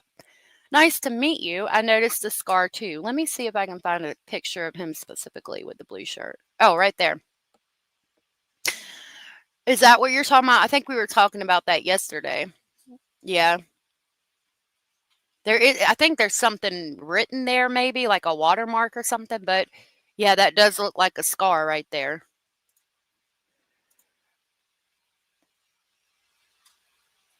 Several could be in on the ruse, especially both of the mothers, because evil dadster is likely the only one making money. I hope not. Yes, I zoomed in on his eye in the blue shirt picture, and I see what you're talking about. I think so. Yeah, I'll try to make it bigger. It does look like a scar there. Very possible. Okay, hold on just a minute. Forgot that I've got memberships that I can give away that we'll give away real quick. No. Okay. So I sent out 5, and then I'm going to send 5 more free memberships. Yay, now we've got 10 new members. Congratulations to our members. Okay, you're going to have to dip. Have a good day. There are no forward-facing pictures of the baby. Scar could be why, but who knows? Who knows? Who knows? I hope to God they didn't hurt these babies. Real quick, those memberships went to Julie Jacqueline, Suzanne 323, Margaret Chappell, Debbie Fox, Nicole Carlisle, Cold Case, Crazy Blonde Biatch, CC, Sally Mae, and Trump's Trigger Finger. If I missed anybody, I apologize. Okay. So if anybody know, hey, Smartass Patriot and Sue Guy 50, I wish I could give you one specifically. There's no possible way she was hit in the face so hard it knocked her out with that little bird. I agree. Geeky said, where did the attacker come from anyway, and why not appeal in Spanish if a doctor said hola? She even said if only he had not pooped his diaper, and so it was a random chance abduction. That's a good point. I hadn't even thought about that. T. Harrison says it says domestic violence on the document, so he must have beat his wife or girlfriend at one time, plus he beat a child, and now the child has brain damage. Yep, it sure did. All right, I'm going to take it. I don't think he's playing videos. I think he's looking at pictures. So I'm going to try to take it to where he's playing a video to see if we can hear the coach talking. So is that the same thing we just saw? Okay. I mean, This is Vinnie Politan Investigates. His link is at the top of the chat box. I'm going to let this play for just a second while I step to the restroom. I will be right back. that's what people are going to take away from this. Have you been notified of any information yet by local authorities? No, we have not. They haven't told us nothing. They said they don't have any major updates. Did you guys plan on doing a local search of your own? Well, they do have one update. Rebecca was confronted with inconsistencies in her initial statement and declined to continue the interview. So that's a major update. Now that may have been after he was speaking there, but that's the actual major update in this case. We are at 4 o'clock here at Kaiba. I fell on the floor. All right, so now here's her telling her story. Now, let's start with the eye, right? Everyone's going to talk about the eye. Does it look like less than 24 hours? Okay, I'm back. Because the attack was around Cute 7:30 or so the night before. This is the next day. And we know it's not quite 4 o'clock because she says at 4 o'clock they're going to do something. So this is early afternoon, it looks like. I didn't catch where she Could said, your eye turn that black that quickly? I think so, but I'm not sure. I'm not sure. Need a medical expert. I think it'd be a lot darker. And what is she saying she's going to do at 4 o'clock? Jennifer said I was going to say they don't have good pics of the baby. They are all on angle somehow. I agree. Wait, what? Said evilness trying to act as if they're just regular people. I can't with this mess anymore. Detectives at the house last night. Something's going on. Yep, they sure were. Michael Green Chili Chicken. Thank you for that.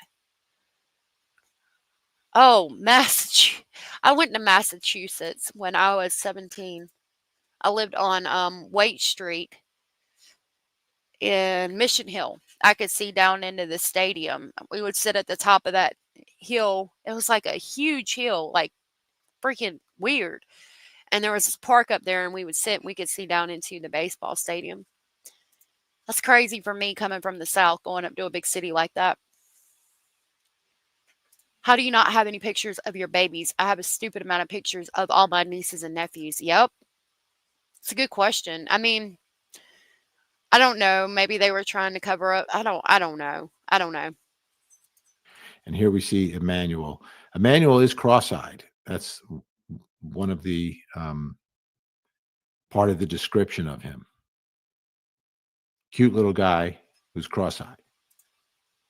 He is adorable. Does anybody have the timestamp where he talks to the coach? I'll wait for just a second because I don't want to sit here and just play his live.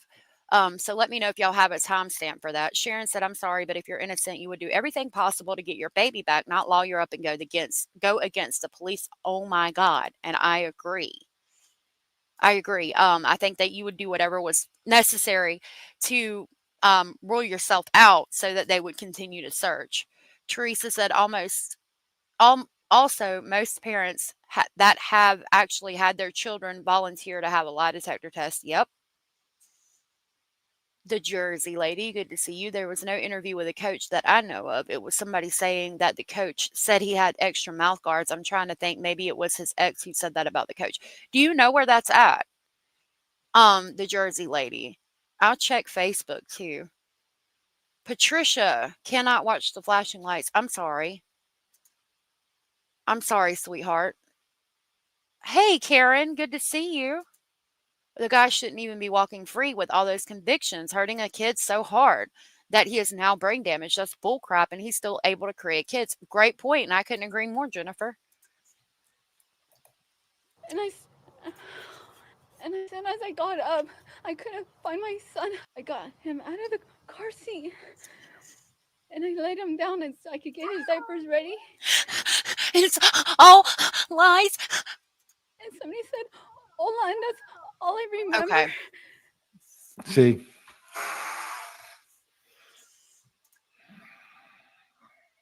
What do you see? I don't like where her eyes are going as she's talking, but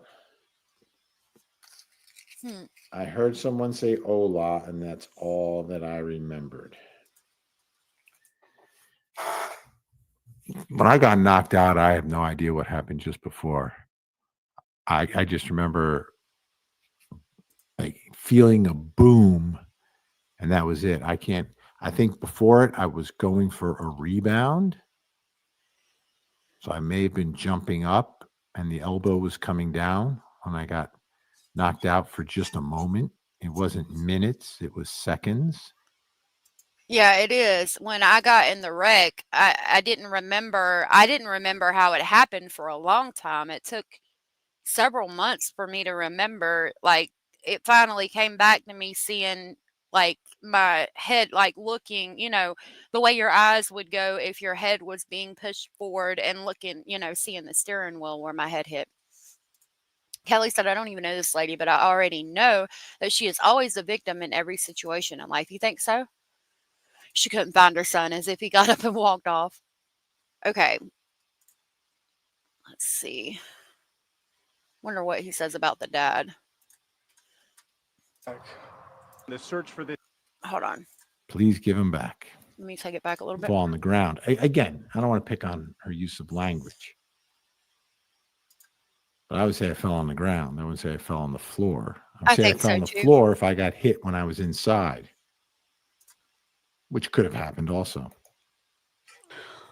And as I got up, I couldn't find my son. I checked all around my truck, and I ran into Big Five, and I asked the lady if she saw a baby or someone with a baby. She said no. Top Kinger, nice to meet you, said I was knocked unconscious 1 month ago from a skateboard accident. I don't even remember leaving the board. Interesting. I'm sorry that happened to you, and thank you for that information. So she shouldn't remember. I mean, I don't know. The way she describes it is she heard someone say hola and then everything went white. I don't know. Would you remember more than that necessarily? Nicole said it seems as though she is covering for the dad. He does not deserve that title, Dad. I'm wondering, was he abusing her as well? Whether either way, she's guilty of lying, in my opinion. I agree. I think he was abusing her, if I had to guess. I could tell you about my experience. I was attacked and knocked out from behind. I did suffer a concussion and a broken nose. I don't even know what happened, but someone did see me attacked. Simone, okay, so you were attacked from behind. You got a concussion and a broken nose. So did you have a black eye? And I wonder, would she have a broken nose? Okay, so black eyes from the third. We don't know, but have to think that the baby may have been missing from then. I agree. It's Ed, nice to meet you. My kids used to cry like that at bedtime. Wow, right. Not fitting for a missing child. Happy boy. Oh. Okay. That's the past tense right there. I'm going to back it up a little bit. Listen to what she said. He was a happy boy. Fall on the ground. Again, I don't want to pick on her use of language. But I would say I fell on the ground. I wouldn't say I fell on the floor. I would say I fell on the floor if I got hit when I was inside. Damn. Which could have happened also. Isn't that what we've been pointing out? Maybe she got hit in the bathroom on August 3rd because allegedly they found blood in there. Sweet Melissa, she's so fake, no doubt. Are you okay, my love, Jenny Jen? It's her left eye. No way did she get hit and not see the person. I agree, Marcia. I don't know, Blue Sapphire. I was wondering what kind of vehicle she was driving as well. All right, she's going to say he was a happy boy. And I said, as I got up, I couldn't find my son. I checked around my truck, and I ran into Big Five. And I asked the lady if she saw a baby or someone with a baby. She said no. It was Happy Boy. Was Happy Boy. Okay, so the story is. We know the story by now. The search for the. Hold on. Probably also call police. He smiled. Whoever took our son. Hey, Kim. All right, now we get him. This is like the Oh my plea. God. This is the looking into the camera. I'm sorry, Simone. Please give him back. The search for the. Please give him back.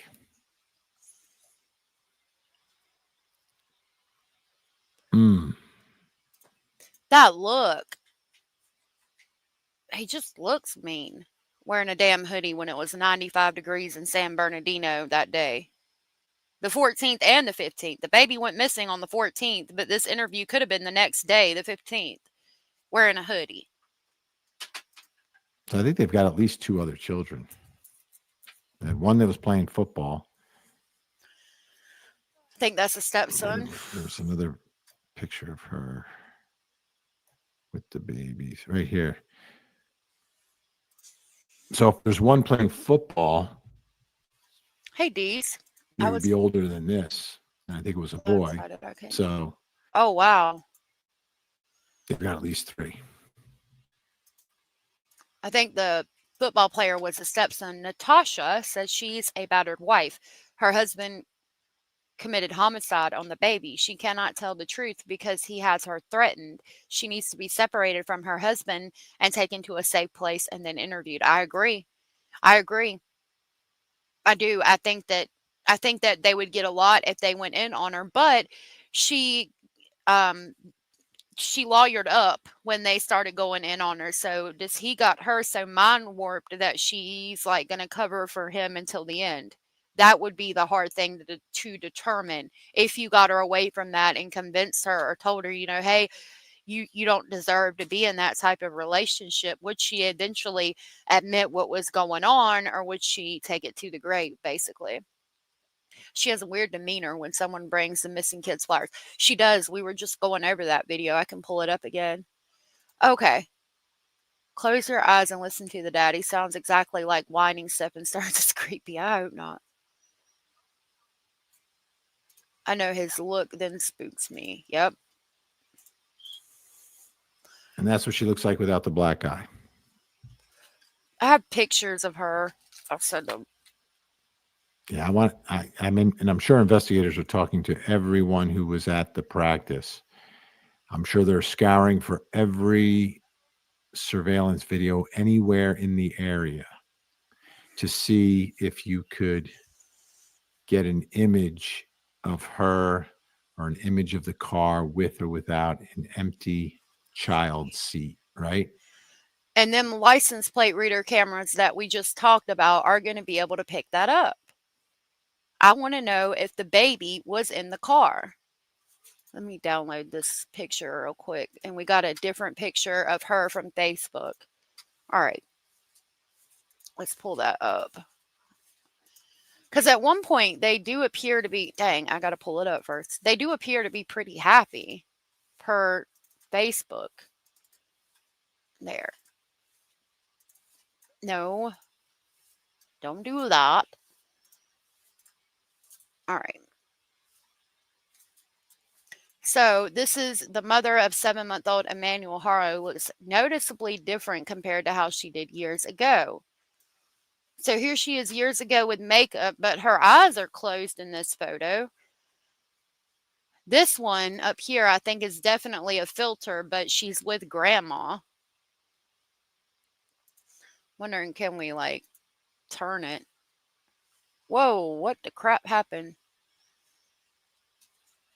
Y'all, tried to click turn and it brought this thing up. Let me show you. It's weird.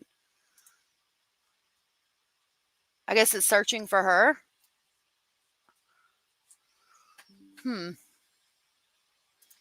Interesting. All right, let's go back to that. No. Window. That's definitely got a filter, but here they look different. He looks the same, smiling. Her eyes are closed, but she has makeup on, and then that's her now.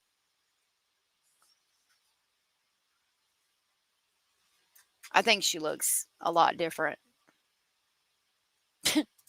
Ryan, right?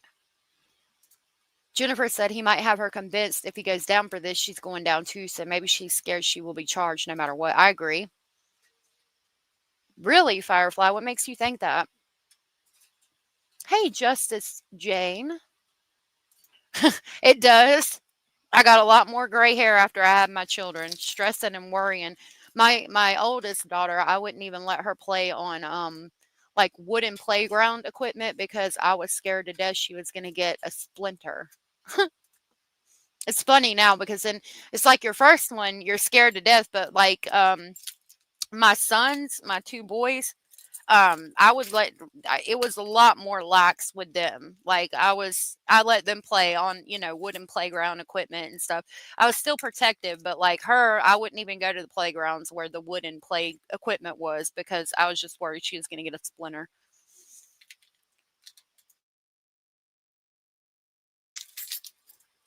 Oh, Natasha said, get her safe and she will turn. He has a record and he will face harder charges. And again, going back to his record and all of the probation violations seeming to be going to court on September 2nd, I'm wondering if there was stress in the house because it was like 4 different probation violation things. It appeared when we went through the documents that he could be going to court for on September 2nd. So did that cause more hostility in the house because it was a suspended 6-year prison sentence and he violated probation? And this was, Lordy, I think it was 2023. Let's pull up the document. Hold on.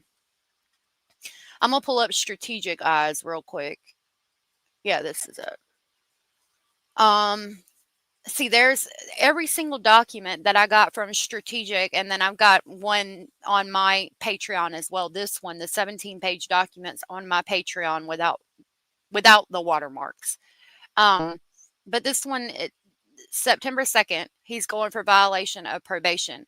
And there's like 3 other documents that say the same thing. So was there hostility at the house because he was going to prison more than likely? And it would be, let's see, I think he would have to do the rest of his term. Declaration of support and arrest warrant. So from 2021. So what, prison for 3 years? 3 to 4 years? And again, it didn't tell us much other than he was charged with child cruelty. Count 1, actually, it says. But it tells us that there is a Jane Doe and that he had to take battered what was it? Let me see if it's in my search history. Yeah. He had to take the Child Batters Program. And again, the Child Batters Parenting Program in California is a state-approved intervention designed to help individuals who have abused their child or children. And we saw the screenshot of the person on on Facebook stating that he had seriously hurt the baby and the baby was had or he damaged him basically for the rest of their life. That's the wooded lot beside their property. I'm wondering if they checked that. It is suspicious, isn't it, Firefly? Yeah, Brian. Classes on how to not be a piece of shit, right? Thank you for that. Yes, Strategic Eyes link is in the description. I can grab it real quick too. I shared it earlier when I was going over his documents. I linked his Patreon because that's where you want to go to get those documents. And let me grab his YouTube link. He's been doing a lot on this case as well, so make sure you check him out. I always check his. Hold on, I'm copying the link. I check his Patreon, Plunder's Patreon, and Gavin Fish's Patreon. They always have good information. There is Strategic's link. The evil needed anger management and battered child classes at the same time, and then forced to sit in prison. I agree, but how was he sentenced to take child batters program and still allowed to be around the child? Mother Stories question. Like, I'm not finding anything on the coach. There's, again, that document or that's comment. I don't like the way he looks. There's something evil in his eyes.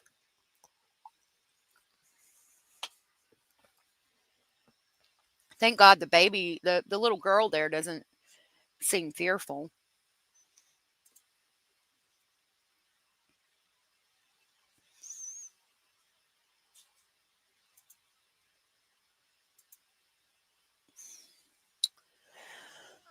He's so precious. He probably passed the program, so in the program eyes, he's all healed, in my opinion, probably. California is so bass backwards. I can't begin to describe how bad it really is. So she knew that he was a child battering piece of shit before. Evidently, I'm thinking she did. Hi, Angie. Generational trauma is very real. We as a society don't protect children enough because we don't do anything about humans being born to so much dysfunction. I agree, Angie. Nice to meet you or nice to see you. That's why I was curious about the model of vehicle. For instance, a minivan would be harder to see a child in than a small sedan. Let's see if we can find out. Hold on just a minute. What?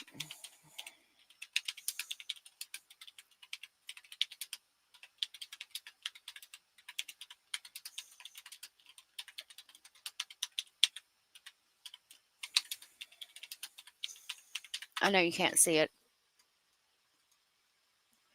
Okay, Uncle Google says Rebecca Haro was driving her vehicle when her 7-month-old son, Emmanuel Haro, was allegedly kidnapped. She was changing his diaper in a parking lot. She was attacked and rendered unconscious, leading to the disappearance.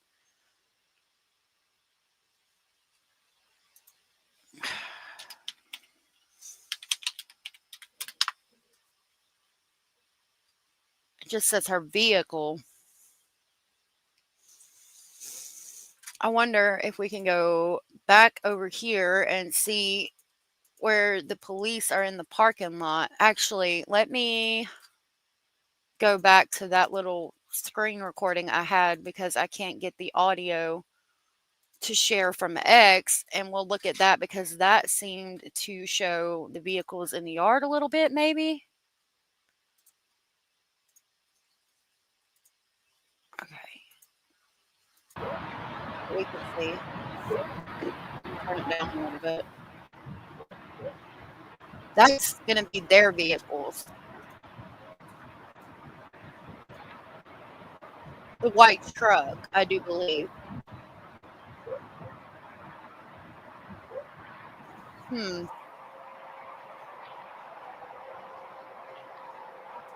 There they are talking to him on the porch. If it was a white truck, these license plate reader cameras would have probably picked them up. Let's look. I'm going to finish playing this video and then we'll look back at the license plate reader photos. I mean, the camera angles and try to figure out the model of truck. Do you know what model of white truck it would have been?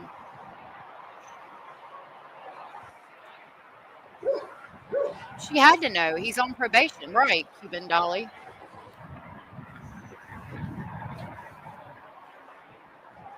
Hey, Brandy R. She says she was driving a truck. Okay. Maybe, Brandy. I hope not.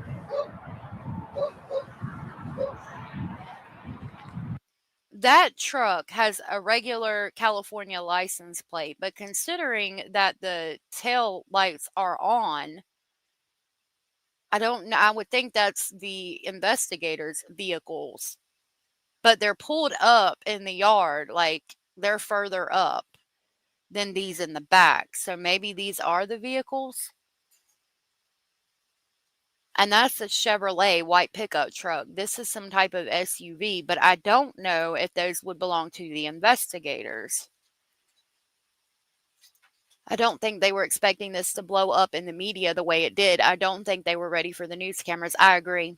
Hey, the mom. That white truck would be our law enforcement, most likely. Thank you, the mom. Nice to meet you.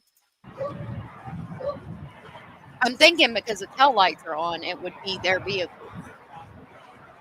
Let me see. We can go back over here to these pictures I have of the house, and I can see if it shows a vehicle in the yard.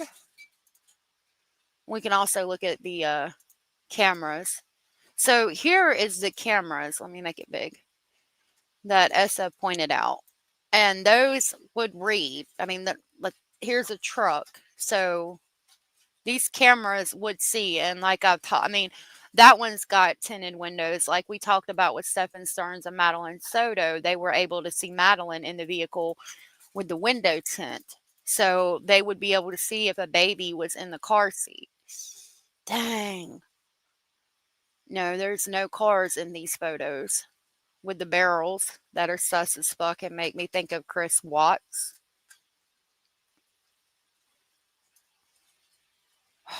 Dang it.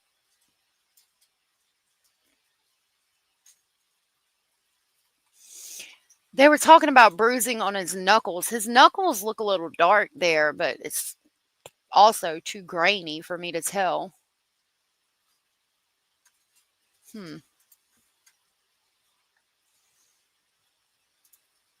I agree. Ed, would have been helpful if law enforcement or news released description of vehicles so that private citizens would check their own cameras. Absolutely. It would have to be a four-door truck to accommodate 2 children's seat for the baby and the 2-year-old. Yep, the Jersey lady. I agree, and thank you for pointing that out. Susan Smith. Yep. Yeah, in the big old thing, the oil wells, but they're big. It's like big barrels that hold oil, and like I want to know what was in those barrels behind the house, and is it something that unfortunately would make decomposition of a small body quicker, which they're going to test all that. Yeah, oil tanks, oil wells. With a hat on the dash. I don't know. I don't remember that.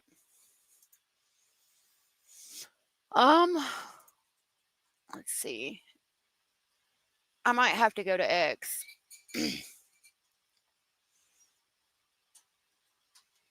All right, let's go to X over here.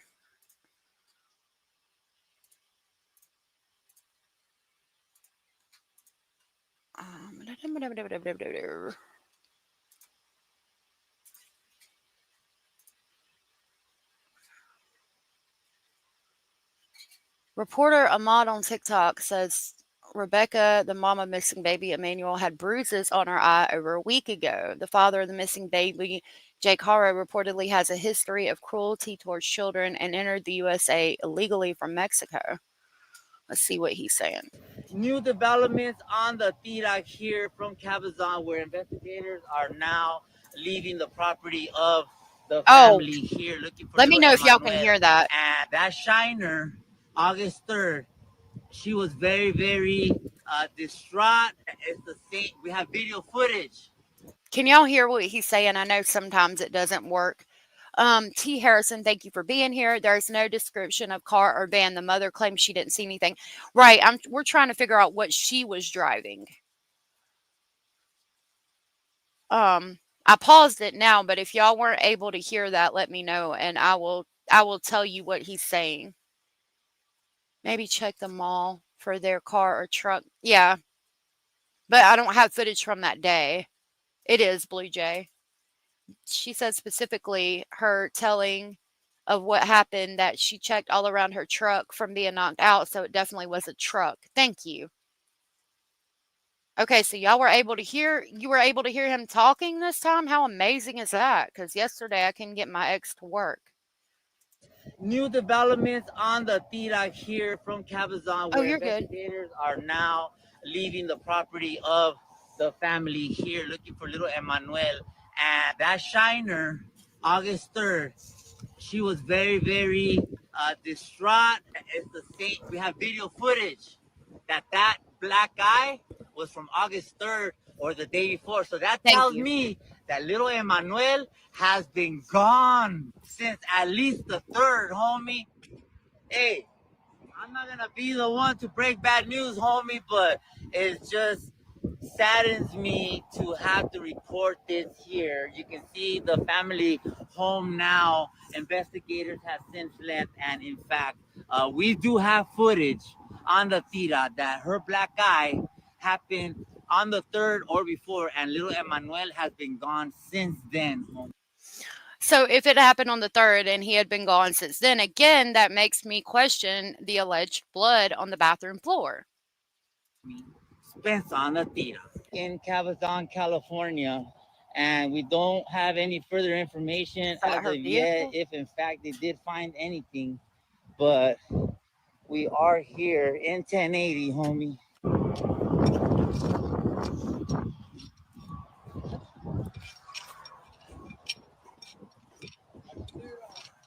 I got the inside scoop, homie. Huh. Okay. Here's a video. Oh, they're talking about the stuff y'all were talking about.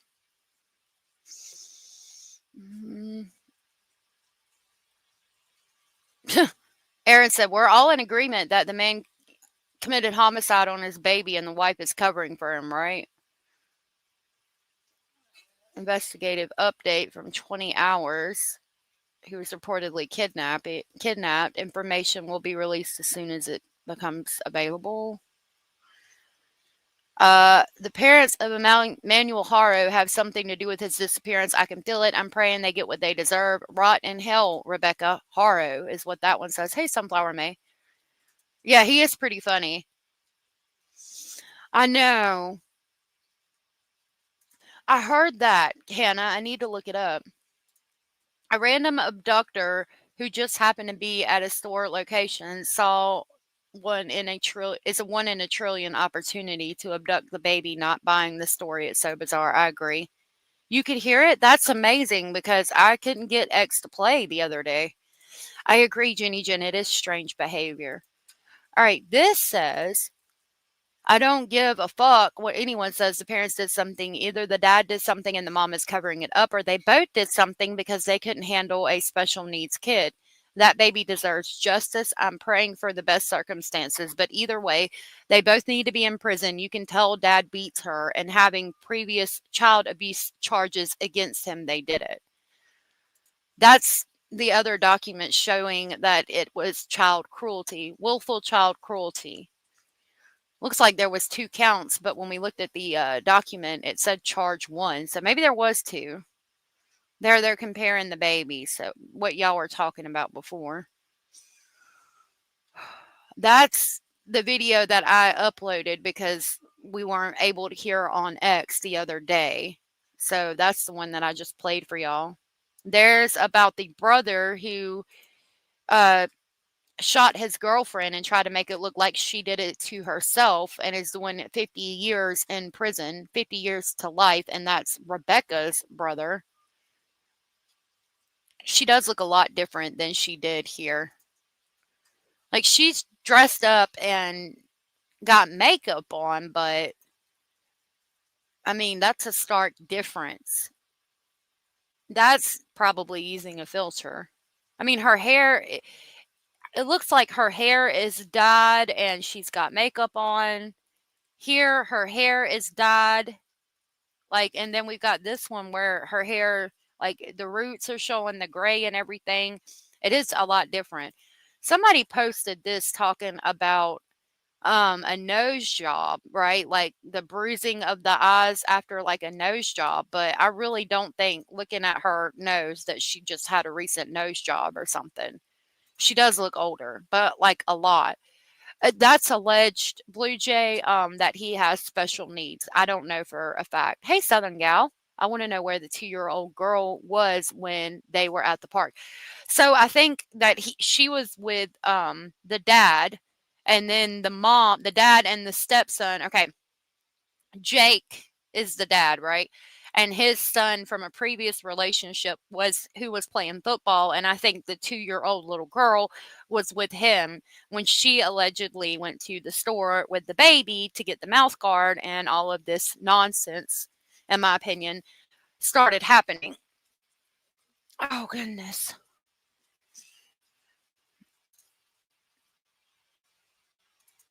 I think because they're like kind of in a desert area. Filters are out of control these days. Never going to be able to find a missing body off picture, no doubt. Yeah, Kelly, somebody else had pointed out they didn't have any pictures of him sitting upright, which I do find questionable myself. Yeah, there's the property. I think it's because it's like a dirt area. So is that the vehicle? Next door is dirt and land. Behind their home, a dirt road takes you into the mountains. I think that's an investigator's vehicle. Tom, I hope not.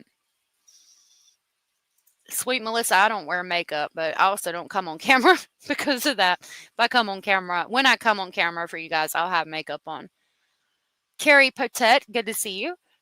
The grandmother or aunt said in an interview the baby was special needs. Really? I hadn't heard that. The lazy eye doesn't cause scarring in the eyebrow, and the left eyebrow in the blue shirt pic shows. Yeah, it did.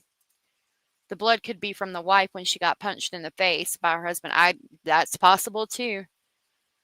They didn't need remains to find Orrin and Orson's adopted parents guilty. You can get away with much when people look.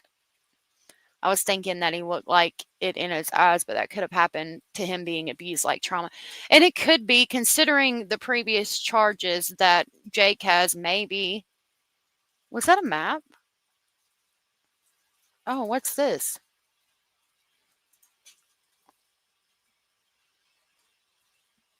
Well, it's blurry and there is no sound.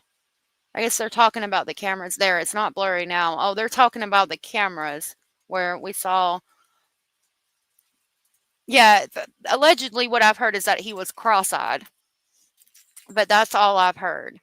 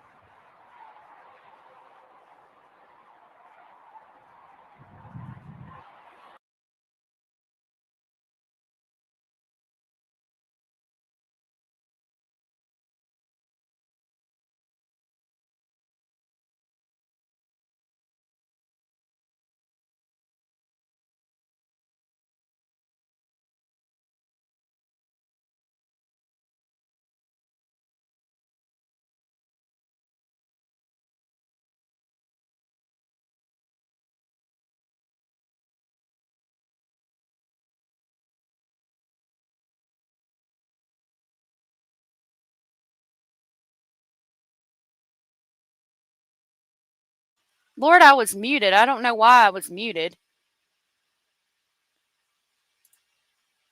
I was saying, because I was muted for some reason, there's a white fence here, and then you can see the wood right there on the house. And then if we click over here, I don't see wood, but I do see a white fence and the chain link fence. So it could be different. I'd have to see the front porch and see if it's got like the wood like this one does. Because see, on the front porch, it's like wooden, like a wood cabin almost.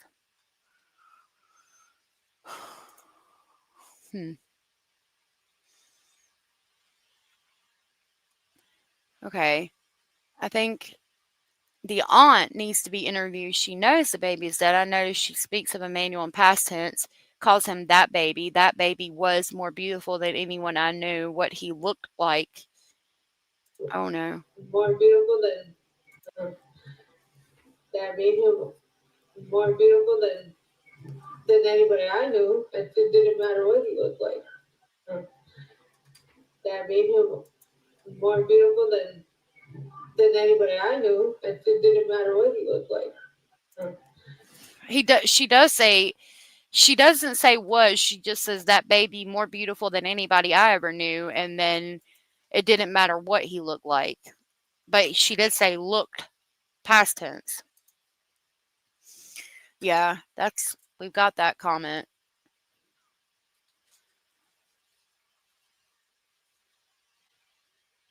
A witness says she saw Emmanuel's mom and sister at a park in Banning, California the night prior to him being, quote, kidnapped. She said Rebecca had a black eye then and was erratic.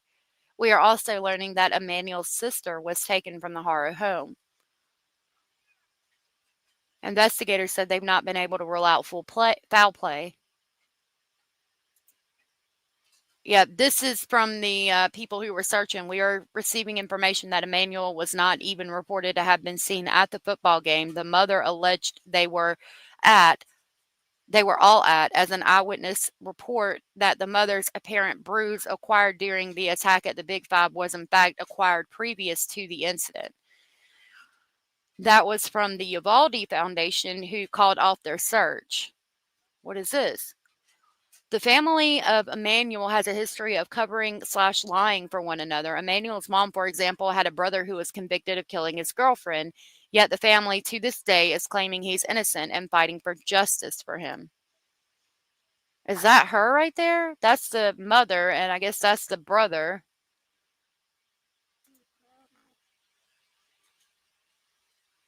I hope not, Blue Jay. Alexi, good to see you. Nice to meet you. What I don't understand is if she was knocked out, wouldn't people have noticed? No medical evidence that she was even knocked out. Yeah, I think people would have noticed, and she would probably have a bump on her head. That black eye would have been a lot different. Lying liar's gonna lie.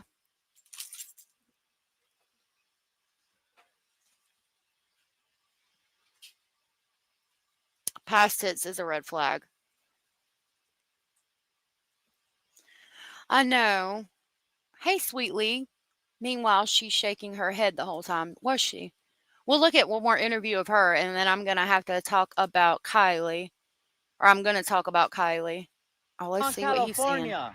You can see investigators are now leaving the chat here at the residence for Emmanuel Haro, who was reported missing on the 14th of August. New developments, and I have video footage. Rebecca, in fact, had that black guy on the 3rd. That black guy that she said she got hit, we have video footage from August 3rd when it was brand new, homie, because she had an appointment at a local establishment in San Bernardino, and we will disclose that information further. We are now here at. So there's the chain link fence, and there's the house. Now that looks like the same house to me, but we saw up close there was wood on the front, and the side of it, the side of the other house we have pictures of with the barrels in the backyard allegedly was blue with like a rock foundation. Oh, you couldn't hear it again? Lord have mercy. Well, it says it at the bottom. It's the same one we watched earlier. Property where police are now looking for Emmanuel Haro. And you can see here that we are gonna get as close So there's the words are at the bottom. I guess you'll have to read that. as we can here. Such a sad situation where you can see the sheriff's department investigators are now here on the property. They have now begun to look for remains of Emmanuel Haro. So he says they're looking for remains. Oh, you can hear him? Okay. Southern Gal said, does anyone report the mother was given medical attention when the police arrived on scene? Paramedics and EMT could have told how old the eye bruise was that night. I haven't heard anything. This guy is a West Coast JLR. That's funny. Okay. Here in Cabazon, California. And you can see there the property in the back. How you doing? And so now investigators seem to be leaving the property here. Ahmed Belloso, the voice of the barrio, the only real homie on the news homes. New developments on the Tira here from Cabazon, where investigators are now leaving the property of the family here, looking for little Emmanuel. And that shiner, August 3rd, she was very distraught. It's the same. We have video footage that black guy was from August 3rd or the day before. So that tells me that little Emmanuel has been gone since at least the 3rd, homie. Hey. He's like right hand of God. Yeah, please hit the thumbs up. Laverne, thank you for that. I want to see this video footage from the 3rd. You love this guy? This is the first time I'm seeing him. Right, Ed? I hope not. It is hard to be serious. Drove through Cabazon many times. I wouldn't live there if I was given a free home. Oh, goodness. Cherish your sparkle. Nice to meet you. Said, I love him, homie. Homie? That dude has been on top of the developments. Really, Nita. I didn't know that. Yeah, Abellis, I've got to go. I got to go. I made dinner in the crock pot. I did a pork shoulder with potatoes, but I've got some more potatoes I got to cook, so I do got to go soon. I'm not gonna be the one to break bad news, homie, but it just saddens me to have to report this here. You can see the family home now. Investigators have since left, and in fact, we do have footage on the Tira that her black eye happened on the 3rd or before, and little Emmanuel has been gone since then, homie. Spencer on the Tira in Cabazon, California. And we don't have any further information as of yet, if in fact they did find anything. But we are here in 1080, homie.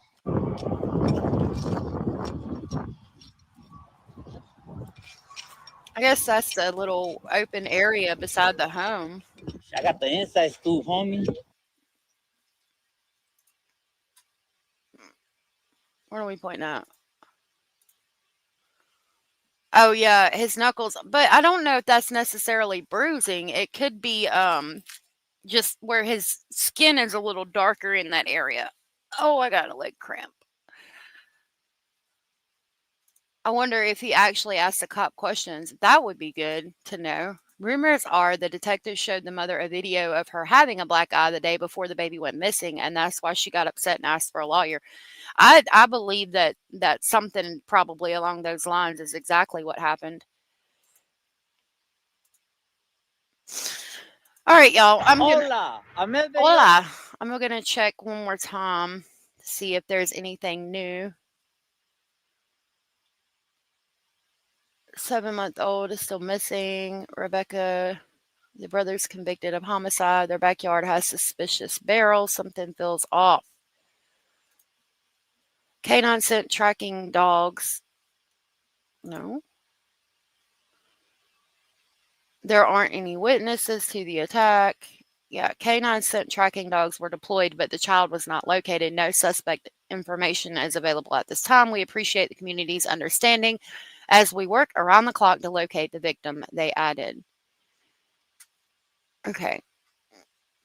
Has anyone who was at the football practice come forward to say baby was there? Let's see. No, I don't want to. No, nobody said anything. So I don't know where that would be at. What? She believes an in-depth look at Jalen's mental health was overlooked. During court, the prosecutor asked, oh, this is talking about the sister. I mean, the brother, her brother committing the homicide of his girlfriend. Right, Dandy? The brother committing the homicide of his girlfriend and trying to make it look like she hurt herself. And it says she believes an in-depth look at Jalen's mental health was overlooked. During court, the prosecutor asked the judge to review a Facebook post from Buhausen's brother, who has been allegedly harassing the victim's loved ones. According to Mary, which is the grandmother, the social media feud started when Keith's close friend, who in return for claiming the harassment from Buhausen's brother, continues in the courtroom. Quote, he did the hand signal, symbolizing a firearm to his face, like pretty much blowing your head off, Kyle Hopkins, a family friend of the Keiths, said. The sentence for Buhausen is scheduled for October 1st at 9:30. He knows he's guilty. They know he's guilty. She didn't hurt herself.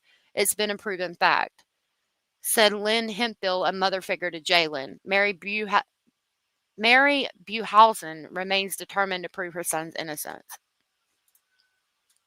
And allegedly to this day, she says that James Buhausen, who was 35, was innocent of committing the homicide of his girlfriend.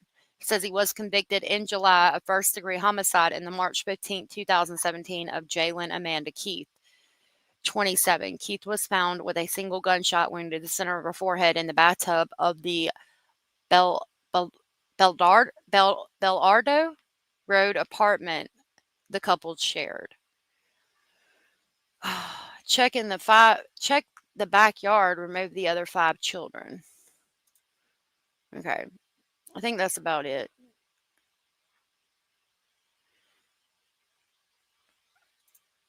I fell on the floor and I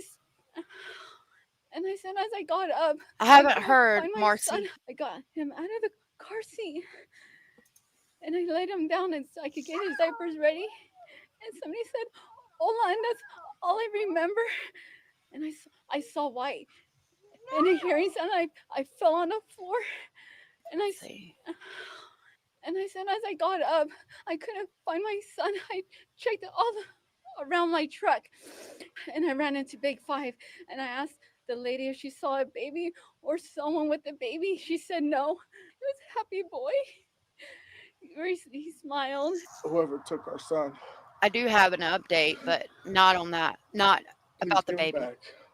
The search for this Specifically. 7-month-old baby boy continues. Police and the family desperate to find out where he is. Okay, I refreshed Facebook, and this from 29 minutes ago said employees from Big 5 are speaking out. 7-month-old Emmanuel Haro is still missing, and investigators can't rule out foul play because of inconsistency in Rebecca Haro's statements. Now, Big 5 employees say baby Emmanuel was never with Rebecca at the store, and her black eye wasn't from an alleged attacker. Comment was left on the pink tea on TikTok. Okay, so this is from Maddie. Again, please notice my banner at the bottom that says this is all speculation. I can't verify it. Right, Southern Gal? I love Griselda, Grizzly True Crime. Sorry, I don't mean to do that. I have a ADHD, so my brain goes everywhere.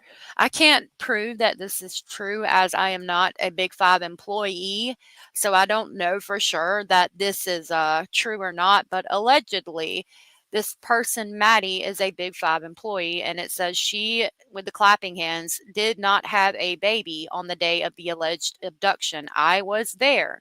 police have interviewed me and many of my coworkers. An alleged employee of Big Five, the store Rebecca Haro was allegedly attacked in the parking lot, dropped into the comment section with her experience with the case. Things aren't looking good for little Emmanuel.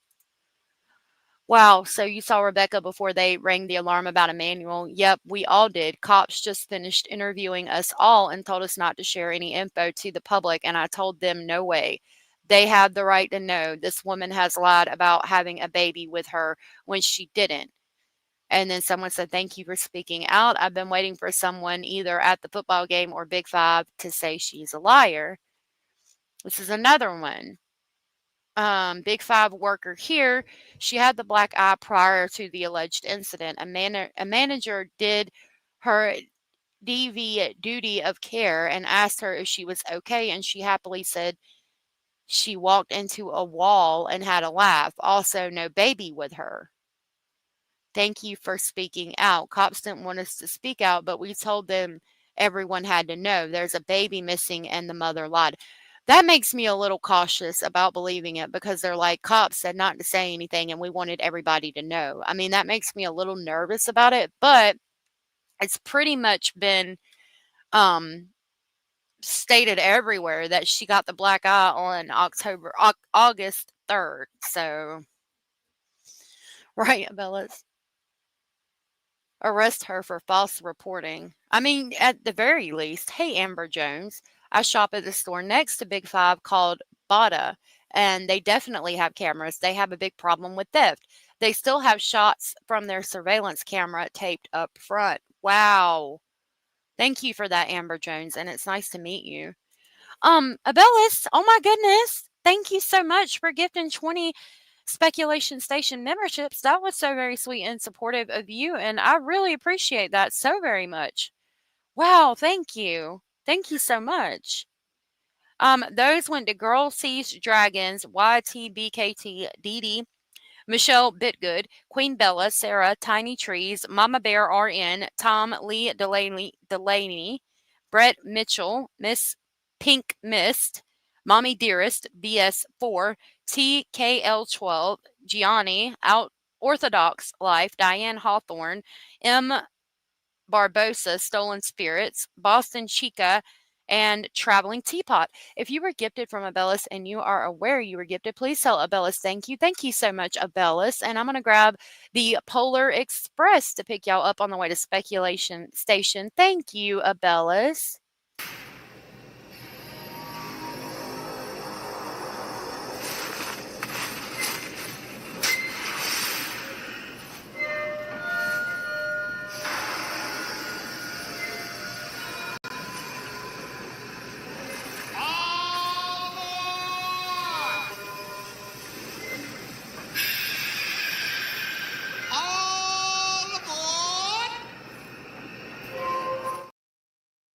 Thank you, Joyce, for subscribing. I appreciate it.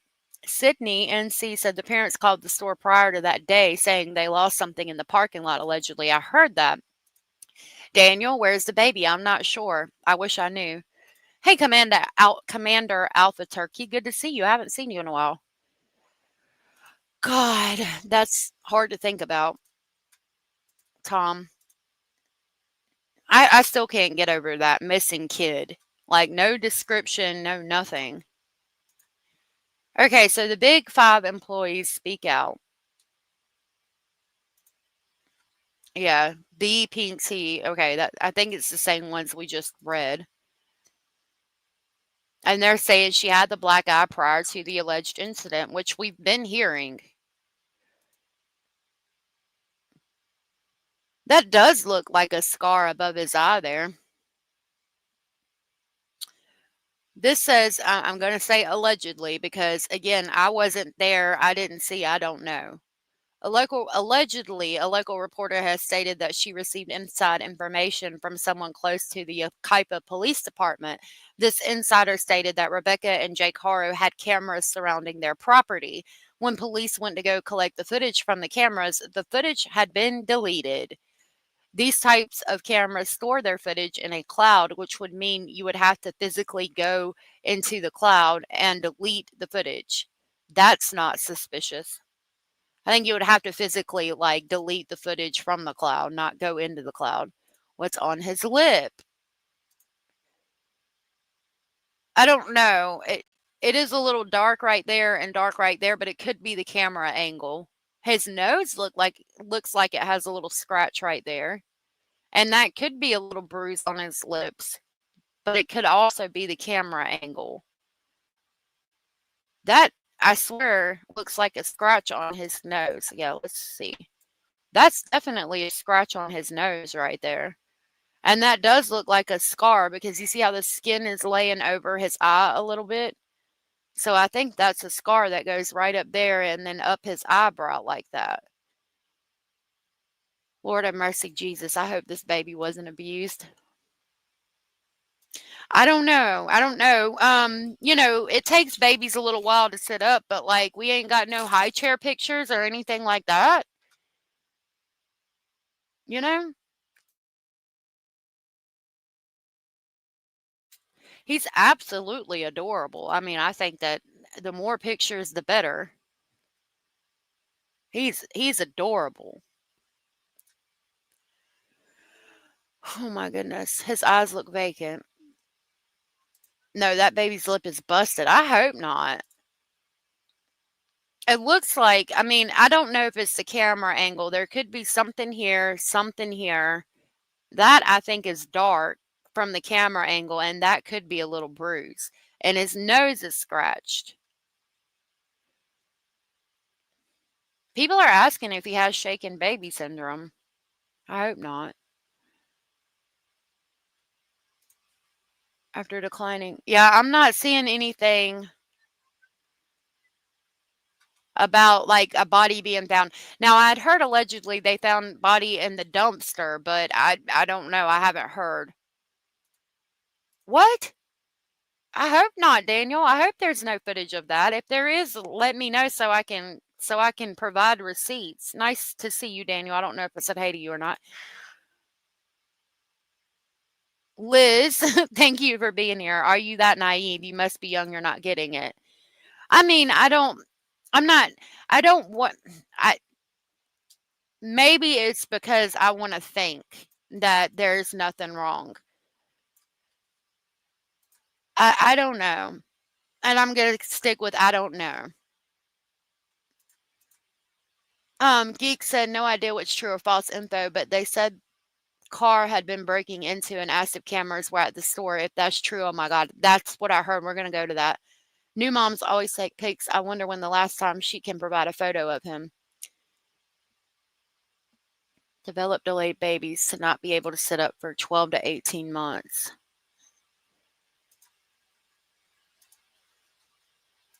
So, yeah, the post I was just on talked about that right here. There are also rumors that one day prior to the initial incident that the Haros asked Big Five if they had surveillance cameras in the parking lot, claiming that their car had been broken into. And now this has not been confirmed, and as of now, only a rumor. However, if this is eventually deemed facts, this was clearly premeditated. And if we go back to the Big Five, where this person said she had a black eye prior to the alleged incident, a manager did her DV duty of care and asked if she was okay. And she happily said she walked into a wall and had a laugh. Also, no baby with her. So maybe that was from the day before when they walked in there and asked if they had cameras in the parking lot saying their car had been broken into. I agree. Sydney said everyone is suspicious and every detail matters until the child is found. That's true. Joyce, I saw that you said you became, you subscribed, and I appreciate you doing that. I don't know if I said that before. Bizarre when she said his hair was like a feather. He had a smile on his face. He was happy. I don't remember hearing that. Does anybody know where I could find that? Don't give up hope, but let's hope he's okay. We still have to deal with this situation respectfully. I agree. There's also business place that has camera footage of her walking into the store August 3rd with that black eye. I've heard there's footage, but I haven't seen it yet. All right, I'm going to refresh this again.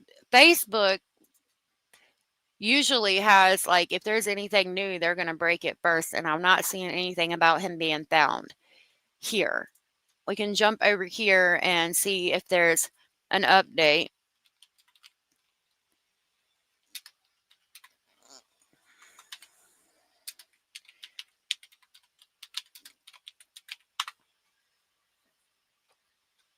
Two hours ago, police spotted inconsistencies. Now, I did see there was a mother and her daughter found, a mother and her baby found in California from a car wreck. But Kelly said, I've taken care of babies with shaken baby syndrome, and he sure looks that way. God, I hope not. Hey, Psychic Amelia. One of the mom's interviews. That's interesting. I don't remember hearing that. Nice to see you, Kelly. I thought the sister said that about the baby, and she said he was developmentally delayed. Let's see what we can find.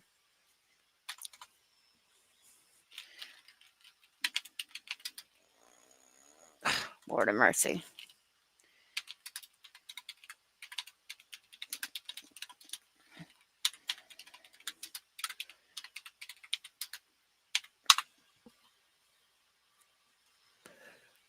We have this from 50 minutes ago. Let's see what this says.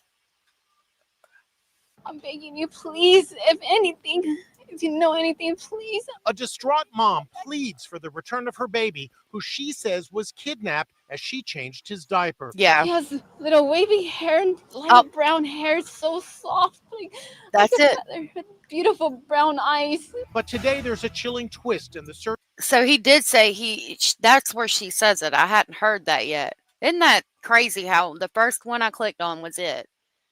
I'm going to play that again. He has little wavy hair and light brown hair, so soft, like a feather, with beautiful brown eyes. But today there's a chilling. She did talk about him in present tense there instead of past tense like she did before.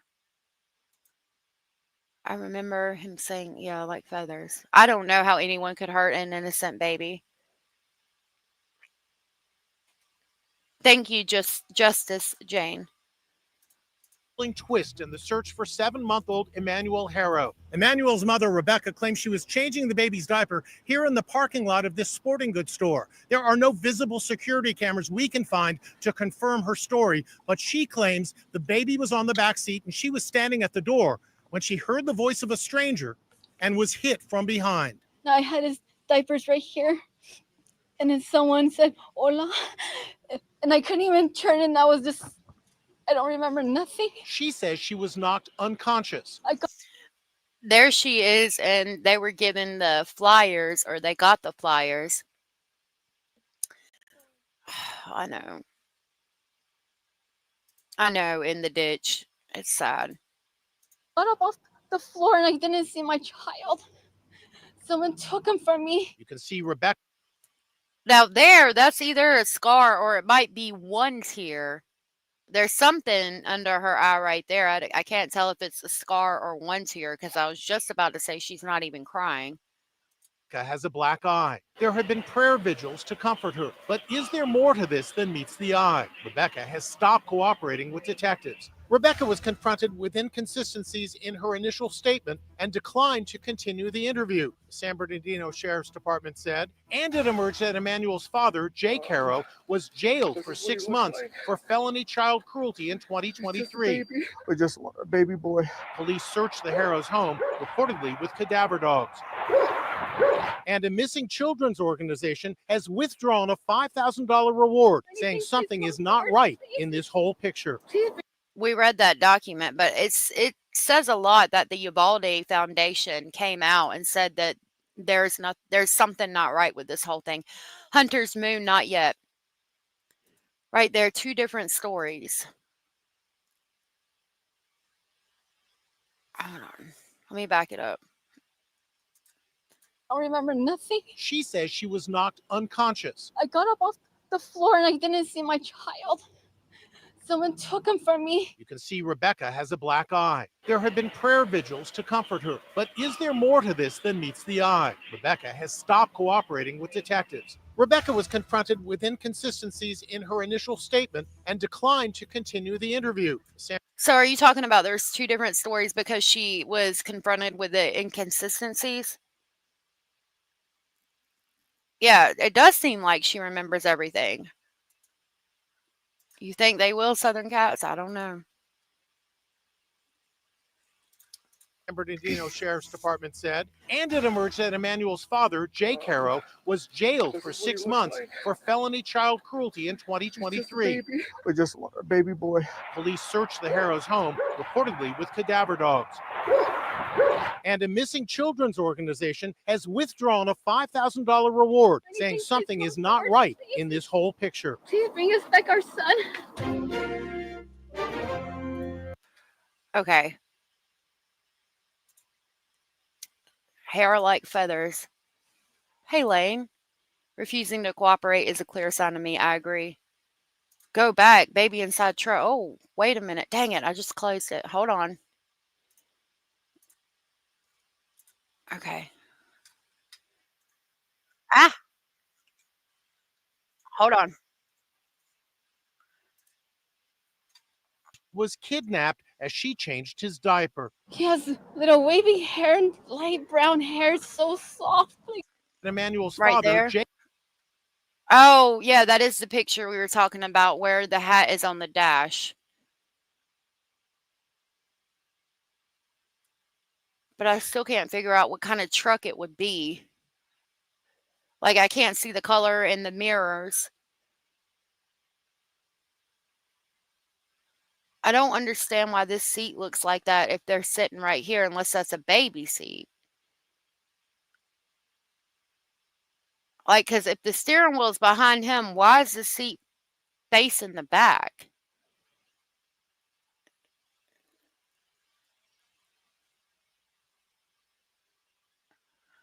It's weird. He's precious. It takes a tremendous blow to the head to get knocked out. She would have admitted to the hospital overnight for observation. I'm calling bullshit. I agree. That's a baby seat? Okay. Commander Alpha Turkey said these parents don't watch true crime, but true crime, sorry, but who admitted watching true crime YouTube before his stepson went missing. Oh, I don't know. Okay. Yeah, I still can't tell what kind of vehicle it is, though. Unfortunately.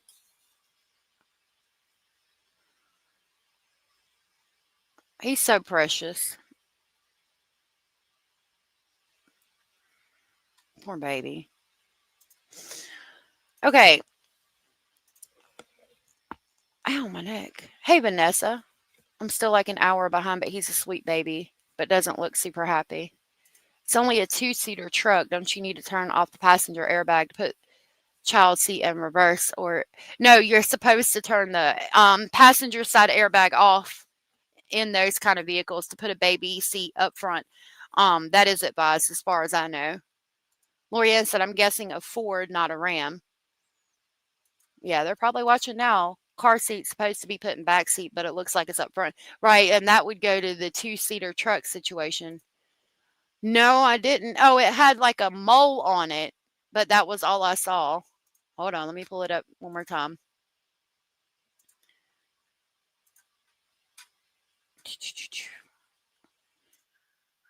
Hold on. For the return of her baby, who she says was kidnapped as she changed his diaper. Here, it zoomed He has in. little wavy hair. Father, Jake Haro. Yeah, I just think it's a mole on his nose. I saw that, though. There's people who are out here trying to have babies or can't have babies and want babies, and there's parents that do awful stuff to their babies. I could never. I got an 11-month-old daughter. Oh, my goodness. God bless her little heart. And, yeah, it's sad to see and hear about. I would sure love to know what's in that video the police have. I would, too. Yeah, I think it's just a mole.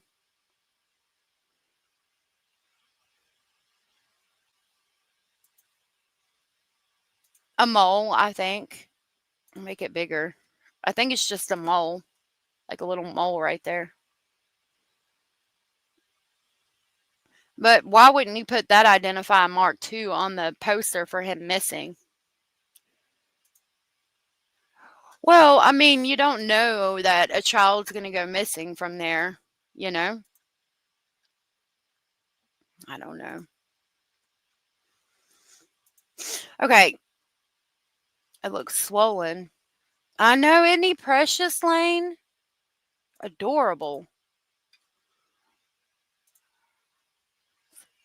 Oh, maybe a little bit swollen, but that could be his nose too, because, babies have the little chubby nose areas and cheeks and things. The parents put their phone numbers on the flyer, not the police. Very sad. Yeah, they did. It had their numbers and not the police. In a case like this, Big Five can get sued if the baby was actually kidnapped. I didn't realize that. Interesting. When you have a flyer with missing kid, a mole would matter. True. Yeah, where it says missing kid, not missing baby. Right. Oh, Vanessa, thank you for becoming a member. I really appreciate that. That was so very sweet and supportive of you. I will grab the crazy train to pick you up on the way to Speculation Station.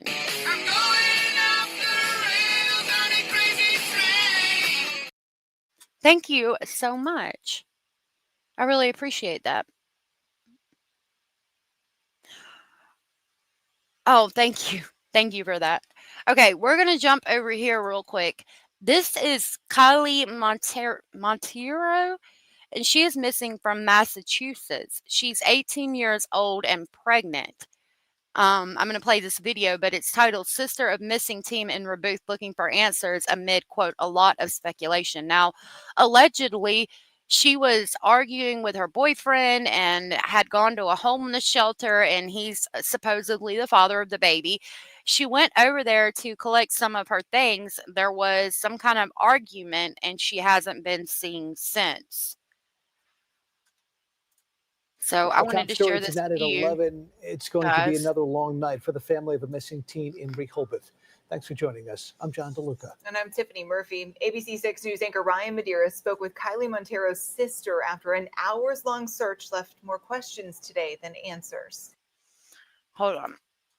2309 Redhead. Good to see you. Only my opinion. Dad has already been down for DV. Mom and dad had a fight at the home. Baby is injured in the process, passes away. No dad would be jailed for DV. Devise a plan for disappearing baby. I agree.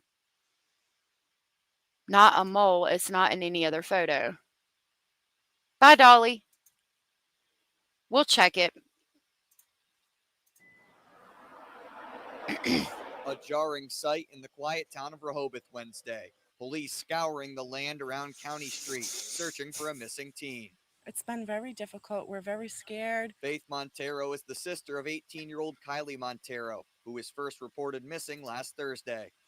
We hope she's okay. This is not like her at all. She would never just disappear. The circumstances don't seem good. Kylee is a graduate of Attleboro High School and was 3 months pregnant when she went missing, according to her sister. She says Kylee had been living at a house for pregnant homeless women and went to pick up some belongings from her boyfriend's house.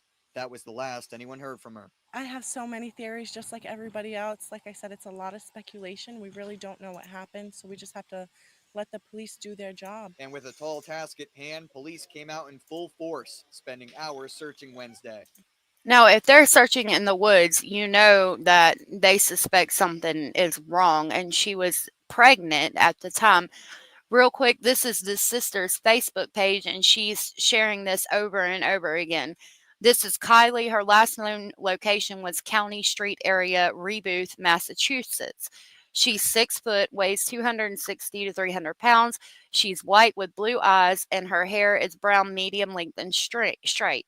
Her distinguishing marks: she has multiple ear piercings, 3 to 4 in each ear, small diamond nose piercing, currently 11 weeks pregnant, always carries a white JanSport backpack. Kylee was staying at Bethesda House in Pembroke, Massachusetts. On August 6th, she took an Uber to her boyfriend's residence in the County Street 100 block area of Rehoboth to collect belongings.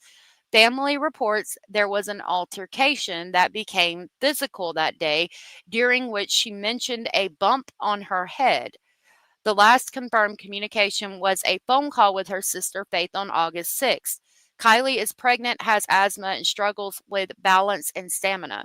The family is deeply concerned for her safety, noting that she is not able to live independently. And there was a text message, and maybe they're going to talk about it in this video, so we'll go back over to the video. It was a very concerning text message that they received from her right before she disappeared. There's a little bit of relief knowing that there's people out there looking for her and they're not going to stop until they find her.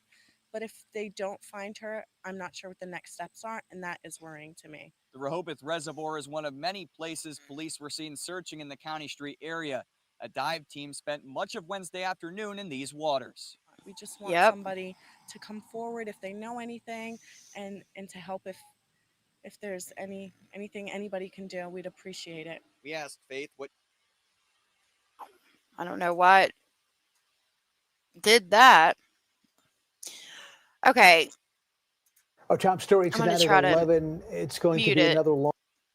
We'll go right here. Here on her own, that's for sure. So friendly and lovable. Hold on. Waters. We just want somebody to come forward if they know anything. Sorry. And to help if there's anything anybody can do. We'd appreciate it. We asked Faith what she'd want people to know about Kylee.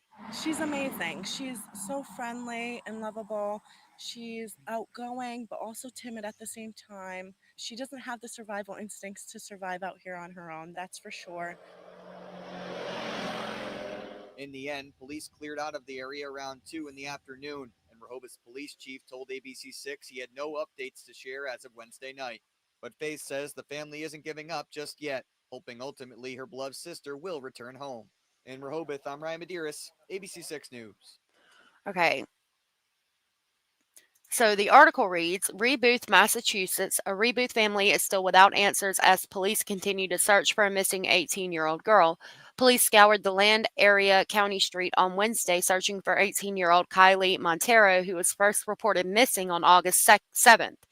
It's been very difficult. We're very scared, Kylie's sister Faith Monteiro said. We hope she's okay. This is not like her at all. She would never just disappear. The circumstances don't seem good.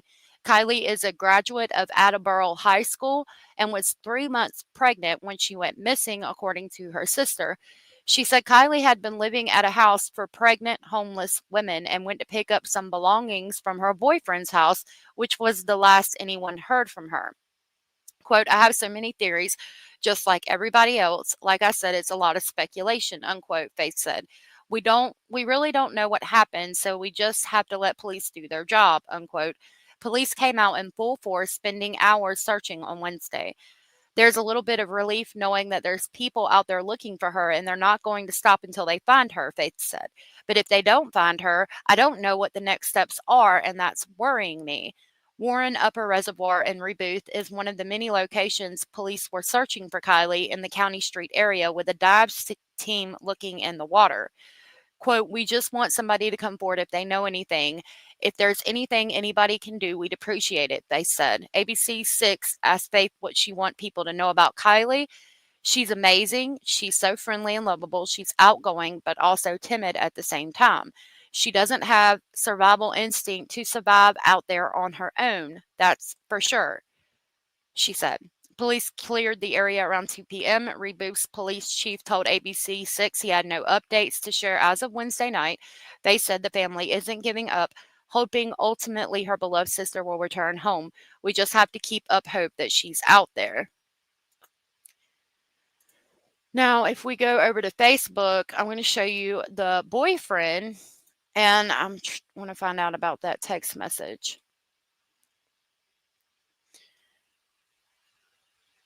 She's been sharing a lot of information on this situation.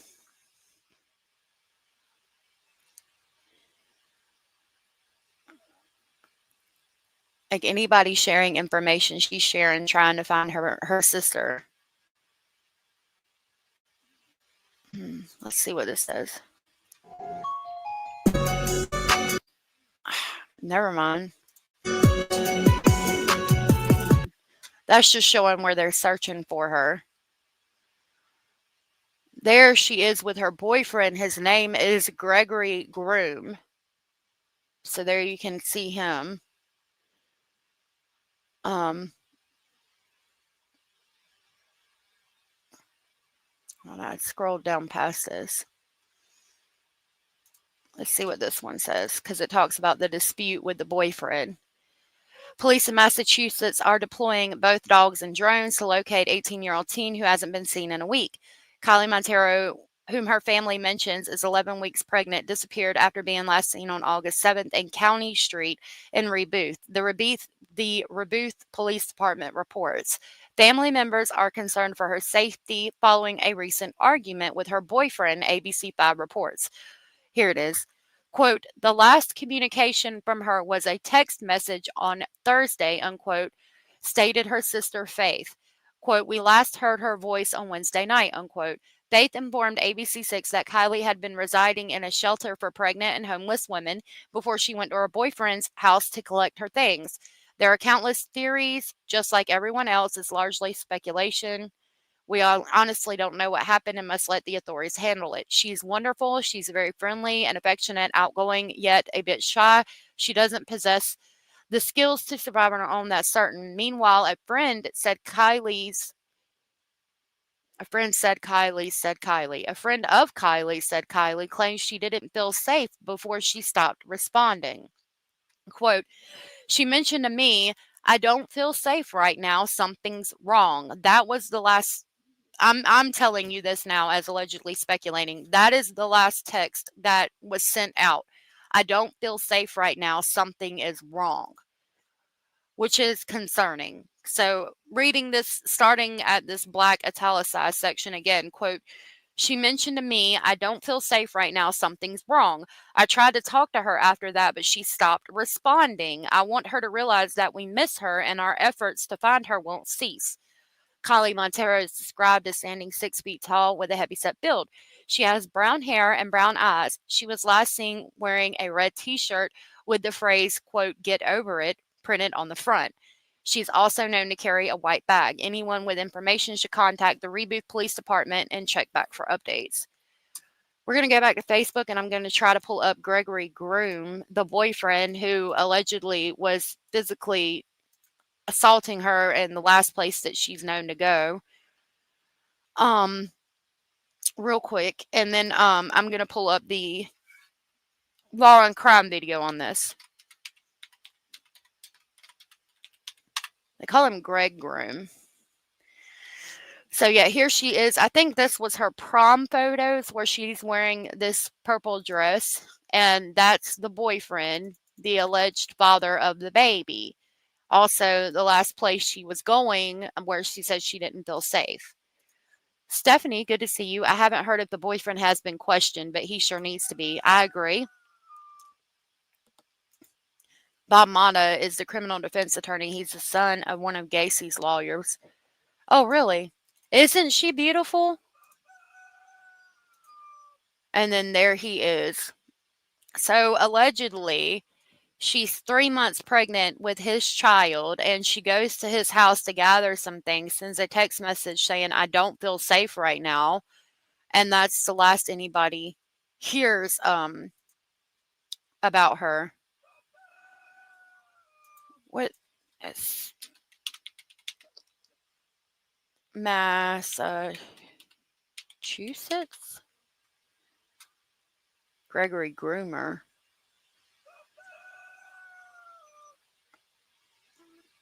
I guess this is the house.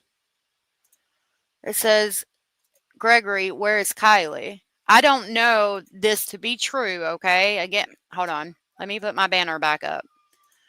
This is all alleged. I don't know if this is accurate or not. You guys saw how I pulled it up. Again, it's here. Gregory Groom, where's Kylee Monteiro? And then we're looking at the house. So I guess this is the house where they were going. And she was going to get some of her things. Now, of course, this is going to be before anything happened. It's a nice house. I like that house. I love the wood paneling like that. And the fireplace. But allegedly, this is going to be the house where she was going to pick up some of her things and send a text message, something's wrong, I don't feel safe, and then she's never heard from again.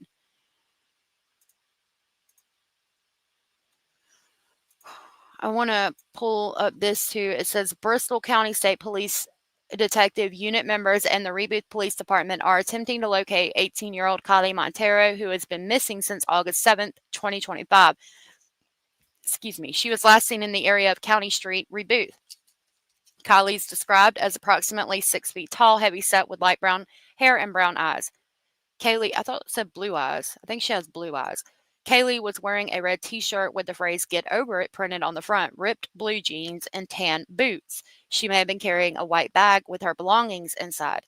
Any person having information regarding the whereabouts of Kylee, as well as residents with video surveillance of the County Street area, are please asked to contact Trooper Sabrina Hinchy at 508-972-1041 or Rebooth Police Detective Paul McGovern at 508-252-3722, extension 1135.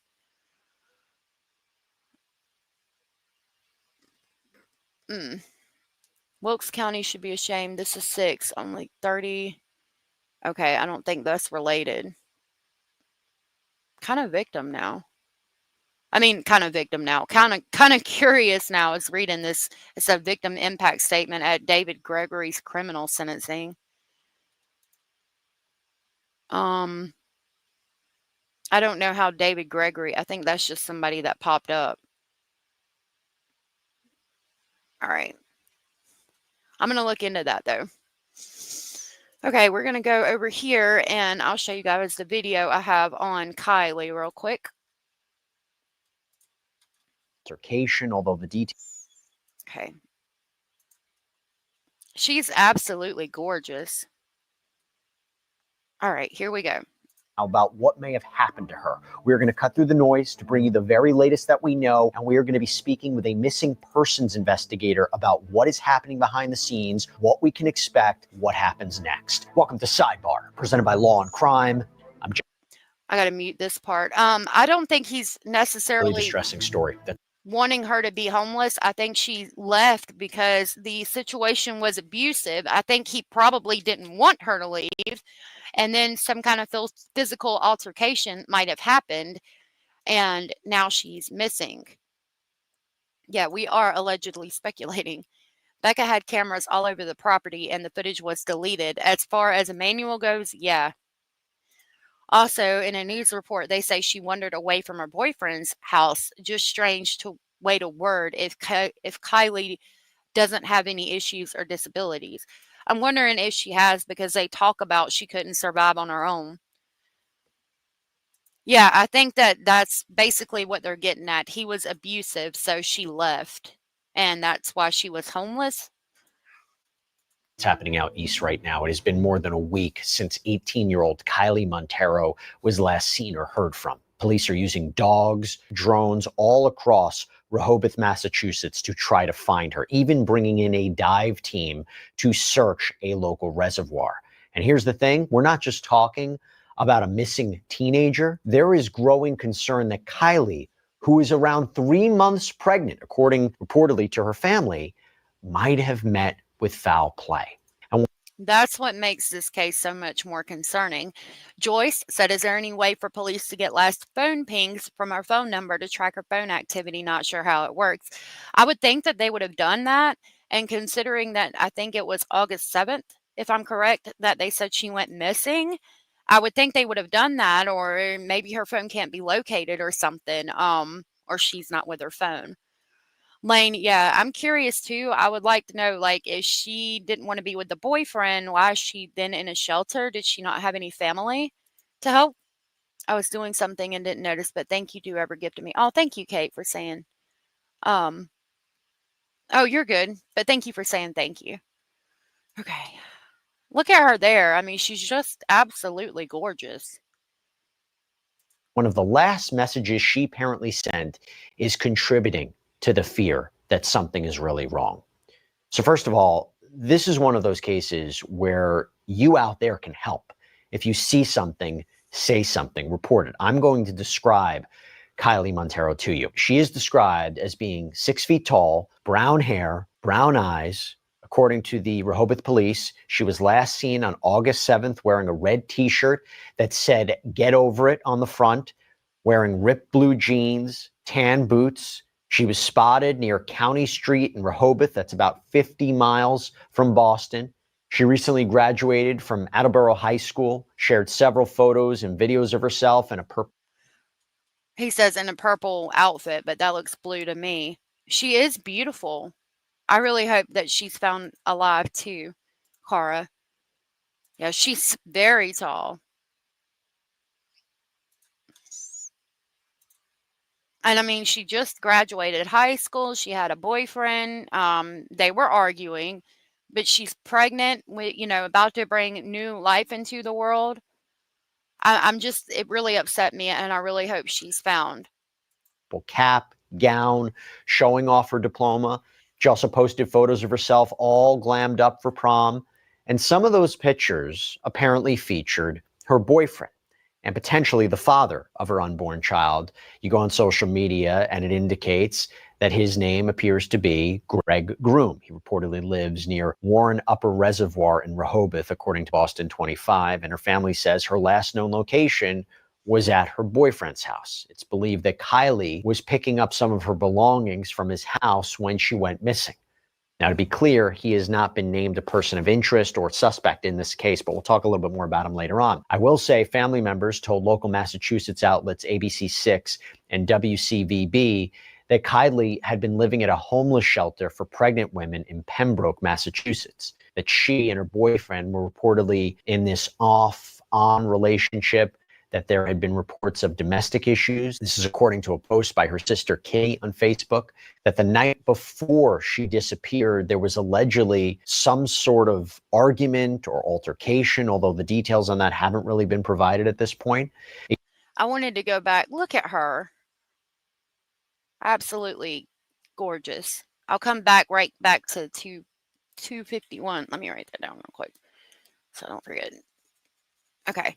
I wanted to look at this picture right here because they're standing beside each other, but they don't have their arms around each other. And this was for prom, I think. He's not dressed to go to prom. So unless they're holding hands down at the bottom of the picture, why aren't they acting like is he her prom date? And if so, why isn't he dressed to go to prom? Why isn't he dressed up like she is? And why doesn't he have his arm around her or whatever? Unless they're holding hands down here. And then the mother, I assume, is in this picture. Okay, we're at 251. Go right here. Haven't really been provided at this point. A friend told WCVB that the last time she heard from Kylee, the teen said something was off. Quote, she was like, "I don't feel safe right now. Something's not right. I tried talking with her after that, and she just stopped responding to me after that. I just want her to know that, we miss you, and we're not going to stop trying to find you."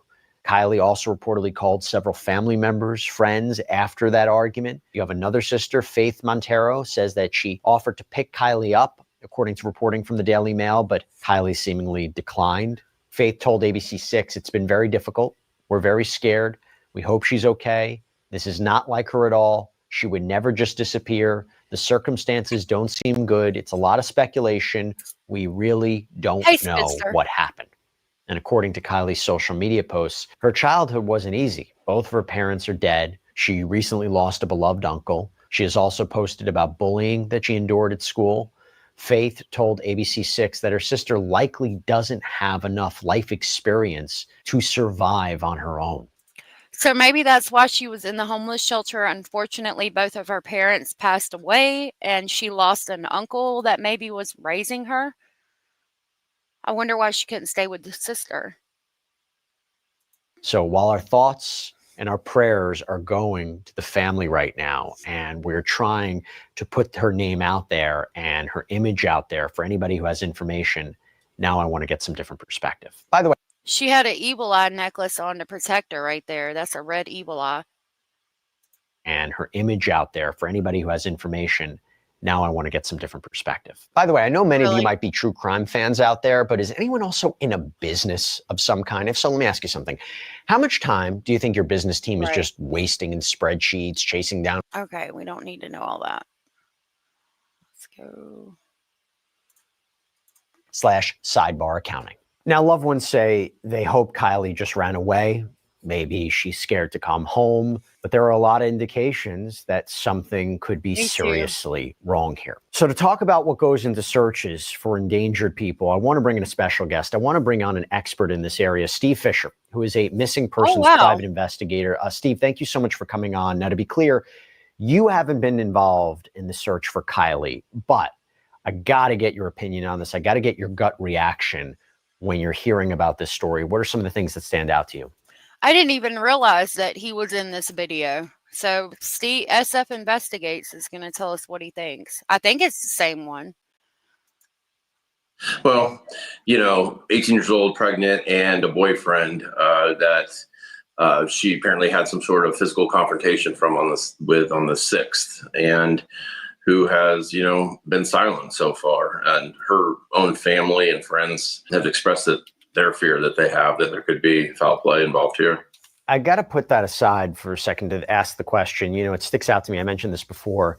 There is this concern that she doesn't have survival instincts, that she's so young that if she walked off on her own, she wouldn't know how to take care of herself. Have you dealt with cases like that before, where it's not an instance of foul play, but somebody walks off and, the tragedy of being on their own, something happens? Yeah, that's scary. Spencer said the last text confirmation is enough for foul play to be suspected. Right.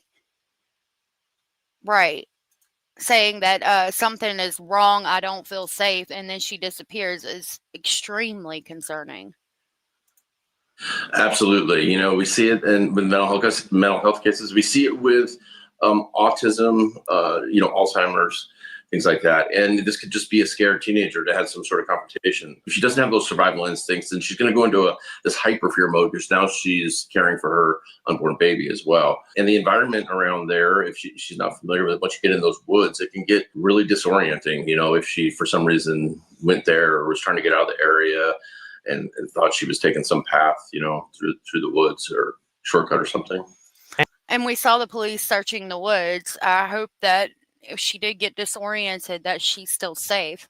Gigi said she didn't feel safe and said something is wrong. I hope she has found somewhere to stay that she feels safe. Has anyone in the homeless shelter helped her find somewhere safe to stay?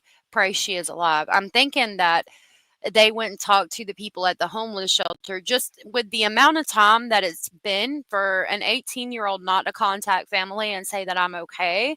I mean, it's been, 11 days as of today. It's real concerning.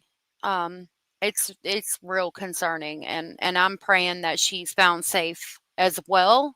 I'm praying that she went somewhere and just didn't want to be located, but I'm very concerned. And just to be clear, I mean, we have so little information. We're trying to piece together what exactly is going on here. You got to also wonder, young woman by herself, pregnant, it's a vulnerable target, right? Not of somebody who even would know her, but just in general, generally speaking, and I'm not speculating about the year, unfortunately in the society we live in, she's on by herself out there. That could be a problem. Absolutely, because if she doesn't have those survival instincts, then she's probably very willing to ask for or accept help, and you don't know who that person may be, and like you said, she's alone and she's vulnerable. There's a lot of options of what could be going on here, and days go on. The hopeful options, the lost or scared and just hiding out or just going off the grid for a few days, unfortunately those odds are diminishing.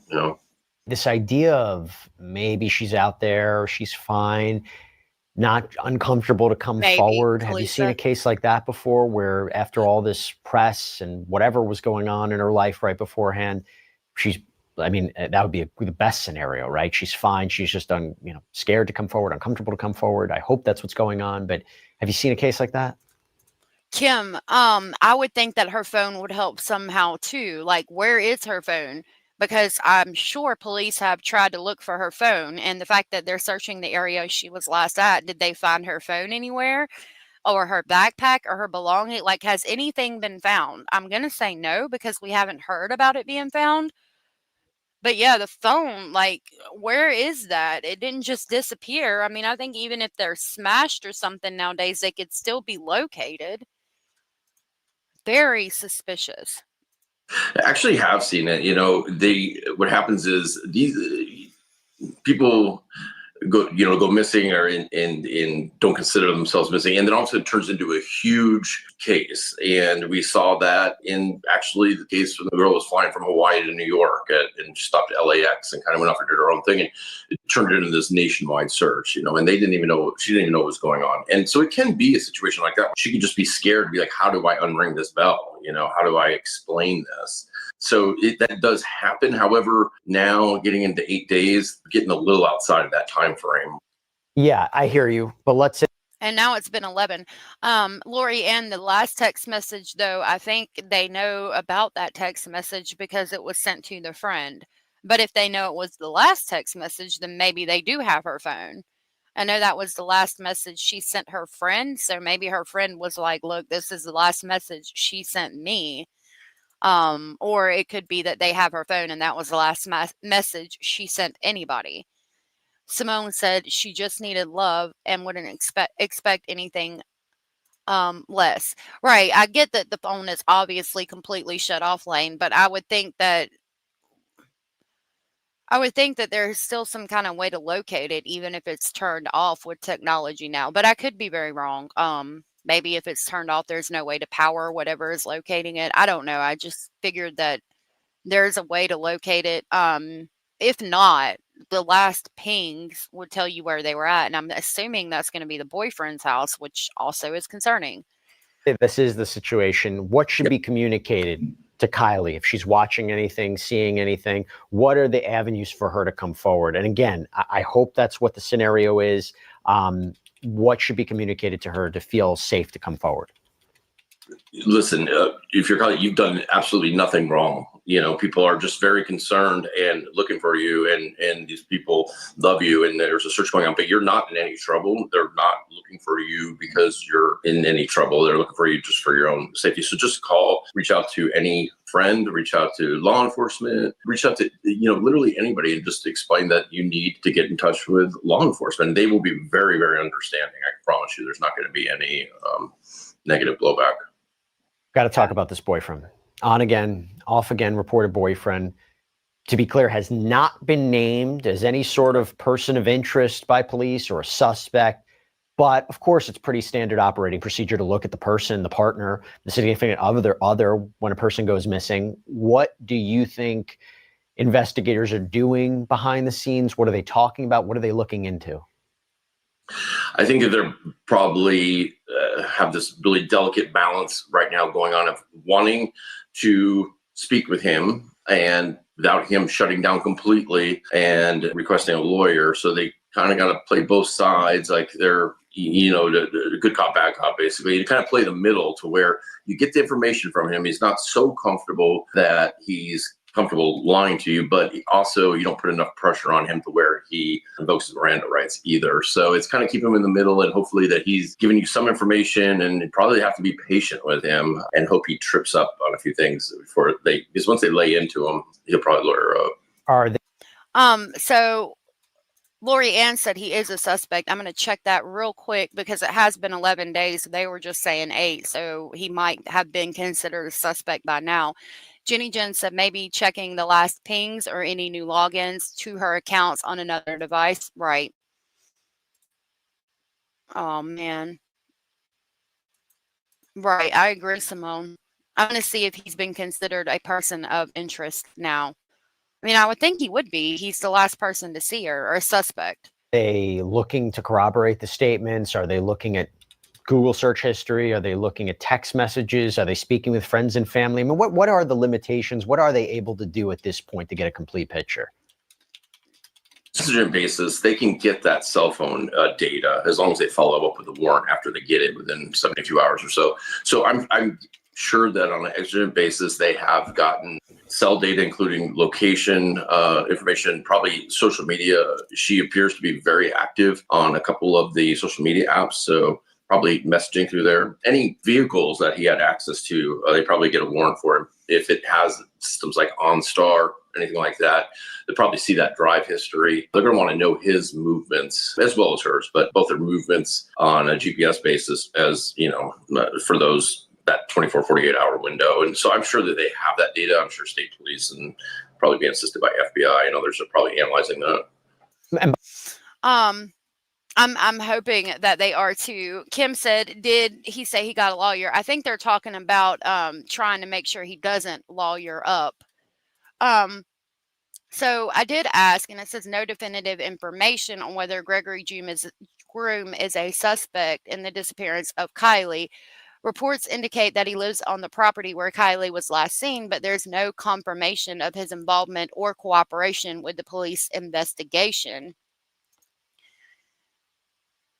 This said it had some kind of video. It appears to be a bunch of... Okay. That's the video that we just saw where the police are searching. I am going to have to go. And there's Gregory.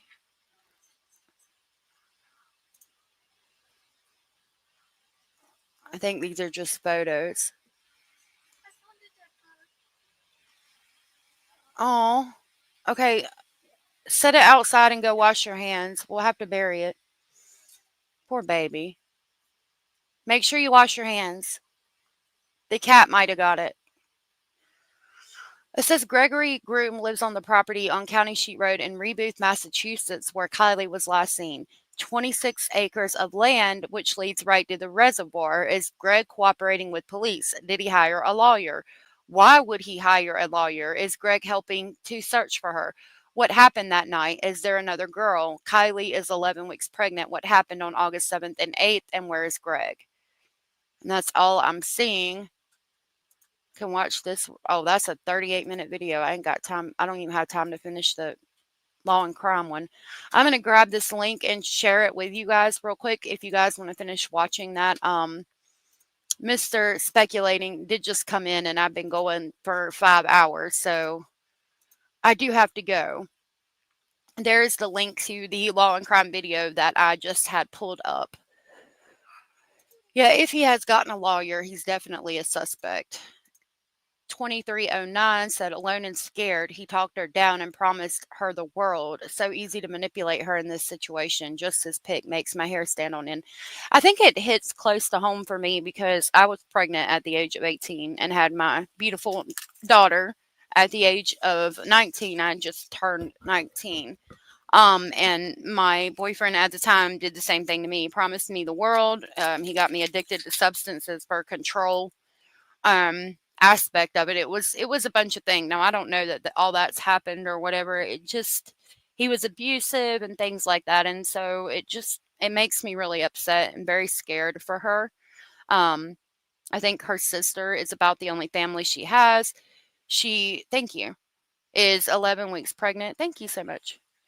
Oh, okay. I'm good. Thank you. Thank you. I appreciate it. But yeah, it makes me really scared and I really want her found. So I wanted to make sure to share that with y'all. But I'm going to go ahead and go for the day because I've been on for 5 hours. But if you guys want to come back and hang out tomorrow, that would be great. And we will be keeping up with all these stories and more. If nobody has told you, you are enough, you are important, you are special, and you are loved. And I appreciate y'all coming here and being part of the Speculating family. And I'll see y'all tomorrow. Y'all stay safe out there and don't put up with no mess from nobody. All right, y'all. I'll see you tomorrow. Have a good night. Bye.